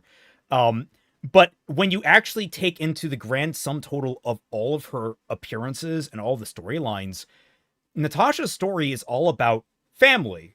It's all about found family. She is building a family around herself because she never had one before. And the idea at the very end isn't she's not just sacrificing herself for Clint's family, she's sacrificing herself for all of the Avengers, for everyone, because those are the people that are most important to her, and this is the thing that she wants to give back. Again, when the chips are down, she's willing to sacrifice herself for everyone. This is the culmination of it. And one of the reasons that the movie her standalone film retroactively was bad is because it introduced this confusing metric of she has a second family now that would have completely disrupted the definition of the found family she had earlier, and the two conflicted in such a way that it made it seem like she didn't care about either of them. It was really bad in the way that it basically took what was so good about her arc and so good about her character and the thing that she wanted On top of most. the fact it was retroactive. Yeah, and on top of the fact it was retroactive, it ruined all that about her. And so like it's again, it feels like Red has these blinders on, ignoring that Natasha has a storyline. It's just unfortunately a side effect of being character. Yeah, it's the cast of hundreds, or the ensemble cast, that accidentally ends up burying that. Well, I do think that is unfortunately kind of very common because again, she is a female character, and like, yeah, while Hawkeye does get that treatment a little bit as well, we she contributes much more to the films than Hawkeye does, but she Yes. gets talked about Uh, to the same level that he does, as though so she has not done a single thing. Oh no, I Or would put her the above only him thing easily. Yeah. yeah, to or the quote only thing that people complain about is her romance story with the Hulk. Hulk, yeah, the Hulk, yeah. which is Which, fair. by the way, bad. And Yeah. also, Ryan says, and I entirely agree with, Raymond, watch yourself. You spoke over a woman. Watch that sexism, or you'll be Oh canceled. my god, dude. Hey, I'll have you know, I am gender neutral when it comes to talking over people. Thank you very much. No. Remember, Raymond. All right, you collected the Triforce. You said it on stream. All right, No, don't deny like, it now. We got well, you on we, tape. we What about all Hulk? have issues with Hulk overall. Yeah. Let's be honest. Hulk has been one of the most mishandled characters in all of Marvel. Let's not. Look, Yeah. it's very telling, by the way. The best Hulk movie is The Avengers. Yes. Yep. Because And, hey, Spider-Man: Brand New Day is coming up. I want it to be good, but they have to compete with I got low. And I got so low, I put a gun in my mouth and the other guy spat it back out. Yeah. I Yeah. could say something more about this, but I think that we should probably just move on. I Yeah, don't yeah. We wanna could get- almost. That's fair, that's fair. An That's We arc could for fair. Widow spiral. that was deeper than she's hot or she's boning the Hulk. This made her narratively disposable, but you can tell that the writers realized she was too disposable for it to be impactful, because for the first half of Endgame, they What? speedrun the whole characterization process by suddenly giving her some character focus, a dynamic with the other heroes, and an alleged personal arc about treasuring the Avengers as a found family all Okay, that's objectively untrue if you've seen Winter Soldier. Yeah, I was just about to Always bring up had Winter that. Soldier. She is the deuteragonist of that movie. Yeah, and Red even stated that, like, oh, she didn't have any other focus except for Winter Soldier. Winter Soldier is when this shit got brought up. Literally, It's she like it never happened. She was the hinge point. She was the hinge character in Civil War. If she had not flipped sides, which by the way, she worked for both sides because she was allied. Her entire arc was about trying to keep things together. What are you? Are you blind? I'm sorry, right? Are you blind? It was a joke that even Tony was just like, "Wait a second, you agree with me? No, don't change the subject. You agree with me." along. It was an attempt to make up for lost time so we'd be sold on her heroic sacrifice, but it was clearly token. The fact that the movie completely stopped acknowledging her death 5 minutes after they got back is really just kind of indicative of how little she actually There's an mattered. entire scene At with the them very end, acknowledging Vision her and death. Wanda, who are mourning. It was not Vision. It was Wanda. Wanda and Clint, who are both mourning Vision and Natasha. What do you mean forgotten? She was like, oh my god, the moment that Clint gets back and falls to his fucking knees, for all of Endgame's faults, man, that hurt. That hurt so badly. I can see why Red got pushed back from this. Yeah. Fucking Hulk like, through a bench. Like, she's treating Natasha like she's an Akame ga Kill character. Like, if anyone who's seen that show, what she is describing about Natasha describes almost every single major character who died in that show, especially on the good guy side. So, it has been a while since I watched Infinity War and Endgame, so, like, I could be forgetting a lot of things. But she did say that Natasha's death didn't really get a whole lot of focus after a little while, and that she never got a whole lot of focus then. So, are we maybe focusing so much on the immediate mourning and then not really focusing on what happens after the immediate mourning period. So the Okay. issue with everything is that they collect everything. They immediately go into Tony and the super geniuses making the Infinity Gauntlet. Gauntlet? What the fuck am I saying? So the actual order is they get back. Clint obviously collapses, and they off-screen have the discussion about what happened to Natasha. Then the next scene that we cut to is them on the little lake, on the little patio on the lake, and everyone reeling from the fact that Natasha is dead. Everyone's reeling Yeah. from it. Then Yeah. we get to like, okay, well, she died for this. Let's make it worth it. So they all get together, they build the new gauntlet, and then we have Hulk snap. And then it's from the this- attack from Thanos. Then it's the attack from Yeah, Thanos. right, We have the boom. huge war. War concludes with Tony sacrificing himself. Then we get a funeral at the end.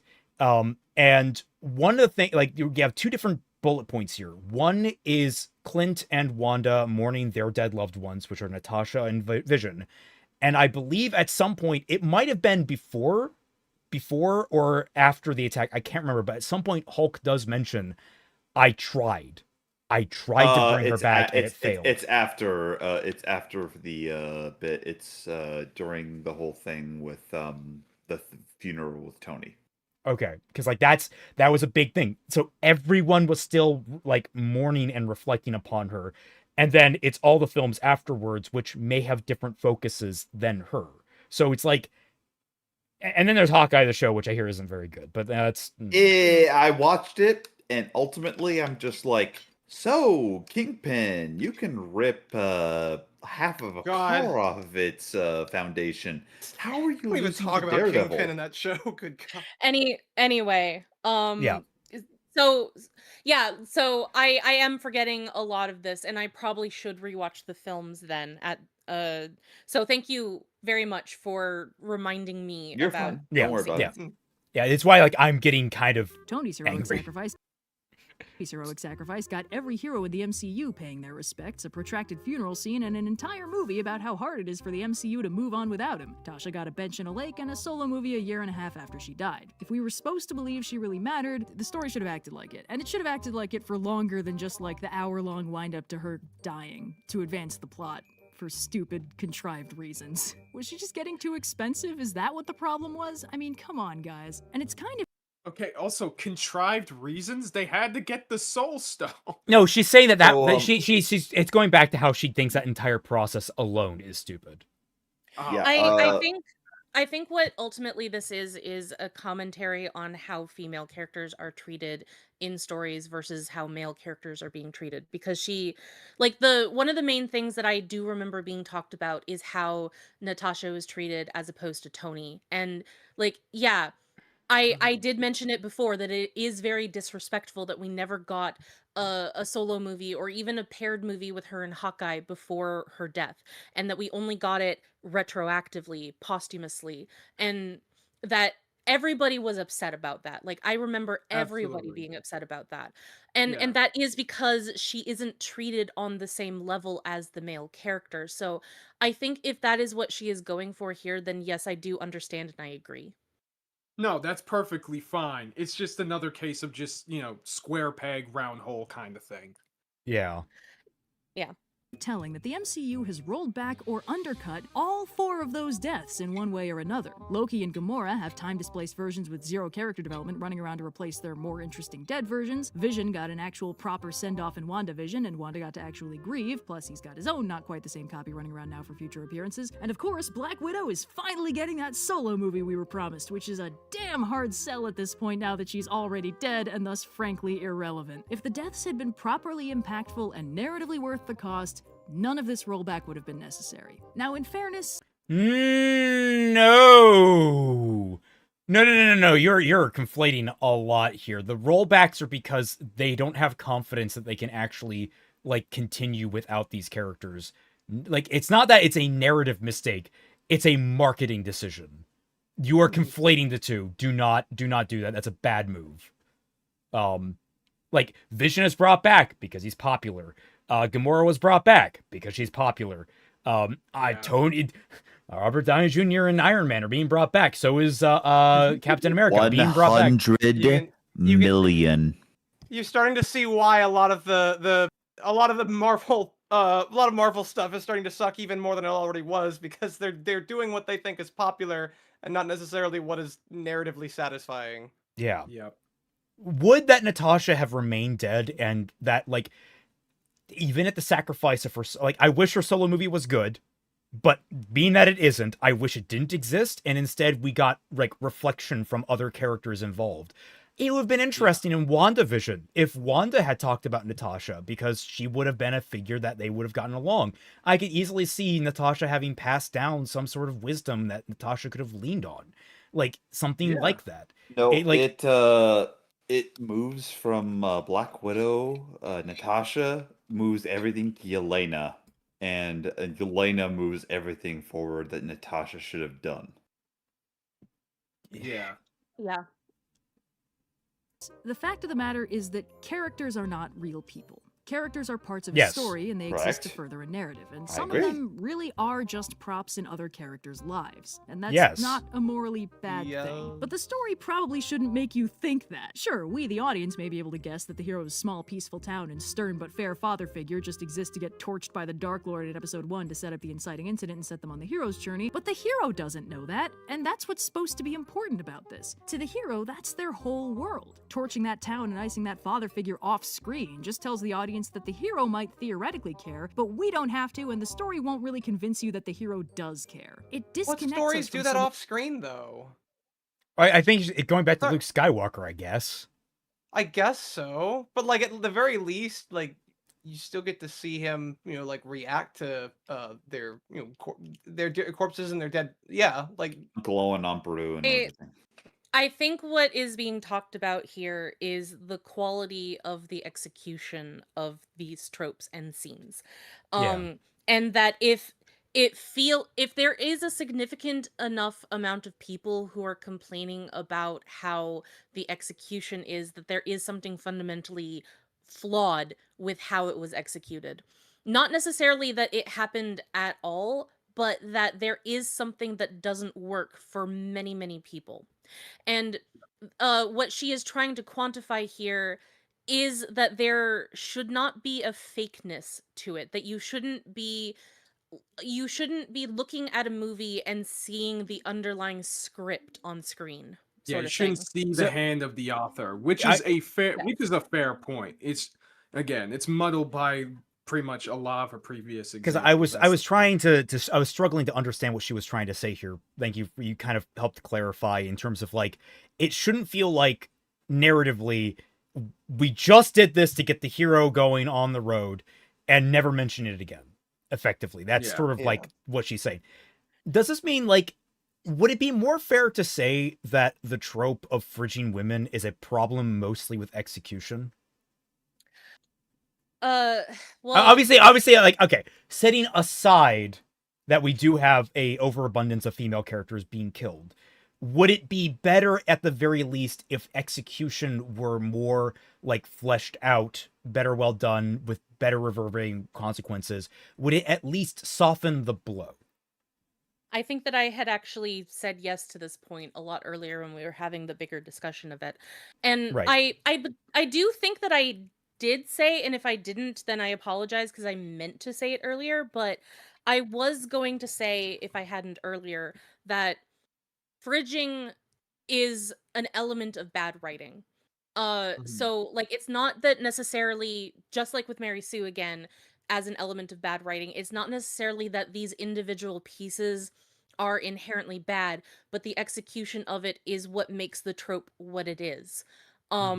And so I do think that yes, on some level, if you do fix that issue and do it in a good way, that you can either soften the blow, not necessarily get rid of the trope entirely, but it would be a lot harder to view it simply under the toxic lens that makes it fridging in the first place. Okay, I think you did say something to that effect, but, like, I think I, like, codified my thought on it, and I hope. Yeah. Okay. Look, we've been here for a while and we've been Yeah. talking a lot more than usual, so we should probably just keep going. when we're supposed to be relating to. And it undercuts the emotional impact of the death when the emotional impact of the death is the only thing this trope has. Now, if the father figure had been with us for, say, 2 seasons or the first act or 2 of a movie, serving as a mentor figure for instance, we would expect him to die with some fanfare, and we'd be weirded out and upset if he didn't. A heroic sacrifice, a dying monologue, an admission that the hero made him a better man and so very proud, several references to him after he dies so we remember how he affected the hero's journey. If we didn't get that kind of thing, we'd feel cheated. But just because we, the audience, haven't seen the Chapter 1 dead dad for very long, the author feels comfortable just torching the place off screen after a single expository line of dialogue and then expects us to feel for the hero when the story hasn't made this death feel meaningful. In this structure, the amount of weight a character death is given is not proportionate to how important the character is, it's proportional to how much screen time the character was given, which has nothing to do with how the characters should be reacting to this loss. Frigging is a very disliked trope for several reasons. I would say this is fair. I think this is very fair that, like, if the character's if the effect on the character that is receiving the grief, I guess, it should be proportional to the nature of the relationship, not to the nature of how long the audience has spent with that other dead character. To give an example, as always, Uncle Ben, Pa Kent, both of them die pretty early overall. Yep. Yeah. I would still say that there is an element that you still probably need to have that the audience has a relationship with them, because there have been plenty of moments that we have talked about on the Jack streams or even in private just with each other where the death of the character doesn't feel all that significant because we don't, or we didn't at the time, understand the relationship between these characters other than on the metatextual or trope level of like father and son and all this kind of stuff. But we didn't see the relationship, and the rest of the story didn't give us a good idea of why the relationship was so significant. And the only thing that the story gives you is, well, yeah, father and son. So you should automatically know. So therefore we don't have to put in the legwork because you should already know of a relationship between a father and son. But I was gonna say, going back to my point about Silent Hill F, Sakuko, I don't think she was fridged, but it definitely, her death, literally within the second cutscene she appears, really undercuts like the next cutscene where like Hinako is giving her a burial in the candy shop. Like it's this very emotional moment for the character, and it's like, I get it, but also I'm not as attached to either of you enough to really resonate with this death from the get-go.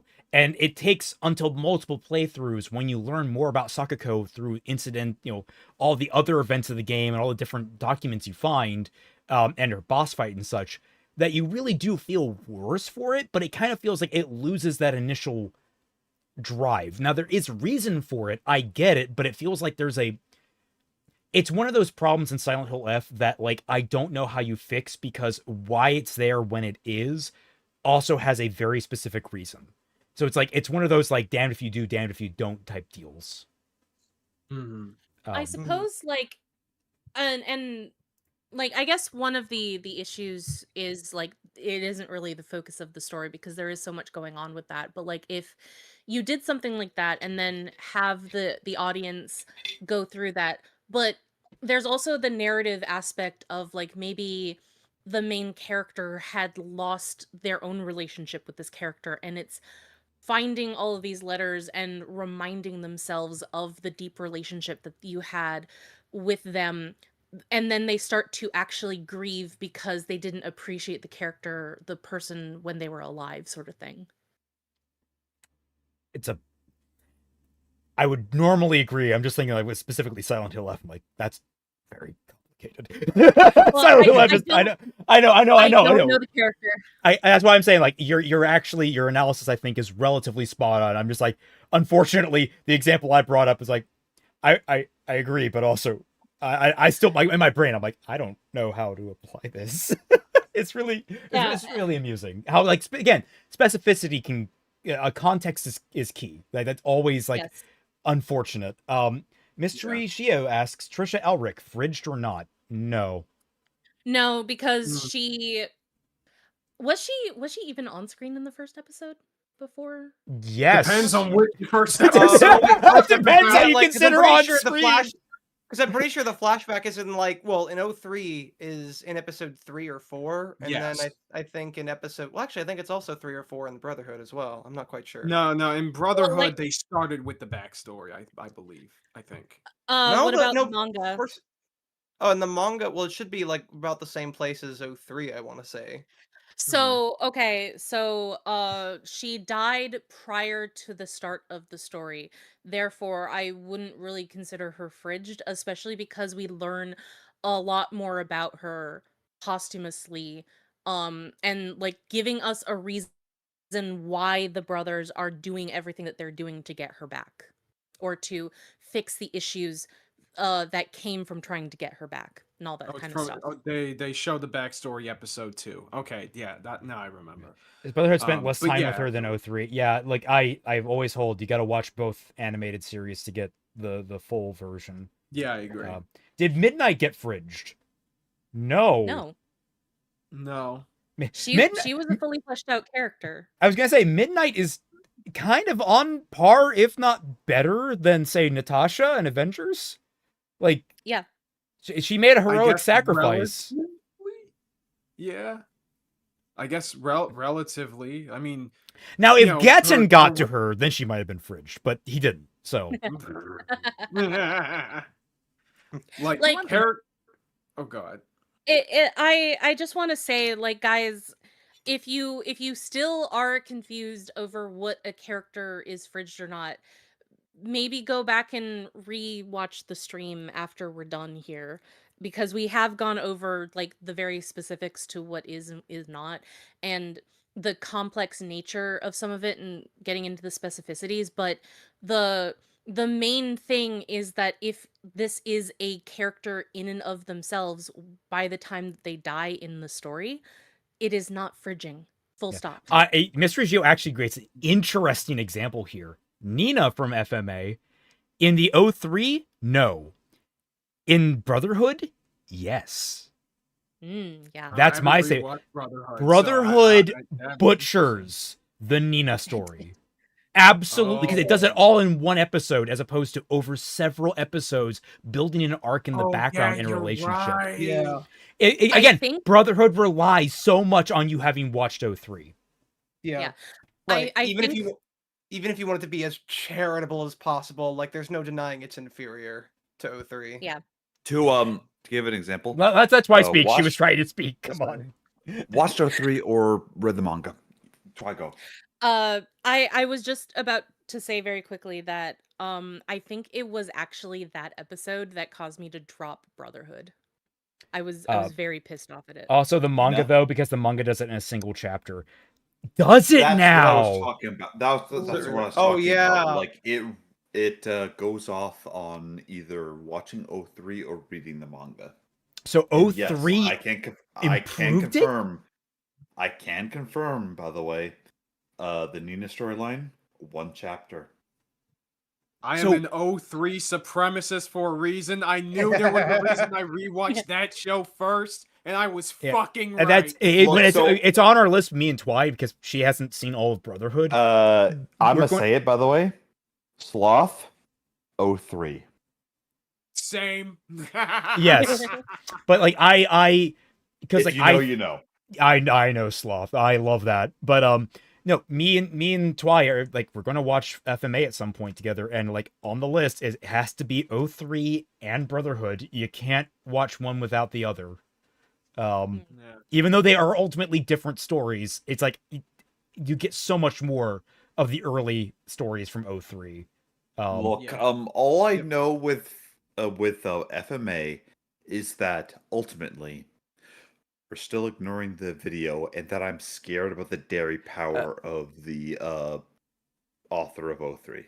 Would you recommend watching 03 until the point with Hughes and then switching to Brotherhood? I think there's actually it's a No. later point that it So, diverges, but also 03 is fine on its own. 03 is Finish so it. good. No, Yeah. so as someone who has watched 03, Brotherhood, and have read the manga, watch 03 to continuation. It is really Yes. good. Yeah, even the original stuff, like Including the it's movie, so by the good. way. Yeah, That's the movie fun. was all right. Anyway. You'll be hard-pressed to find a heroic death trope that people like. Heroic sacrifices are basically the only one that's even halfway appreciated, since for the most part, killing a character is gonna feel bad. But more importantly, frigging lacks the counterbalancing qualities that can make a character death feel satisfying or earned. A hero might die gallantly defending their loved ones, which is heartwarmingly Why heroic is with an element of Boromir free here? will and choice, or fully at peace with their fate, making I think their she's death Iron using Giant? them as, arc, well, I think she's I- using them as good examples of yeah, things that are well, not frigging. I need to actually, I unfortunately, I need to roll it back, because, like, did she start saying that no one's going to enjoy heroic sacrifice? I need to hear that Yep. again. which has Yeah, nothing to do please. with how the characters should be reacting to this loss. Frigging is a very disliked trope for several reasons. For one thing, you'll be hard-pressed to find a heroic death trope that people like. Heroic sacrifices are based Excuse me? Hold on. Like there's the whole Superman. meme. There is the whole meme Wait. about, like, how men want to die. Or how men want to die, and, like, the most common one is that they want to go out gloriously in battle saving people they love. Like, that Look, is, like, the number one fantasy of most it's- men. Hey, It's that's simple. different from narratively. Come on now. It's simple, but like Iron Giant and just saying Superman as he hits the missile, like, Yeah. come on. Yeah. Oh. Like, wait, you're Also- saying that, like, go on. there's something that people don't. Yeah, I guess. Also, by the way, Iron Wait, Giant, one of the best Superman movies. Also, Yeah, I think very I true. think that she is talking about, like, as a whole, like, you are going to find individual people, or maybe even small pockets of people who like an individual trope, but you're not going to find a death trope that is universally loved by everyone. But isn't that true for any trope? But the- There's always gonna be yeah, somebody that's who every doesn't like trope. something. Uh, But like- that's not this particular video, I think, No. is what Twi's going for. yeah. But Okay. like even if with that being the case, I mean, I'm not even sure if that is the case, that most people aren't going to really like heroic sacrifices. I mean, we got done talking about Iron Man and how much more of an emphasis and impact that has, not just within the story, but even outside of it. If I may And, make like, I don't a know anybody who bold- has an issue with that.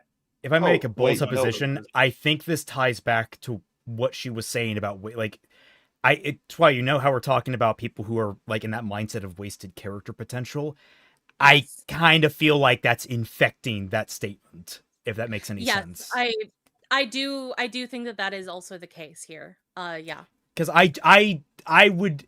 I generally believe people do appreciate a good heroic sacrifice. I do not believe this bold statement. That is one that, like, I feel it in my heart. I need to see some hard evidence to change that. I'm sorry. It's Yeah. something that I can say of just like having the simple line of Superman, Yes. and Yeah. just Um, you know what you're doing. Hmm. Yeah, I've just been trying to give her as much grace as I can, especially if we disagree with her on some Yeah. things. Absolutely. I'm That's trying to It's as even well. halfway appreciated. Ultimately, since for the most it's just part, the killing a framing that character we is have gonna issue feel with. bad, but more importantly, frigging lacks the counterbalancing qualities that can make a character death feel satisfying or earned. A hero might die gallantly defending their loved ones, which is heartwarmingly heroic with an element of free will and choice, or fully at peace with their fate, making their death a natural conclusion to their arc, or with some other caveat that makes the audience believe that their death works to end their personal arc. And if their death is tragic and unfair, it'll often be tortuously prolonged to really drive home to the audience. Nah, fuck you. Jason deserved what he got. Oh my Say, god! oh, it'll be prolonged. Yeah. So like Gamora, right? So Mhm. at least let her finish the sentence. Sorry. It's not a fluke or a fake out. The character isn't making it through this one. For a classic Fullmetal Alchemist example, spoiler alert, Maze Hughes, professional funny man and sweetheart, is unexpectedly no. killed fairly early in the series because he figured out the overarching plot way too early, so the villains needed him out of the way. His death serves as a major motivation for most of the heroes, most notably Roy Mustang, but it's not just a token heroic motivator to get the protagonists in gear. It feels awful. It's tragic, it's unfair, he fights very hard to stop it from happening, his wife and daughter are devastated, and the ramifications are felt all the way up to the finale. This death would not work the same if it happened off screen, and it could not be replaced by a binder of Pokemon cards. I mean, okay, another thing about this that I kind of dislike, she's harping on whether or not the death happened on screen or not. I don't know about y'all, but if they if instead of the scene where that we have in the anime, where we see May's fighting back against lust and or envy, depending on which version you're talking about, um, and like instead of that, we replace it with, hey, some state alchemists or members of the military find Hughes just dead in the freaking telephone booth, just coldly, and depending, you can use some shots to truly emphasize that. That to me would be just as impactful, Yes. because I overall, I- Hughes was still like a fleshed out character. Well, I I- yeah, I think that that's the ultimate point that she is talking about, is that we feel something for Hughes and his death, but she isn't really emphasizing that it's because he is a fully fleshed out character in and of himself Yeah. before his death. She's focusing on like the impact that the characters had on his The death and on stuff the like that. Yeah, on the audience, but like Yeah, again, and she she's also emphasized as well, like whether or not the death was on screen or not. yeah. Yes. Because it would be honestly like, not to say that I necessarily would have preferred it over what we have right now, but I somewhat kind of wonder if like what it would look like in an alternate universe where Hughes's death was played up as more like a mystery, where Mustang, because I know that that's a big thing when in Brotherhood he finds out who killed Hughes.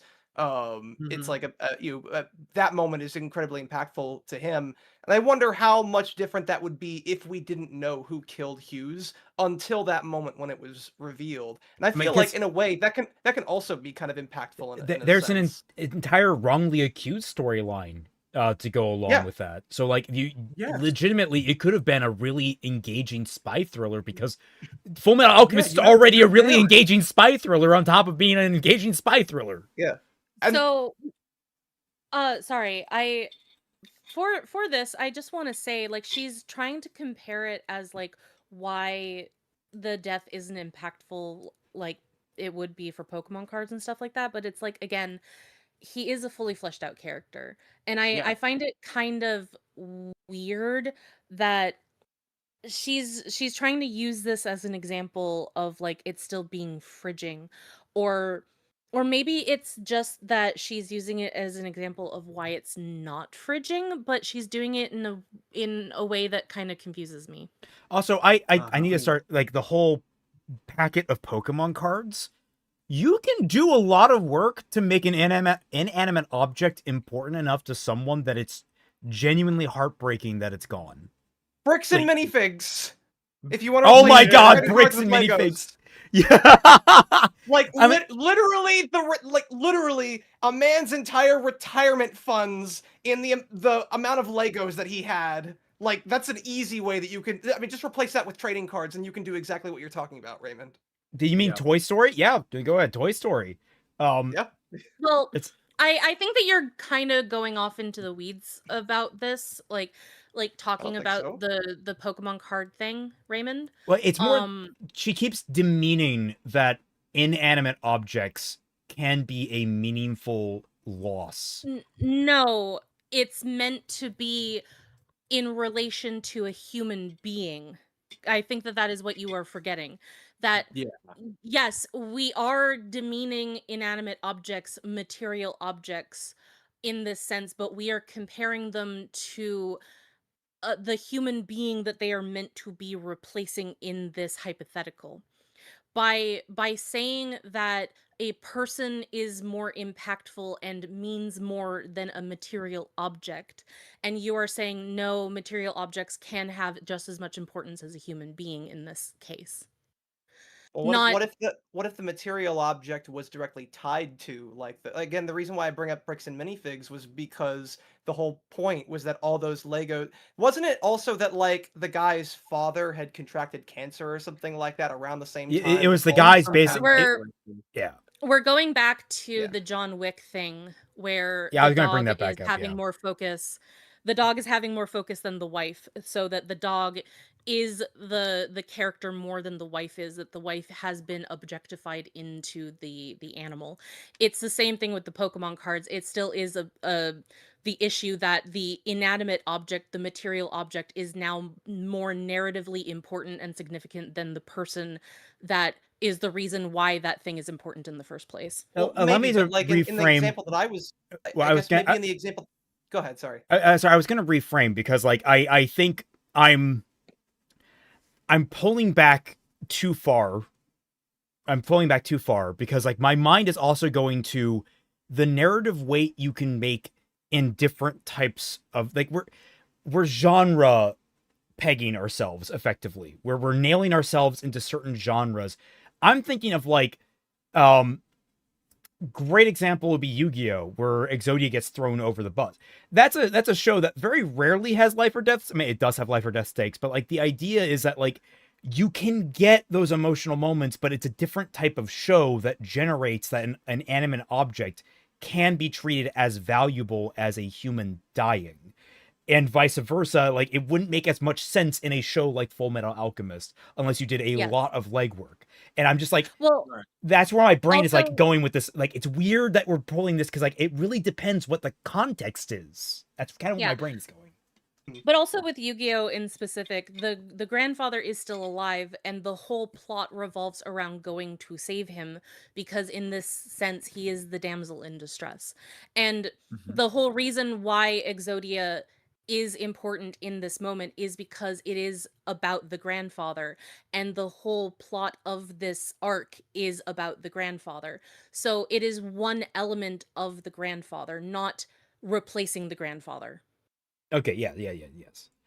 Devastated, and the ramifications are felt all the way up to the finale. This death would not work the same if it happened off screen, and it could not be replaced by a binder of Pokemon cards. Disagree. It means too much to the Agree. story, so it's not Agree. fridging. Fridged characters do not get this kind of treatment, and frankly, they're lucky if they get personal arcs at all. They die only to make another, more important character feel sad or mad. It's not a heroic sacrifice, they have no agency in it, they're not at peace with it, and their personal arcs, if they get them, aren't neatly resolved in time for it. Their death or brutalization Yet you counted Natasha. Oh boy. I think that this is again another example of the fact that she doesn't like characters dying at all. Yeah, I'm like And- more and more. I feel like that's the thing I'm convinced of.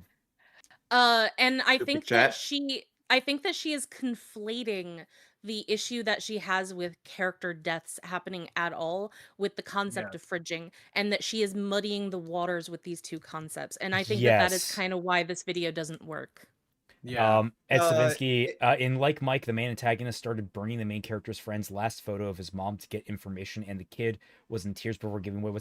I mean, that's, I guess one thing that we're discovering about the cards example is that, like, and the dog, when you have an inanimate object or a non-human creature being the focal point, you often, if not almost always, need a anchoring, something to anchor it in the deeper emotion, like an attachment to a character or a deep There's always sentimental going to value. be a human element, yes. Yeah.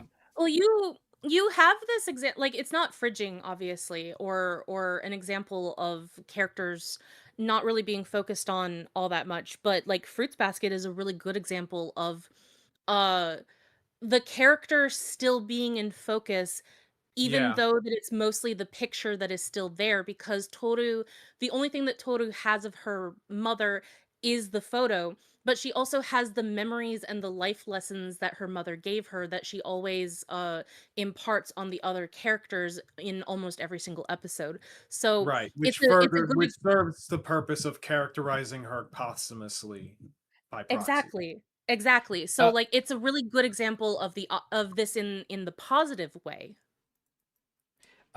It was the dragon who was the doctor, right? I'm trying to remember his name. Yeah. Yeah.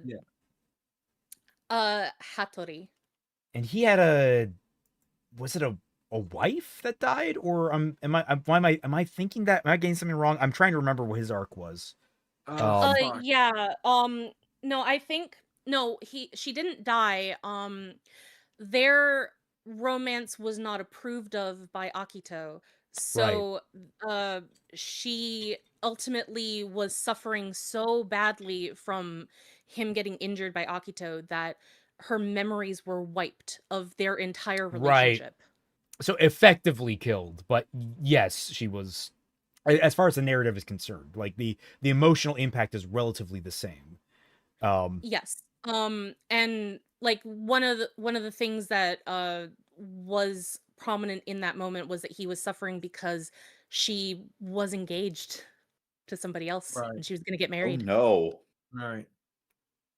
Ed Savinsky. Oh, sorry, I already read that. So let's is cruel and unfair because it's designed to feel cruel and unfair to the character they're supposed to hurt or motivate. But as a result, it undercuts the only semi-okay parts of character deaths and just makes the experience relentlessly unpleasant and catharsis-free for the audience. Now this is the only semi-okay parts of a character death.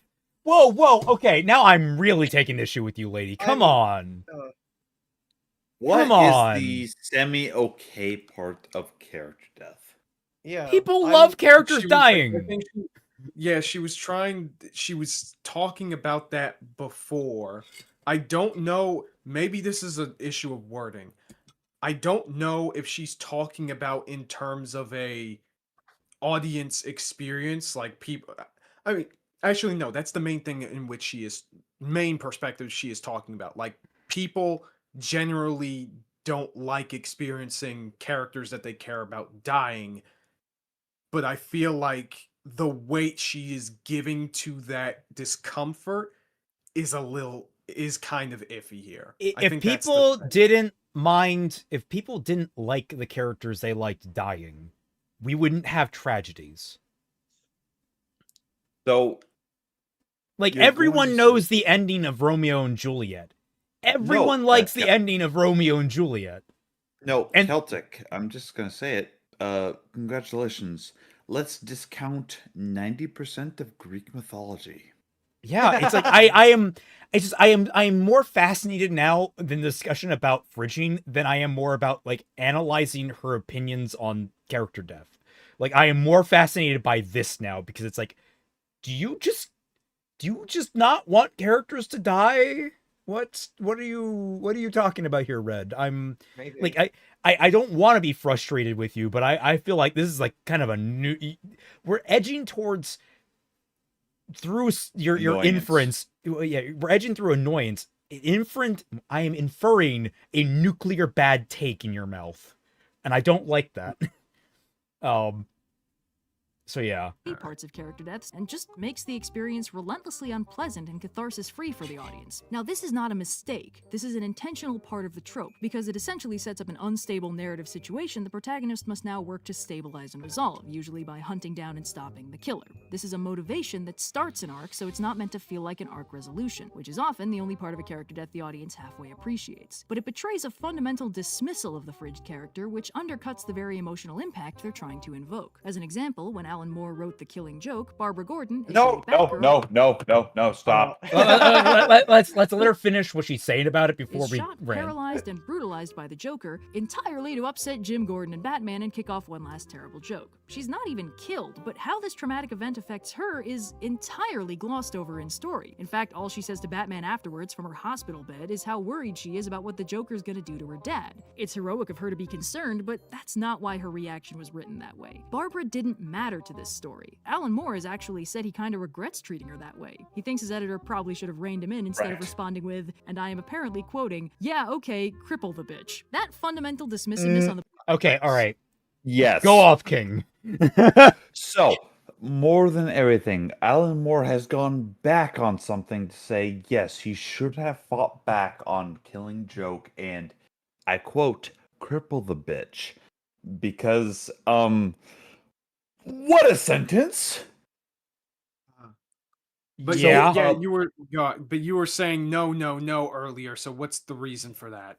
So the no of everything with a Killing Joke is that ultimately everyone in that story went out of their way to say, I don't agree with this now. Well, like, you mean everybody who worked on the story? Yeah, like everyone came back to just basically say, look, we did this wrong. which is really perfectly interesting. fine, we but I don't didn't. necessarily. Sorry, go ahead. I'm sorry. I didn't know You you were first. No, you first, please. Okay, let me just say I understand what you're saying, that like yeah, the creators of the story have in retrospect said that yeah, this part of the story didn't really work. But I don't think necessarily it's bad for Red to use this as an example, because she is using as an example of this, of a trope being of why this trope is bad. No, It no, still happened at the end of the day. I fully agree that Red is fine with using this trope as an example, but everything with the killing joke ultimately came down to the fact that Alan Moore was like, "Fine, just do it." He didn't really care, which is his own I barrel of I think worms. that is I think that probably boils down to that is kind of the issue, and probably the That's what reason I why said. it is. Yeah.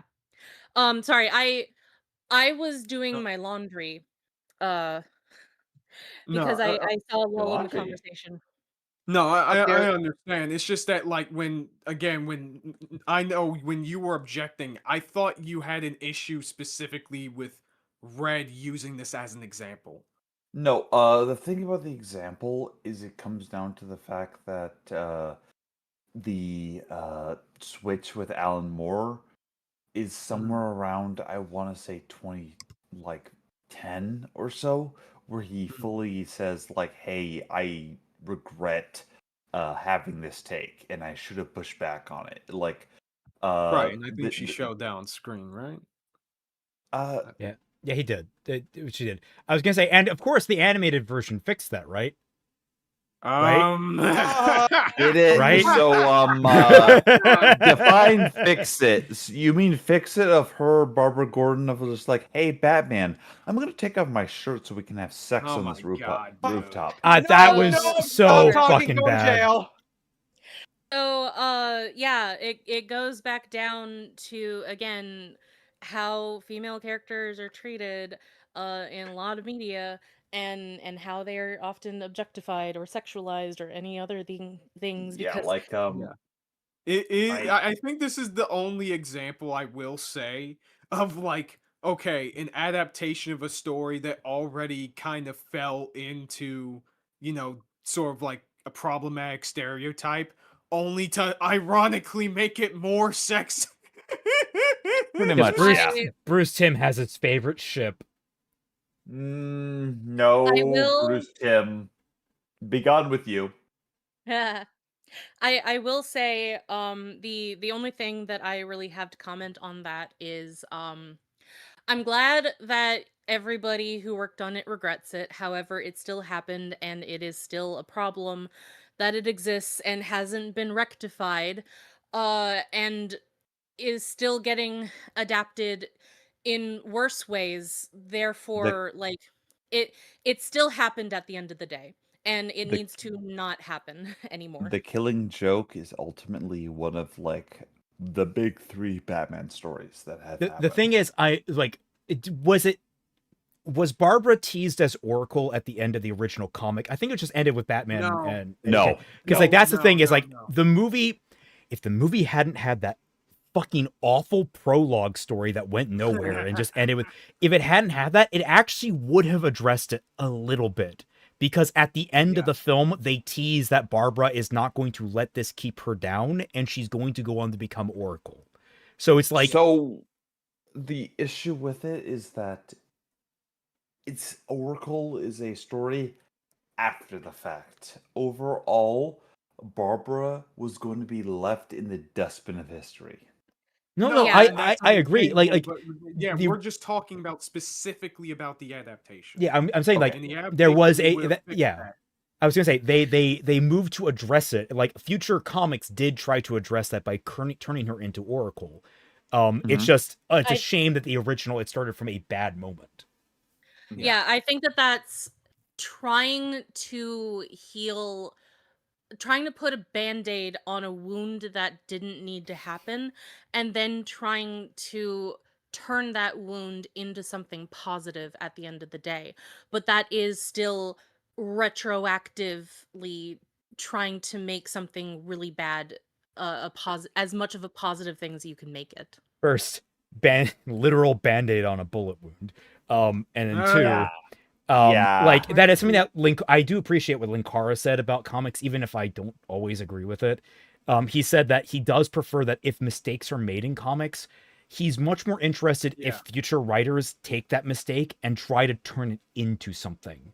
Try to actually do something with the mistake. Which is why. Hold on. I know. All right, let me take this one. Which is why we are still praying, brothers, wishing, hoping with all of our hearts that Marvel will take that advice and get fucking rid of One More Day. You all past motherfuckers. Do your goddamn job. He's right. God, he's right. He's right. Oh my god, holy shit. I have never seen a more base robot. Yeah, okay, cripple the bitch. That fundamental dismissiveness of the part of the creator really does drive What home a that fridging is sentence to fundamentally come back broken to. Yeah, trope. really. If the author doesn't care about the character enough to give their pain narrative weight, they'll have a very hard time convincing the audience to care when they suffer. The only way the author can make the audience care in this situation is by making this unimportant death hurt another, more important character. But since the author doesn't care about the fridged character, they'll have a hard time writing the more important character's reaction to their fridging. The more important character cares more about the fridged character than the author does, so how is the author supposed to write their grief when they clearly can't? So the more important character cares about the dead characters. The more important character can be sad about the other characters. So the more important character can. Do you see the issue with this whole thing with Red? It's also like, again, stories have what this thing called protagonist, like something like that.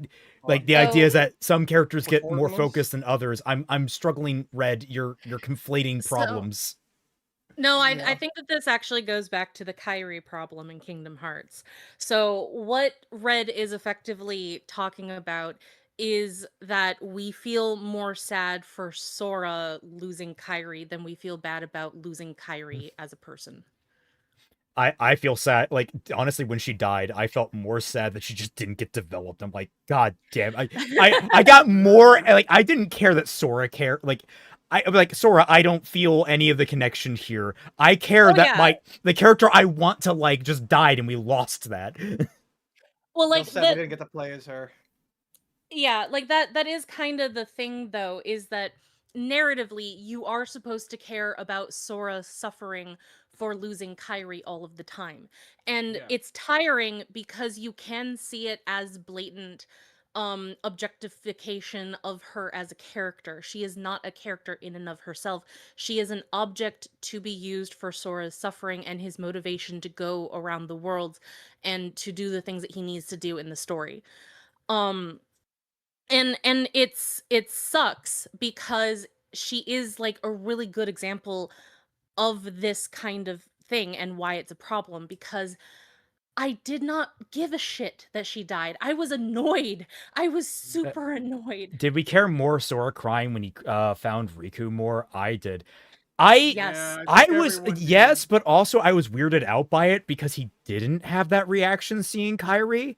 Like, in context, it made me feel like, yeah, which is very weird given how angry he was when he found out that she was kidnapped. And how she was willing to potentially die and surrender to the Organization 13 in order to get her back. Yeah, it's just like that those moments in Cage too, man. I do think that this kind of lends to the idea that male friendships are inherently more important than anything related to female characters, really, and that unfortunately is a big problem in a lot of anime, but hey, Twi? Yes. Eurylochus and Odysseus. That, yes, I was also about to say that this also happens in Western media too. It's not exclusive. Remember, to anime. everyone, Gilgamesh and Enkidu fucked. Look, Celtic. I will. Celtic. It's not gay if it's clay.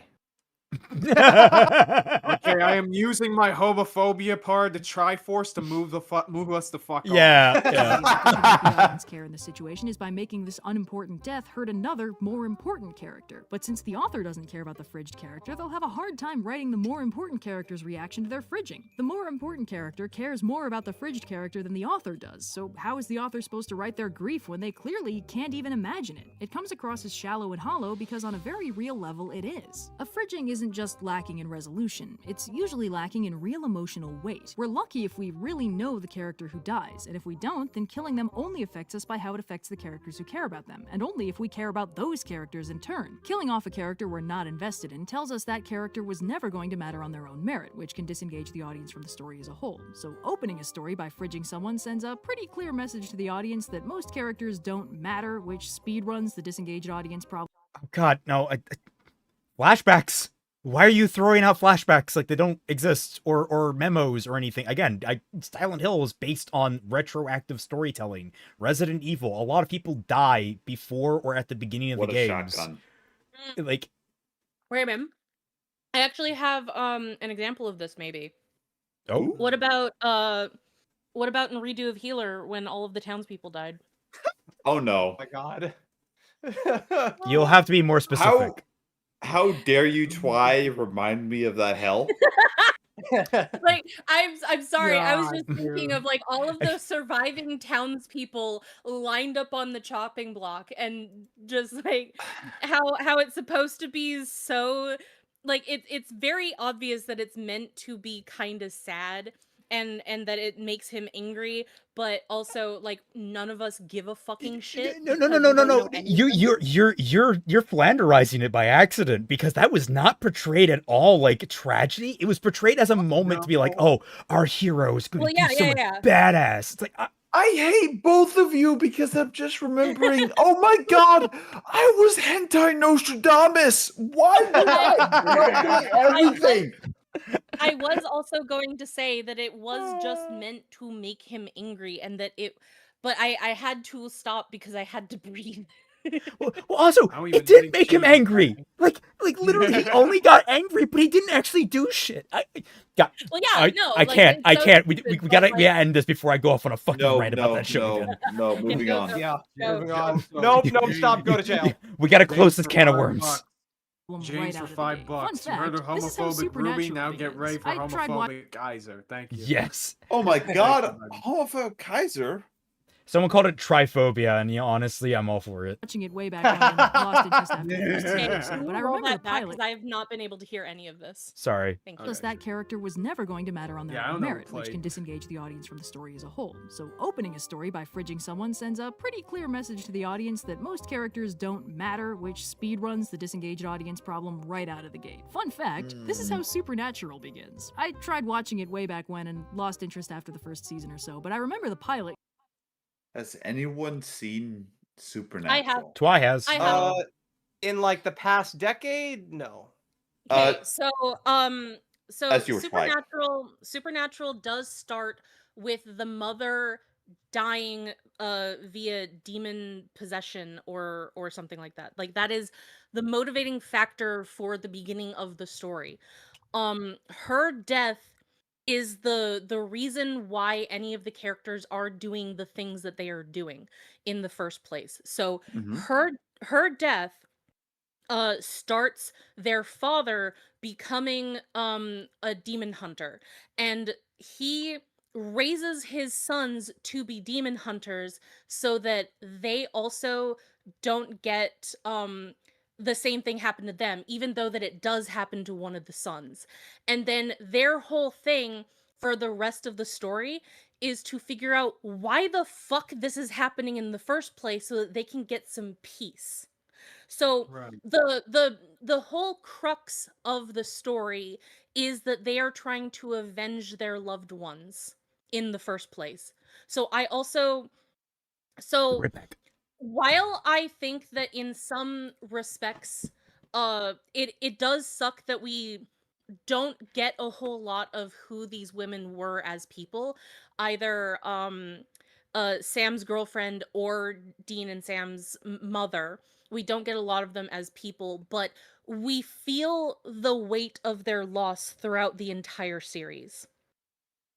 Okay. Mm. I can't say anything because I'll be 100% honest. I am scared of Supernatural because I'm just like, ooh, I really like the Book of Enoch and just like everything that I've heard about Supernatural. Ooh, that's I've some bad juju. I will say I only have watched the first 2 seasons. I did get tired because I binge watched all of them and each episode is an hour long. So binge watching it all at once really tired me out. And I just happened to never get back to it. And then all of a sudden 10 more no, 12 more seasons later, I believe, happened while I while I blinked. So But ultimately, I could say I'm good. yeah, I would say if you want to, like, I don't ultimately know whether or not the other seasons were good or not. I will say the first 2 seasons are pretty decent. And if you want to have more or less a good contained first arc of a story, probably watch the first 2 seasons. I've seen the first 2 seasons. It's everything after that I've been told to watch specifically to make fun of the boys. I've heard the first 5 seasons kind of make a nice conclusion, and then everything after that is just them kind of, burning gas. Yeah. Right. Is it the first 5? I thought it was the first 8. I don't remember. People will probably give you different numbers, but I remember it being the first 5. 'Cause that was kind of Azure what it Phoenix, was. yes. It was Eric after Krip- Eric Kripke wrote Supernatural and the Boys. Well, we won't I hold forgot that about against that. Supernatural for the first 5 seasons. Yeah, don't Uh, hold it against Supernatural. Oh, you're right. It was season 6 when let's- X character came back. Let's see what she says about these Because things. it's burned into my brain. Even at the time, I could kind of tell the writing wasn't working. First scene, we meet our protagonists as young children in an idyllic home with their father and mother. Smash cut to the night, their father wakes up to see his wife stuck to the ceiling with a horrified expression. Then she Holy explodes and shit. the house burns down. Smash cut to Yeah. the main plot, it's a couple decades later. Brother 1 is in college and has a girlfriend. Brother 2 shows up and tries to give him a call to adventure to make the actual plot happen. Brother 1 is reluctant because he's got so much going on for him in his personal life right now. Then Brother 1's girlfriend gets stuck to the ceiling and explodes, so it's time for the first time it happened, it was kind of spooky. The second time it happened, I actually laughed. I looked this up to make sure I was remembering the details right, and apparently in the plot, both of these women were killed specifically because the bad guy had plans for the protagonist, and in the case of the girlfriend, he's the one who introduced them in the first place, specifically so he could manipulate the protagonist by killing her. That's just, Yes. God, that's so funny. But you say that it has lingering repercussions, and it's always like lingering over them for the season. Yes. Also, From what I go ahead. do remember, like the whole reason why they are doing this in the first place is because the father was so traumatized by the mother's death that he dedicated his entire life, his entire existence to eradicating as many supernatural entities as he fucking could, to the point where later on other demon hunters say the Winchesters are fucking insane even for us. Yeah, so like Wow. it wasn't one of Okay. her big qualifications is that it's curt and it just gets them on the road. That's one of her big qualifiers here. And Yes. it's not the case. She's misleading on this. Yes. Pete- Yeah. Sorry. So, to No, give an example. No, I said, You first. Pete, I think was trying to say something earlier. Actually, I don't know what I was trying to say. I think I was trying to make God like damn it, a- dude! Well, no, it's like I was trying to think of like some kind of No. joke to make a No, callback. Pete. No, Pete. I'm the asshole. I can't understand everything. I'm interrupting you, and then you're just like, no, I can't understand. No, I can't w- even. I literally can't even. I can't. I'm I evening, so can't genuinely- right now. I'm sorry. I was trying to think. Like then Kaiser put me on the spot, and now I have to explain this joke that I don't even know what I was trying to make in the first place. It's okay, man. It's okay. We're just I we're was just Yeah. getting a rib out of this. Don't worry about it. Who wants to talk That's the- first? Because someone had a point. I'm good. Okay. I'm good. Okay. All right. Yeah. That's the pilot. No wonder death is meaningless in this show. So, Frigging tries to have things both ways. It gives us a character who Twy, you've watched the first 2 seasons. Is death meaningless in those 2 seasons? No. Not really. Okay. So There's I've even watched episodes that happen later on in the series where the characters I know for a fact don't come back. I For as much as I am aware of the season, the mother and the girlfriend don't come back. I could be wrong on that because, like I said, I haven't watched the later seasons. But death does mean something in this show, even if some characters do come back in some capacity. It usually is to like torture other characters in some way with the fact that these characters have come back, probably just to kill them off again.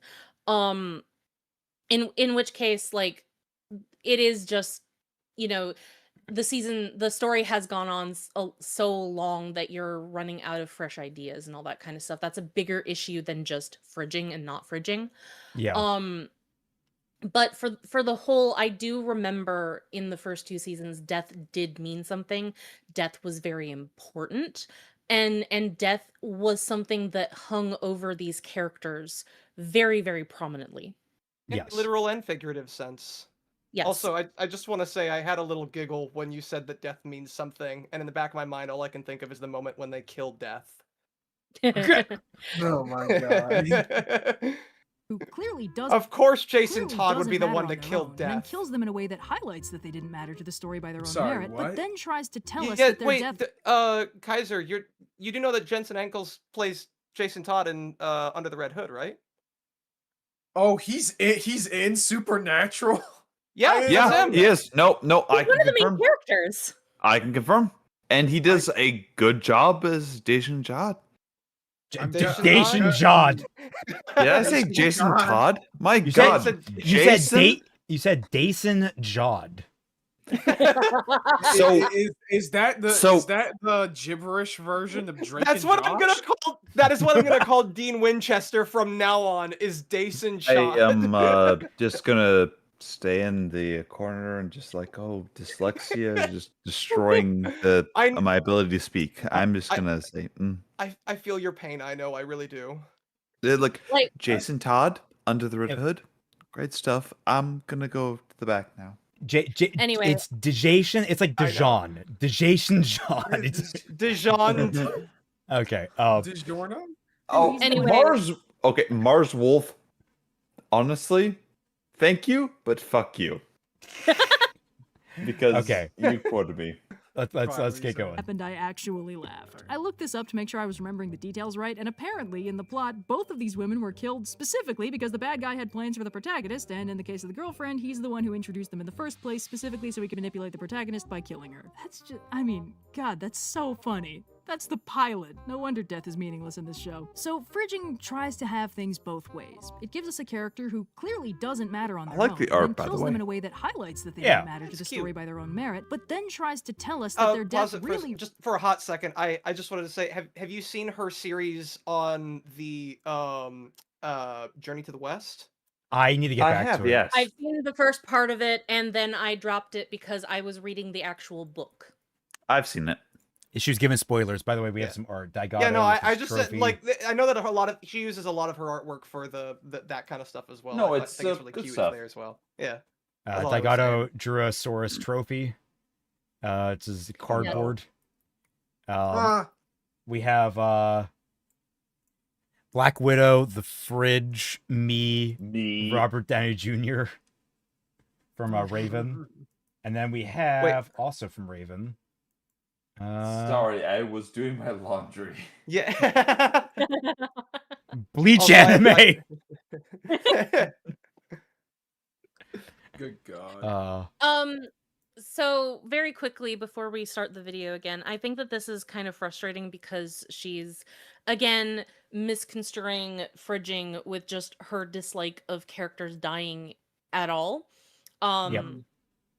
And we're not trying to say necessarily that every single time that this happens that it is a bad thing. It is the amount of time that it happens, but also it has to do with narrative weight. And I find it frustrating that she even mentions that in the goddamn video and then pretends as though she didn't actually say that earlier in the video just to shit on this storyline. Yeah, it feels really. I hate saying this because I think she does typically have really good points, but this entire video has felt kind of slimy. Yeah. Really mattered to the character we're supposed to sympathize with. It's like the worst kind of damsel in distress, a character in trouble whose only trait we're given to care about is that they're in trouble. It's almost the epitome of tell don't show. If we don't care about the character and they die quickly and unceremoniously, we never have a reason to care. If we do care about the character and they die quickly and unceremoniously, and all we focus on is how bad that makes someone else feel, it feels like a bad use of their potential and it makes us aware of the hand of the author, which is never a good thing. Now, some authors recognize this without really recognizing the problem, and will try to play it one of two ways. In one school of thought, the soon-to-be frigid character will suddenly be given an unprecedented amount of on-screen focus and a handful of purposefully heartwarming or cute character traits to quickly get the audience invested in this hitherto non-character so it feels halfway momentous when they die. I like to call this the Whedon school of fridging or the Coulson effect. This is the author's attempt to speedrun the getting the audience invested process without having to actually make the character stand on their own or, like, matter. And on the flip side... Okay, that's I get it. People that I get the inherently... idea. Yeah, we just call that rushing. Like, that's kind of what I Yeah. go to. Yeah. I think the, that's kind of what I was talking about with Hank Henshaw. Sort of. Although, weirdly enough, like, the example that comes to mind, not because I agree with it, but because I know Twy would agree with it, I think. Mayuri from Steins Gate. Yeah. Yeah. Where I would I would... agree. Well, I would disagree with it simply because it's over a long period of time that she's built up as this likable character, but I think the go-to more so is you think it's manipulative the way it's still done. Yes. Yes, Yeah. I do think that it's manipulative because I was frustrated watching it because she really wasn't there to be anything but this kind of manic pixie dream girl kind of character, and it was very annoying. And then all of a sudden she gets all of this narrative weight, and then a good third of the story was dedicated to going to save her and whatever, and we don't really even know why the characters like her, or like care about her as much as they do, other than the fact that we know that the main character likes her, but she doesn't really, we don't know why, other than the fact of, like, again, it's the relationship thing of, like, the father and the son. It's kind of presumed that you should understand the relationship because that's how relationships work in real life, when it's your job to tell us why it's so important. And while we did get some of that, um I found it very frustrating at first because I didn't really pay attention to this character other than the fact that she annoyed the fuck out of me for being a manic pixie dream girl kind of character. Yep. That's about what I figured. It makes me. I I guess it makes me Yeah. think. It's been a while since I watched Steins Yeah. Gate, so I'm not. I wonder how I would feel if I Yeah. rewatched So, it. like I said, I ultimately disagree with Twy on this, but like I just knew that it'd be a good thing to bring up because I think it's a good example for her for like, I see what she's talking about more so, even if like I ultimately think it works. I know what she is saying, and I get that how she can interpret it that way. It's very fair. uh, And like, I do remember like telling you outright, especially when we got to like this certain plot point in the story where it was like basically having to choose between these two characters, and me saying I would rather choose this character over that character because this other character has more narrative weight, and I like them a lot better because of the way that we have built her up over the story as opposed to this character. Or as And a I, or as like a different example of this that would be probably much more agreeable. It would be like, hey, I would rather Gara die in the Great Ninja Boar arc than Neji. I yeah. think that would be better. mm, That would be better than Neji dying. I mean, if in a perfect world, Neji dying would be done much better than it was. But if I had to choose between the two, you know. It would be Killed Neji interesting before Gara. because, like, we're talking obviously about, like, you know, women being killed, like, is the main focus here. But, like, it just occurred to me, it'd be really fun to try and go through all of media and just find, like, the worst executed deaths across the board, period, and just like get all the metrics from them and just kind of see, like, okay, which of them happened because of this reason and for this narrative weight and for this. I wish I had like the omnipotence to do that. That'd be really fun to do.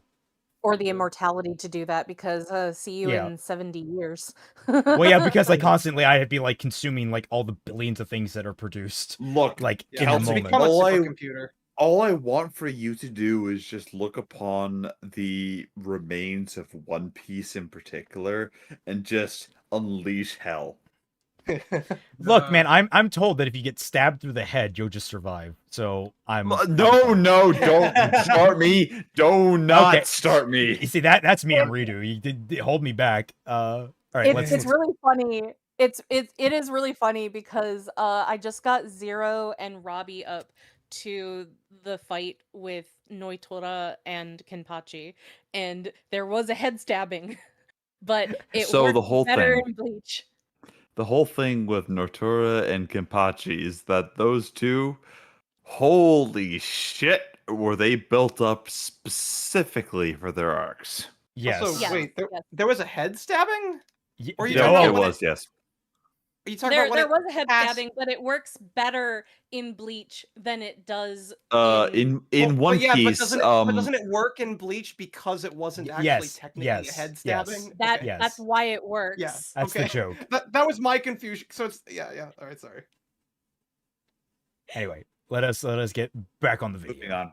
Sometimes a Yeah. fridge character will give some kind of token justification for why their death is okay actually, usually along the lines of I'm at peace now, or I already have everything I wanted, or the real treasure was our friendship, or something. This is an attempt to kludge together a satisfying character resolution so it doesn't feel completely unceremonious, but it suffers from the fact that the fridged character definitely didn't have an arc 2 leading weeks up from to it. It retirement doesn't fully kind of counterbalance thing. This is literally just to poke at Natasha. Because I cannot think. Earlier in the story, fully imprompted, when this body is done, throw my ashes to the wind, and I can face anything, even death, as long as my spirit is free. Is this what is this? What? I have no I don't know. idea.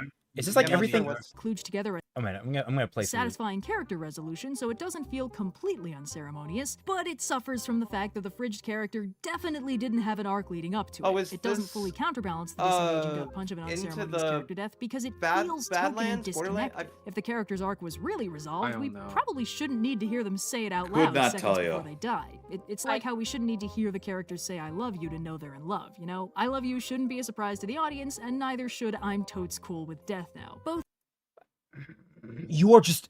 Oh my God, Red! You are just so salty about Endgame and Infinity War.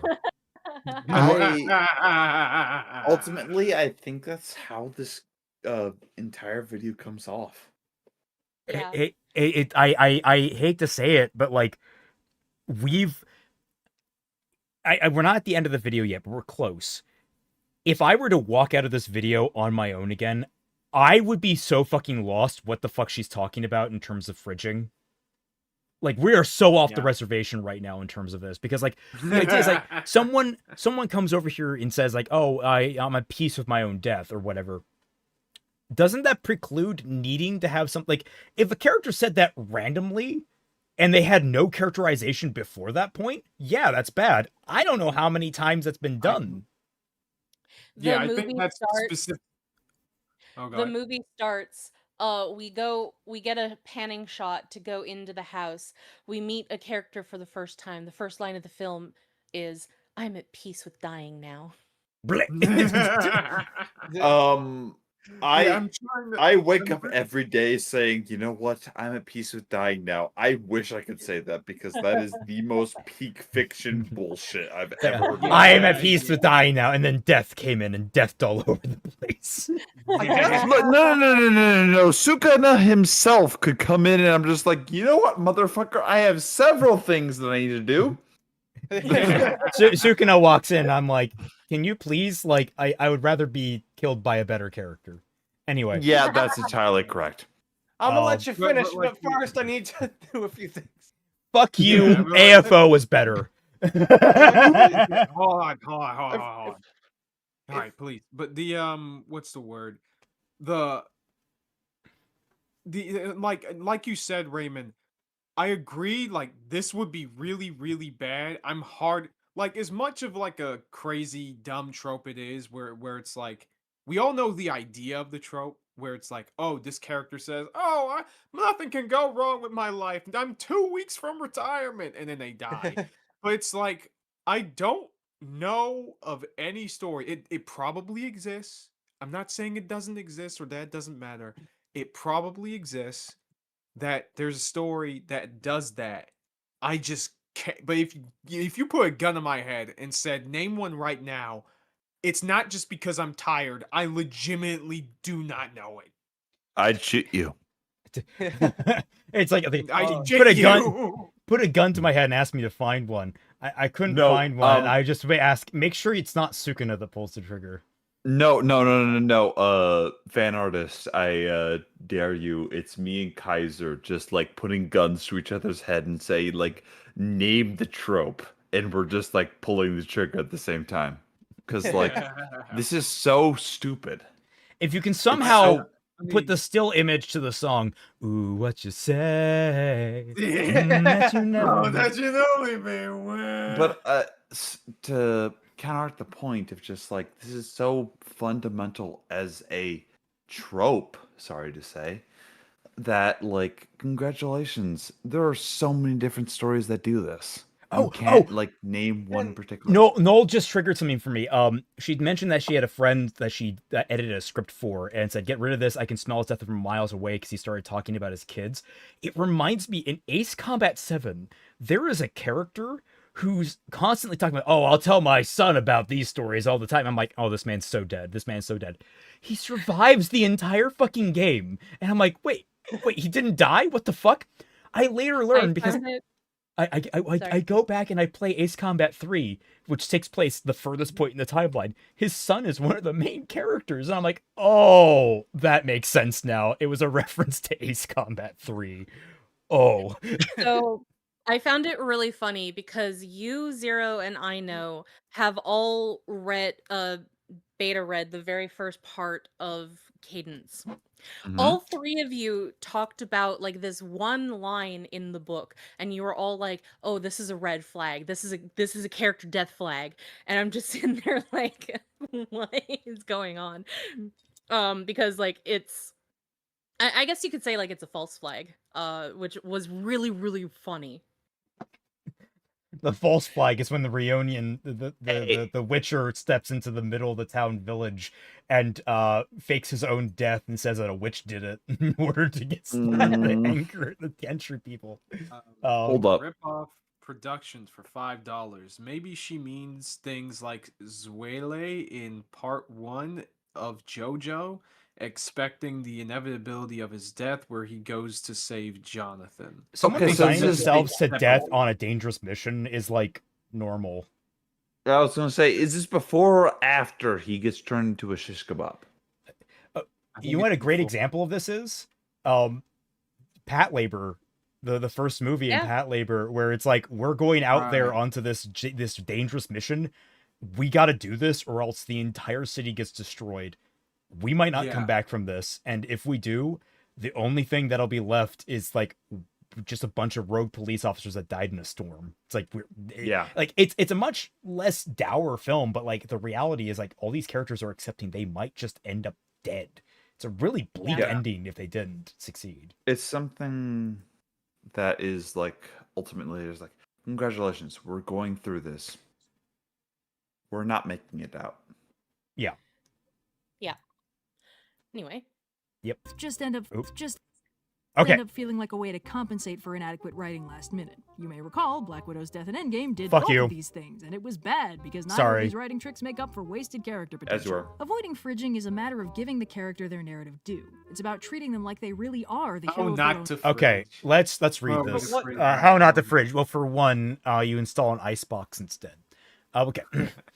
Treat the character like a main character, or at least a beloved secondary character. Please But what if define but what if they're beloved not? secondary character. We need definitions. Give them a And also character beyond their relationship with the hero they're attached to. Hopes, dreams, agency, other relationships. Give their death So- time and weight to have an impact on the other characters, not just one scene or a couple of minutes of stoicism. Remember the off-screen and property damage test when handling emotional weight. What is the I property just have a damage test? That's a good question. My question was gonna be like, what if like they're not supposed to be like a main character? And That's like, Okay, let's say no, no, you no, give no. them the Okay, wait so time and what she is trying to say is again, like there is the idea in writing that you should treat every character like they are the main characters in their own story. And what that effectively means is that you have to treat each character like they are a person, not just a tool or a prop in your story, in order to fulfill out whatever kind of plot or story that you want to contain. You So be a have to good treat character writer.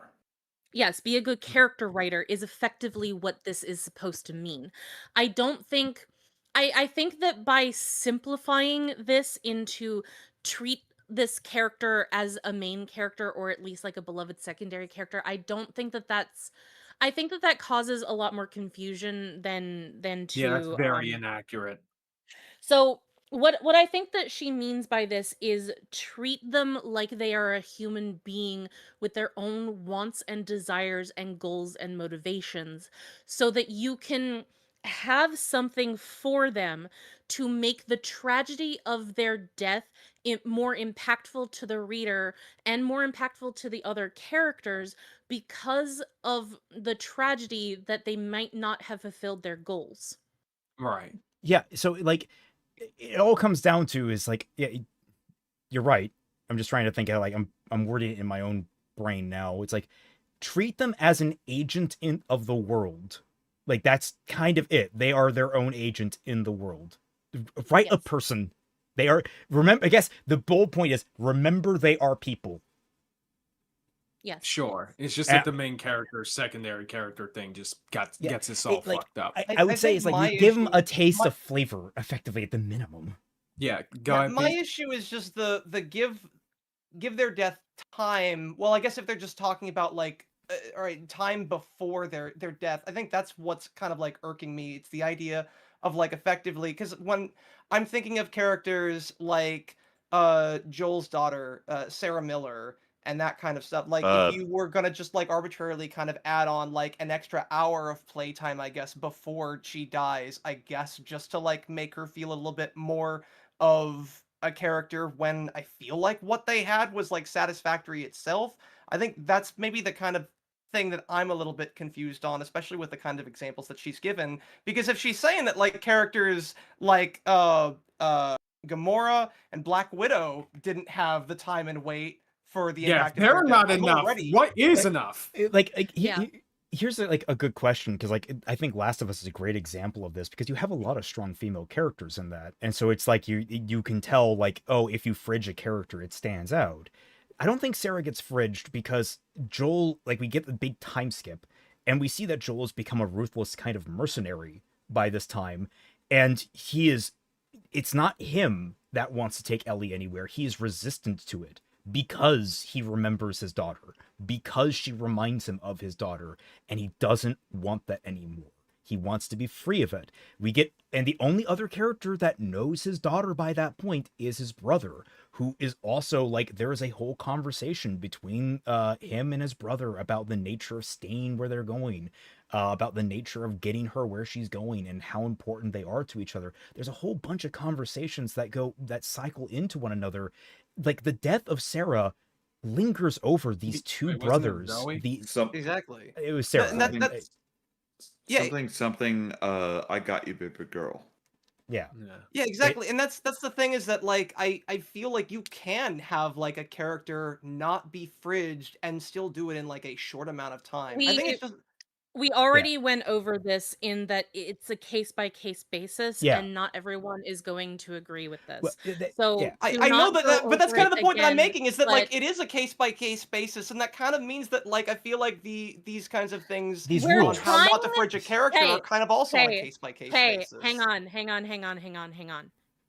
Jesus Christ. Yes. Calm your shit. She is talking about generalities here. So when you are talking about generalities, you can't go into every single specific little case basis on this. We already discussed this and how impossible it is because you are going to have a lot of variations.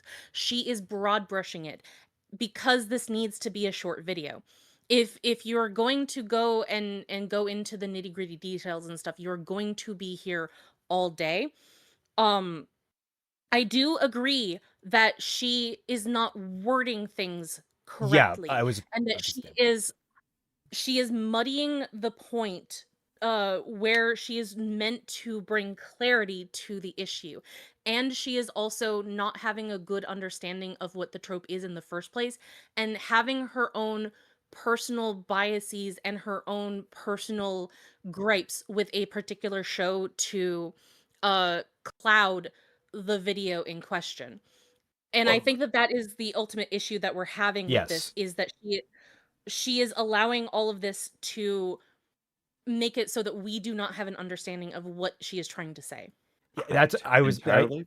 completely perfect summary, because I was going to highlight my issue with this is that she is presenting this as an absolute. She is not presenting this as a guideline, which is important in writing, is that there are very few absolutes in writing. There's only guidelines and general good practices. And it feels like she is pushing. I fear that with statements like these, she will be pushing writers to take either to damage their own stories or their own experimentation in the future if they take this as And right. then- Yep. It is and then- very unfortunate that she's not the only writing YouTuber or story YouTuber to have done this. The majority of ones that I have seen have done this within the past like 10 or 15 or so years, or even older than that. It's only been the last, I want to say, 7 or so years that we have started to get author tubers who give Mhm. us more nuance to these things, where like I use Jenna Moresi as an example because she was a very, very big prominent author tuber back in the day, and she still kind of is. But Yes. he she was someone who, back when I watched her content, broad brushed a lot of things. She was baby's first book or baby's first writing advice kind of channel. She always broad brushed everything. She never went into the nuances. She never went into the exceptions to the rules. It was just, this is how you do it. If you don't do it, you are a bad writer, end of story sort of thing. Only now we're starting to get other authors who go into the details of these things, and they take the time and talk about the nuances and stuff of these writing tropes. And that Mhm. it was one of the things that I was very frustrated about with a lot of these things, and with OSP's video here, is that it is good advice if you're doing writing 101, but not everyone is doing writing 101 anymore. Sometimes you are at the stage where you are at writing 102 or writing 103. You need to also go into these writing nuances, because there is always going to be exceptions to the rule. There is going to be, Except for yeah. except for writing 101.5. We don't talk about that one. Sorry, I wanted But to. we- What we- about the opinions on Gail Simone, who made this trope?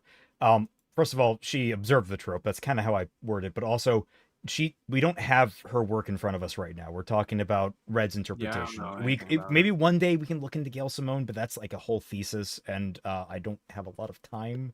So maybe in the future. I'd have to go through the entire arc leading up to it and the full thing for it. I specifically generalized everything with that entire arc. Also, Specifically. we don't actually know if this is meant to be the case basis or if this was meant to be a straw that broke the camel's back situation.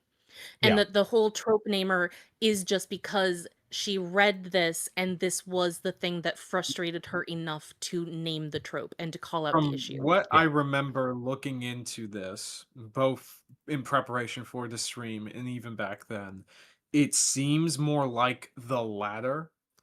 And again, as I said beforehand, while I understand, as we pointed out again and again, that this is from the perspective of somebody who back in the 90s, but let's also keep in mind that Gail Simone, up to my knowledge, still sees the Alex Green Lantern situation as an example of fridging. I don't think it's accurate.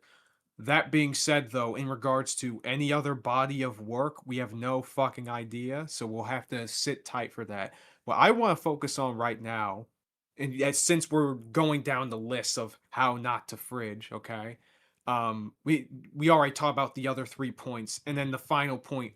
Remember the off-screen and property damage tests? Those just no, they're just throw them out. Just throw them out. The other ones you can fix with rewording them or refocusing them to be a lot more accurate as to addressing the actual problem. But having a death be necessarily or destruction be off screen, that's not necessarily going to fix the problem one way or the other, because we've seen Gamora die on screen and apparently that's not good enough for you. So I don't know, man. I was also going to say, like, we've also seen both the mother and the girlfriend in Supernatural die on screen. Yeah. But apparently that's still fridging. So why is this an example? Thank you, Taikato, by the Can I way. ask actually? The mother dies? Yeah. Damn. Yes, the Oh, mother oh died. my That's god! Yo, Kaiser, put him up. Well, you can already. You Alright. guys are clicking. Immediately. Yeah, I was about to say. Also, thank you, Raven. He did what I suggested and got rid of the fridge, got an icebox instead. Oh my Yeah. god. That is true. Also, what? Oh my god, Jason!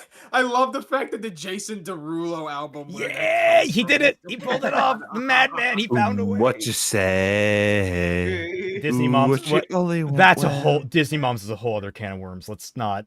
Because Twi will be here forever.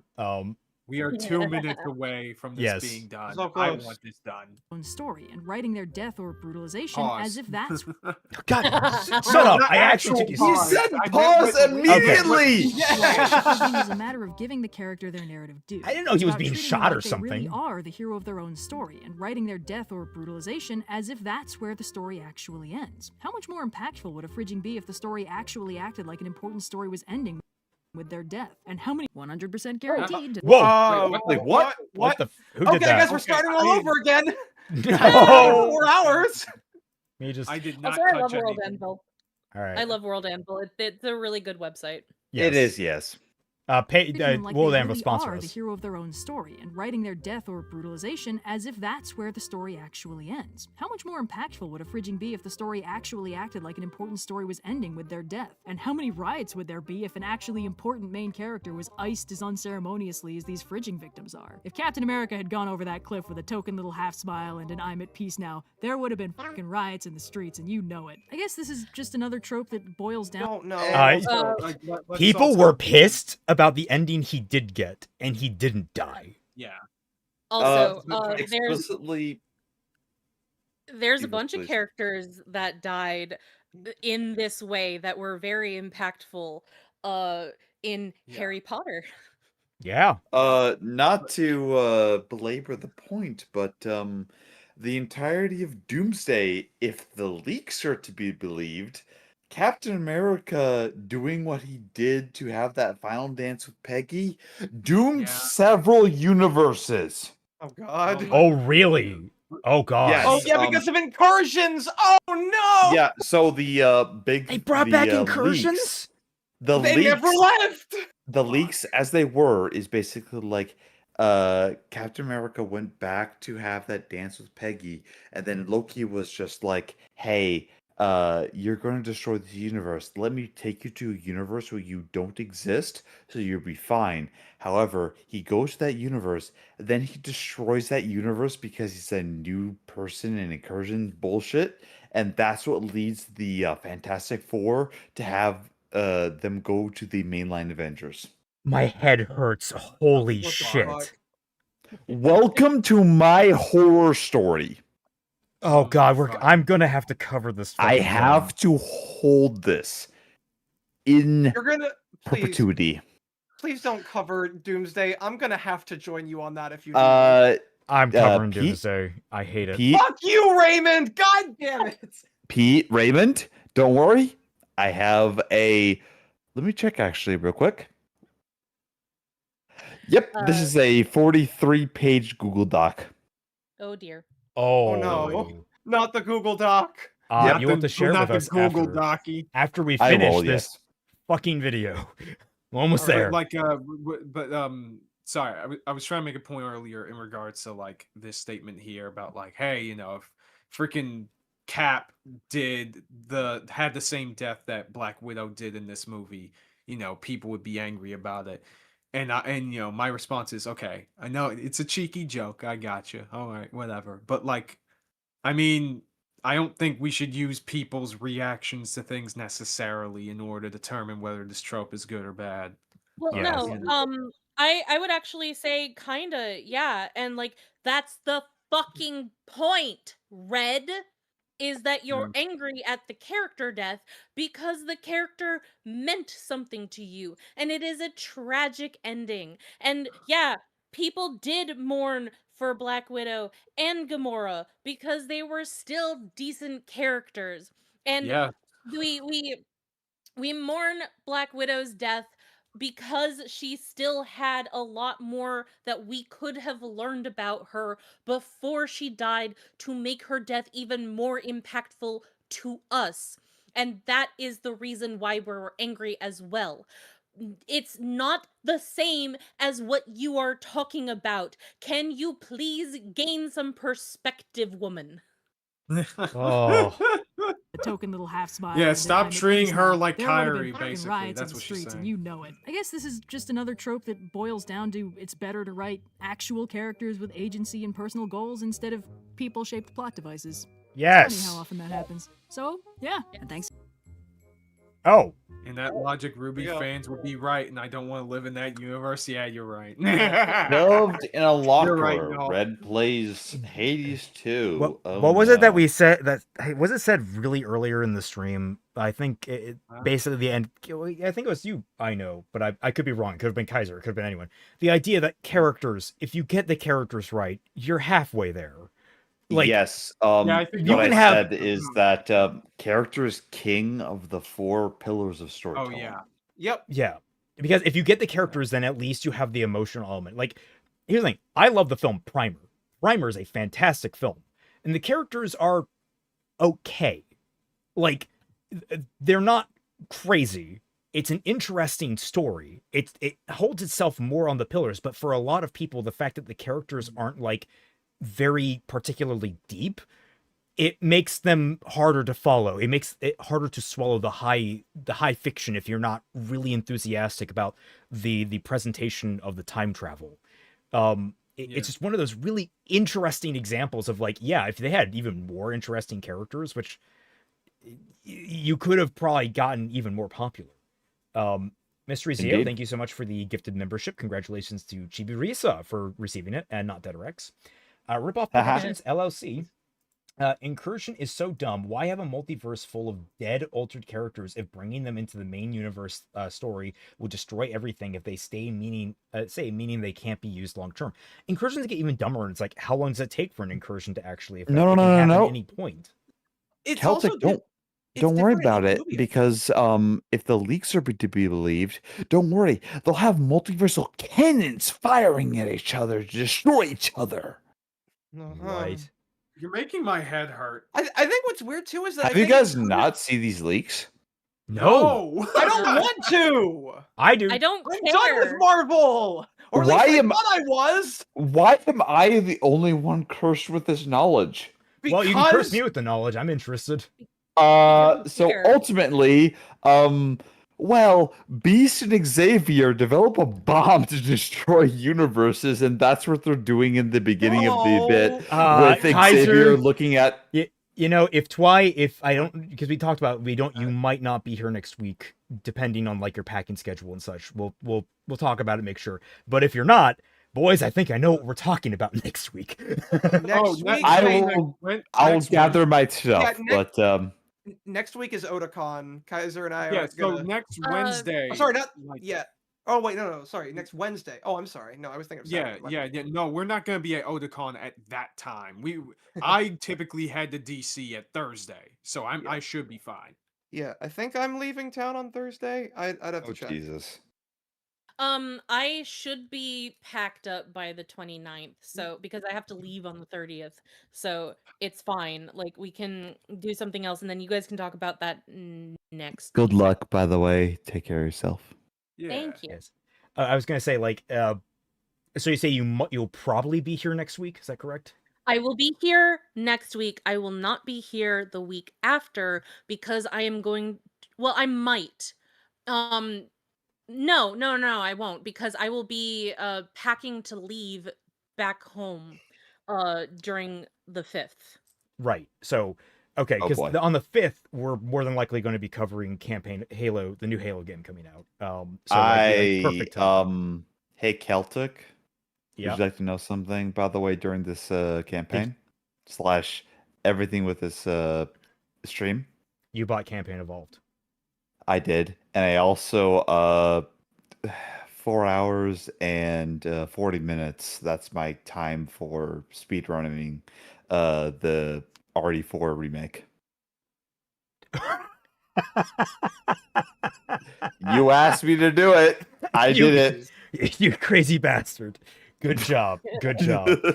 Also, to answer people's questions in the chat, I'm just going to a con. That's all. Yeah. Yeah. She's having a great time. Don't worry about She's it. temporarily getting karma. fridged. Don't worry. She'll be back. Ha. Oh no! Twi got fridged? Apparently. Yeah, It's a nice Digimon. Fly. You had no personality. You're basically Kyrie to us. Oh no! no. Oh, no. I can't. We Really? can't say that with a straight face. Oh. I can't say Like, anything.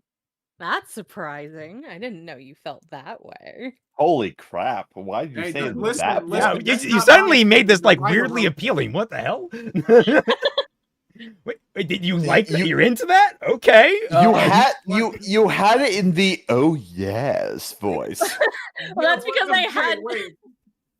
That's because I had drink in my mouth, but Yeah, exactly. Like Asher Phoenix is like, "Hey yo," and I'm with Asher Phoenix. Like, Well, Twy, yo. that makes sense because you're thirsty. Anyway. Oh my god. Anyway, Any birthday wishes, guys? Anything? We have Happy birthday. I wish Wings. for you explicitly to have the same number of subscribers as Celtic come next year. Hell yeah. Damn, man, that's a I'll- tall order.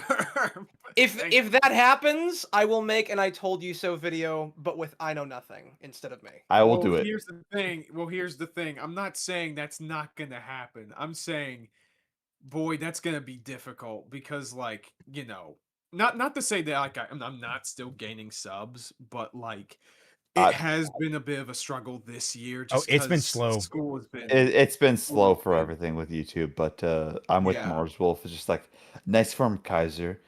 You're pretty good. Where is that from? I'm just quoting something from chat, man. because it's Okay. on screen the meme that Omega Rob made. It's the Oh showdown yeah, this in one. Oh, that's MGS3. funny. Yeah. Also, I'm just linking the last "I told you so" video in case any of you guys haven't seen it. I was very proud of it, even though it maybe took like a couple hours to throw it together. And then we also have he has a Futurama meme of what's that? The TV show that'll start the end of this franchise. Oh no.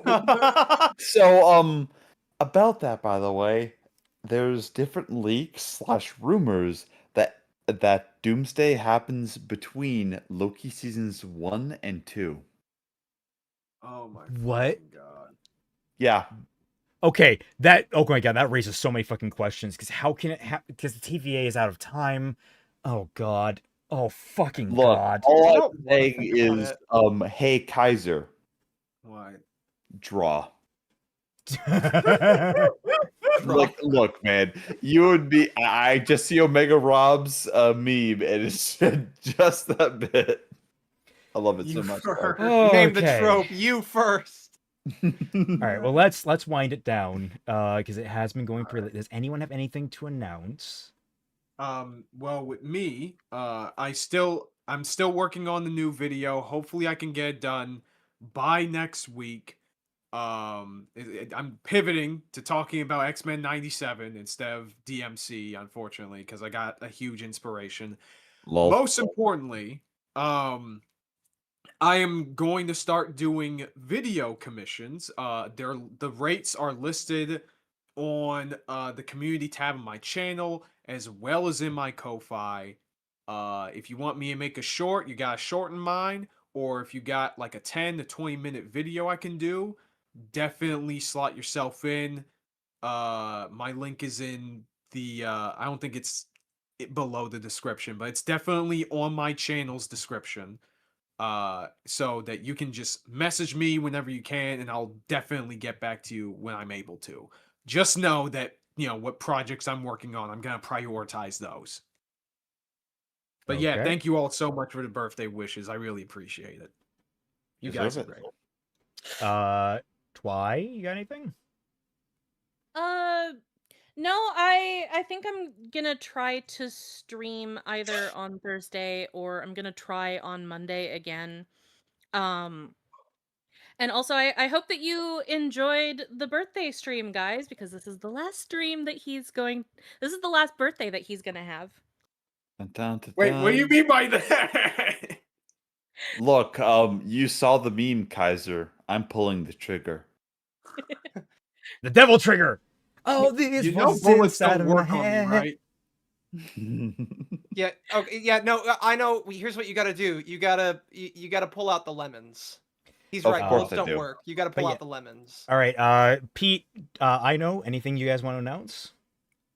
Pete first. I'm just working on stuff. Not gonna say what, but otherwise, I do video game streams on Saturday afternoons Eastern Standard Time. So you might see some guests there. You might not. It's just kind of whatever. I'm helping out with Kaiser, his bit with X-Men and everything else. I'm not going to take any credit for it, but it's great stuff. You'll enjoy it. And my new book, Code 3, is finished, and I'm just going to be sending it with the next book in Caliburn Chronicles. Okay. On my end, Hunger of Mahar Volm this Saturday. We're doing basically a back-to-back because it's gonna be the last time just about everyone's there. Pete's the only one that's gonna be missing, so we're gonna try and work around that.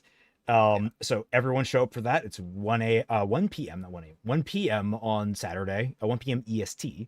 It's already up. You guys can see how long it's gonna be, or what time it's going to air. God, I'm tired. Bad fan fiction night also already preloaded. You guys can go find that. It'll be Friday, 10 p.m. Eastern Standard Time. And then finally, Silent Hill F. Everything is recorded. Everything is snapped down into place. The current runtime is basically just over 9.5 hours. That's with the newly edited opening. The opening is completely edited together in terms of like all the nice bells and whistles because that was the interesting stuff, and now I have the tedious Eek. editing to get done. Have I showed you guys that? I've showed Twy that, but I don't know if I showed any of you guys that yet. I haven't don't seen think so. shit. I'll show you guys later. It's I'm very proud of it because it's like replicating the opening menu of the game for uniquely Nice. my video. But yeah, that's all I have at the moment. Next week, we'll see what we do next week. The week after that will probably be Halo. And yeah, thank you all so much for watching, and we'll catch you all on the flip side. See y'all Goodbye. around. Stay platinum.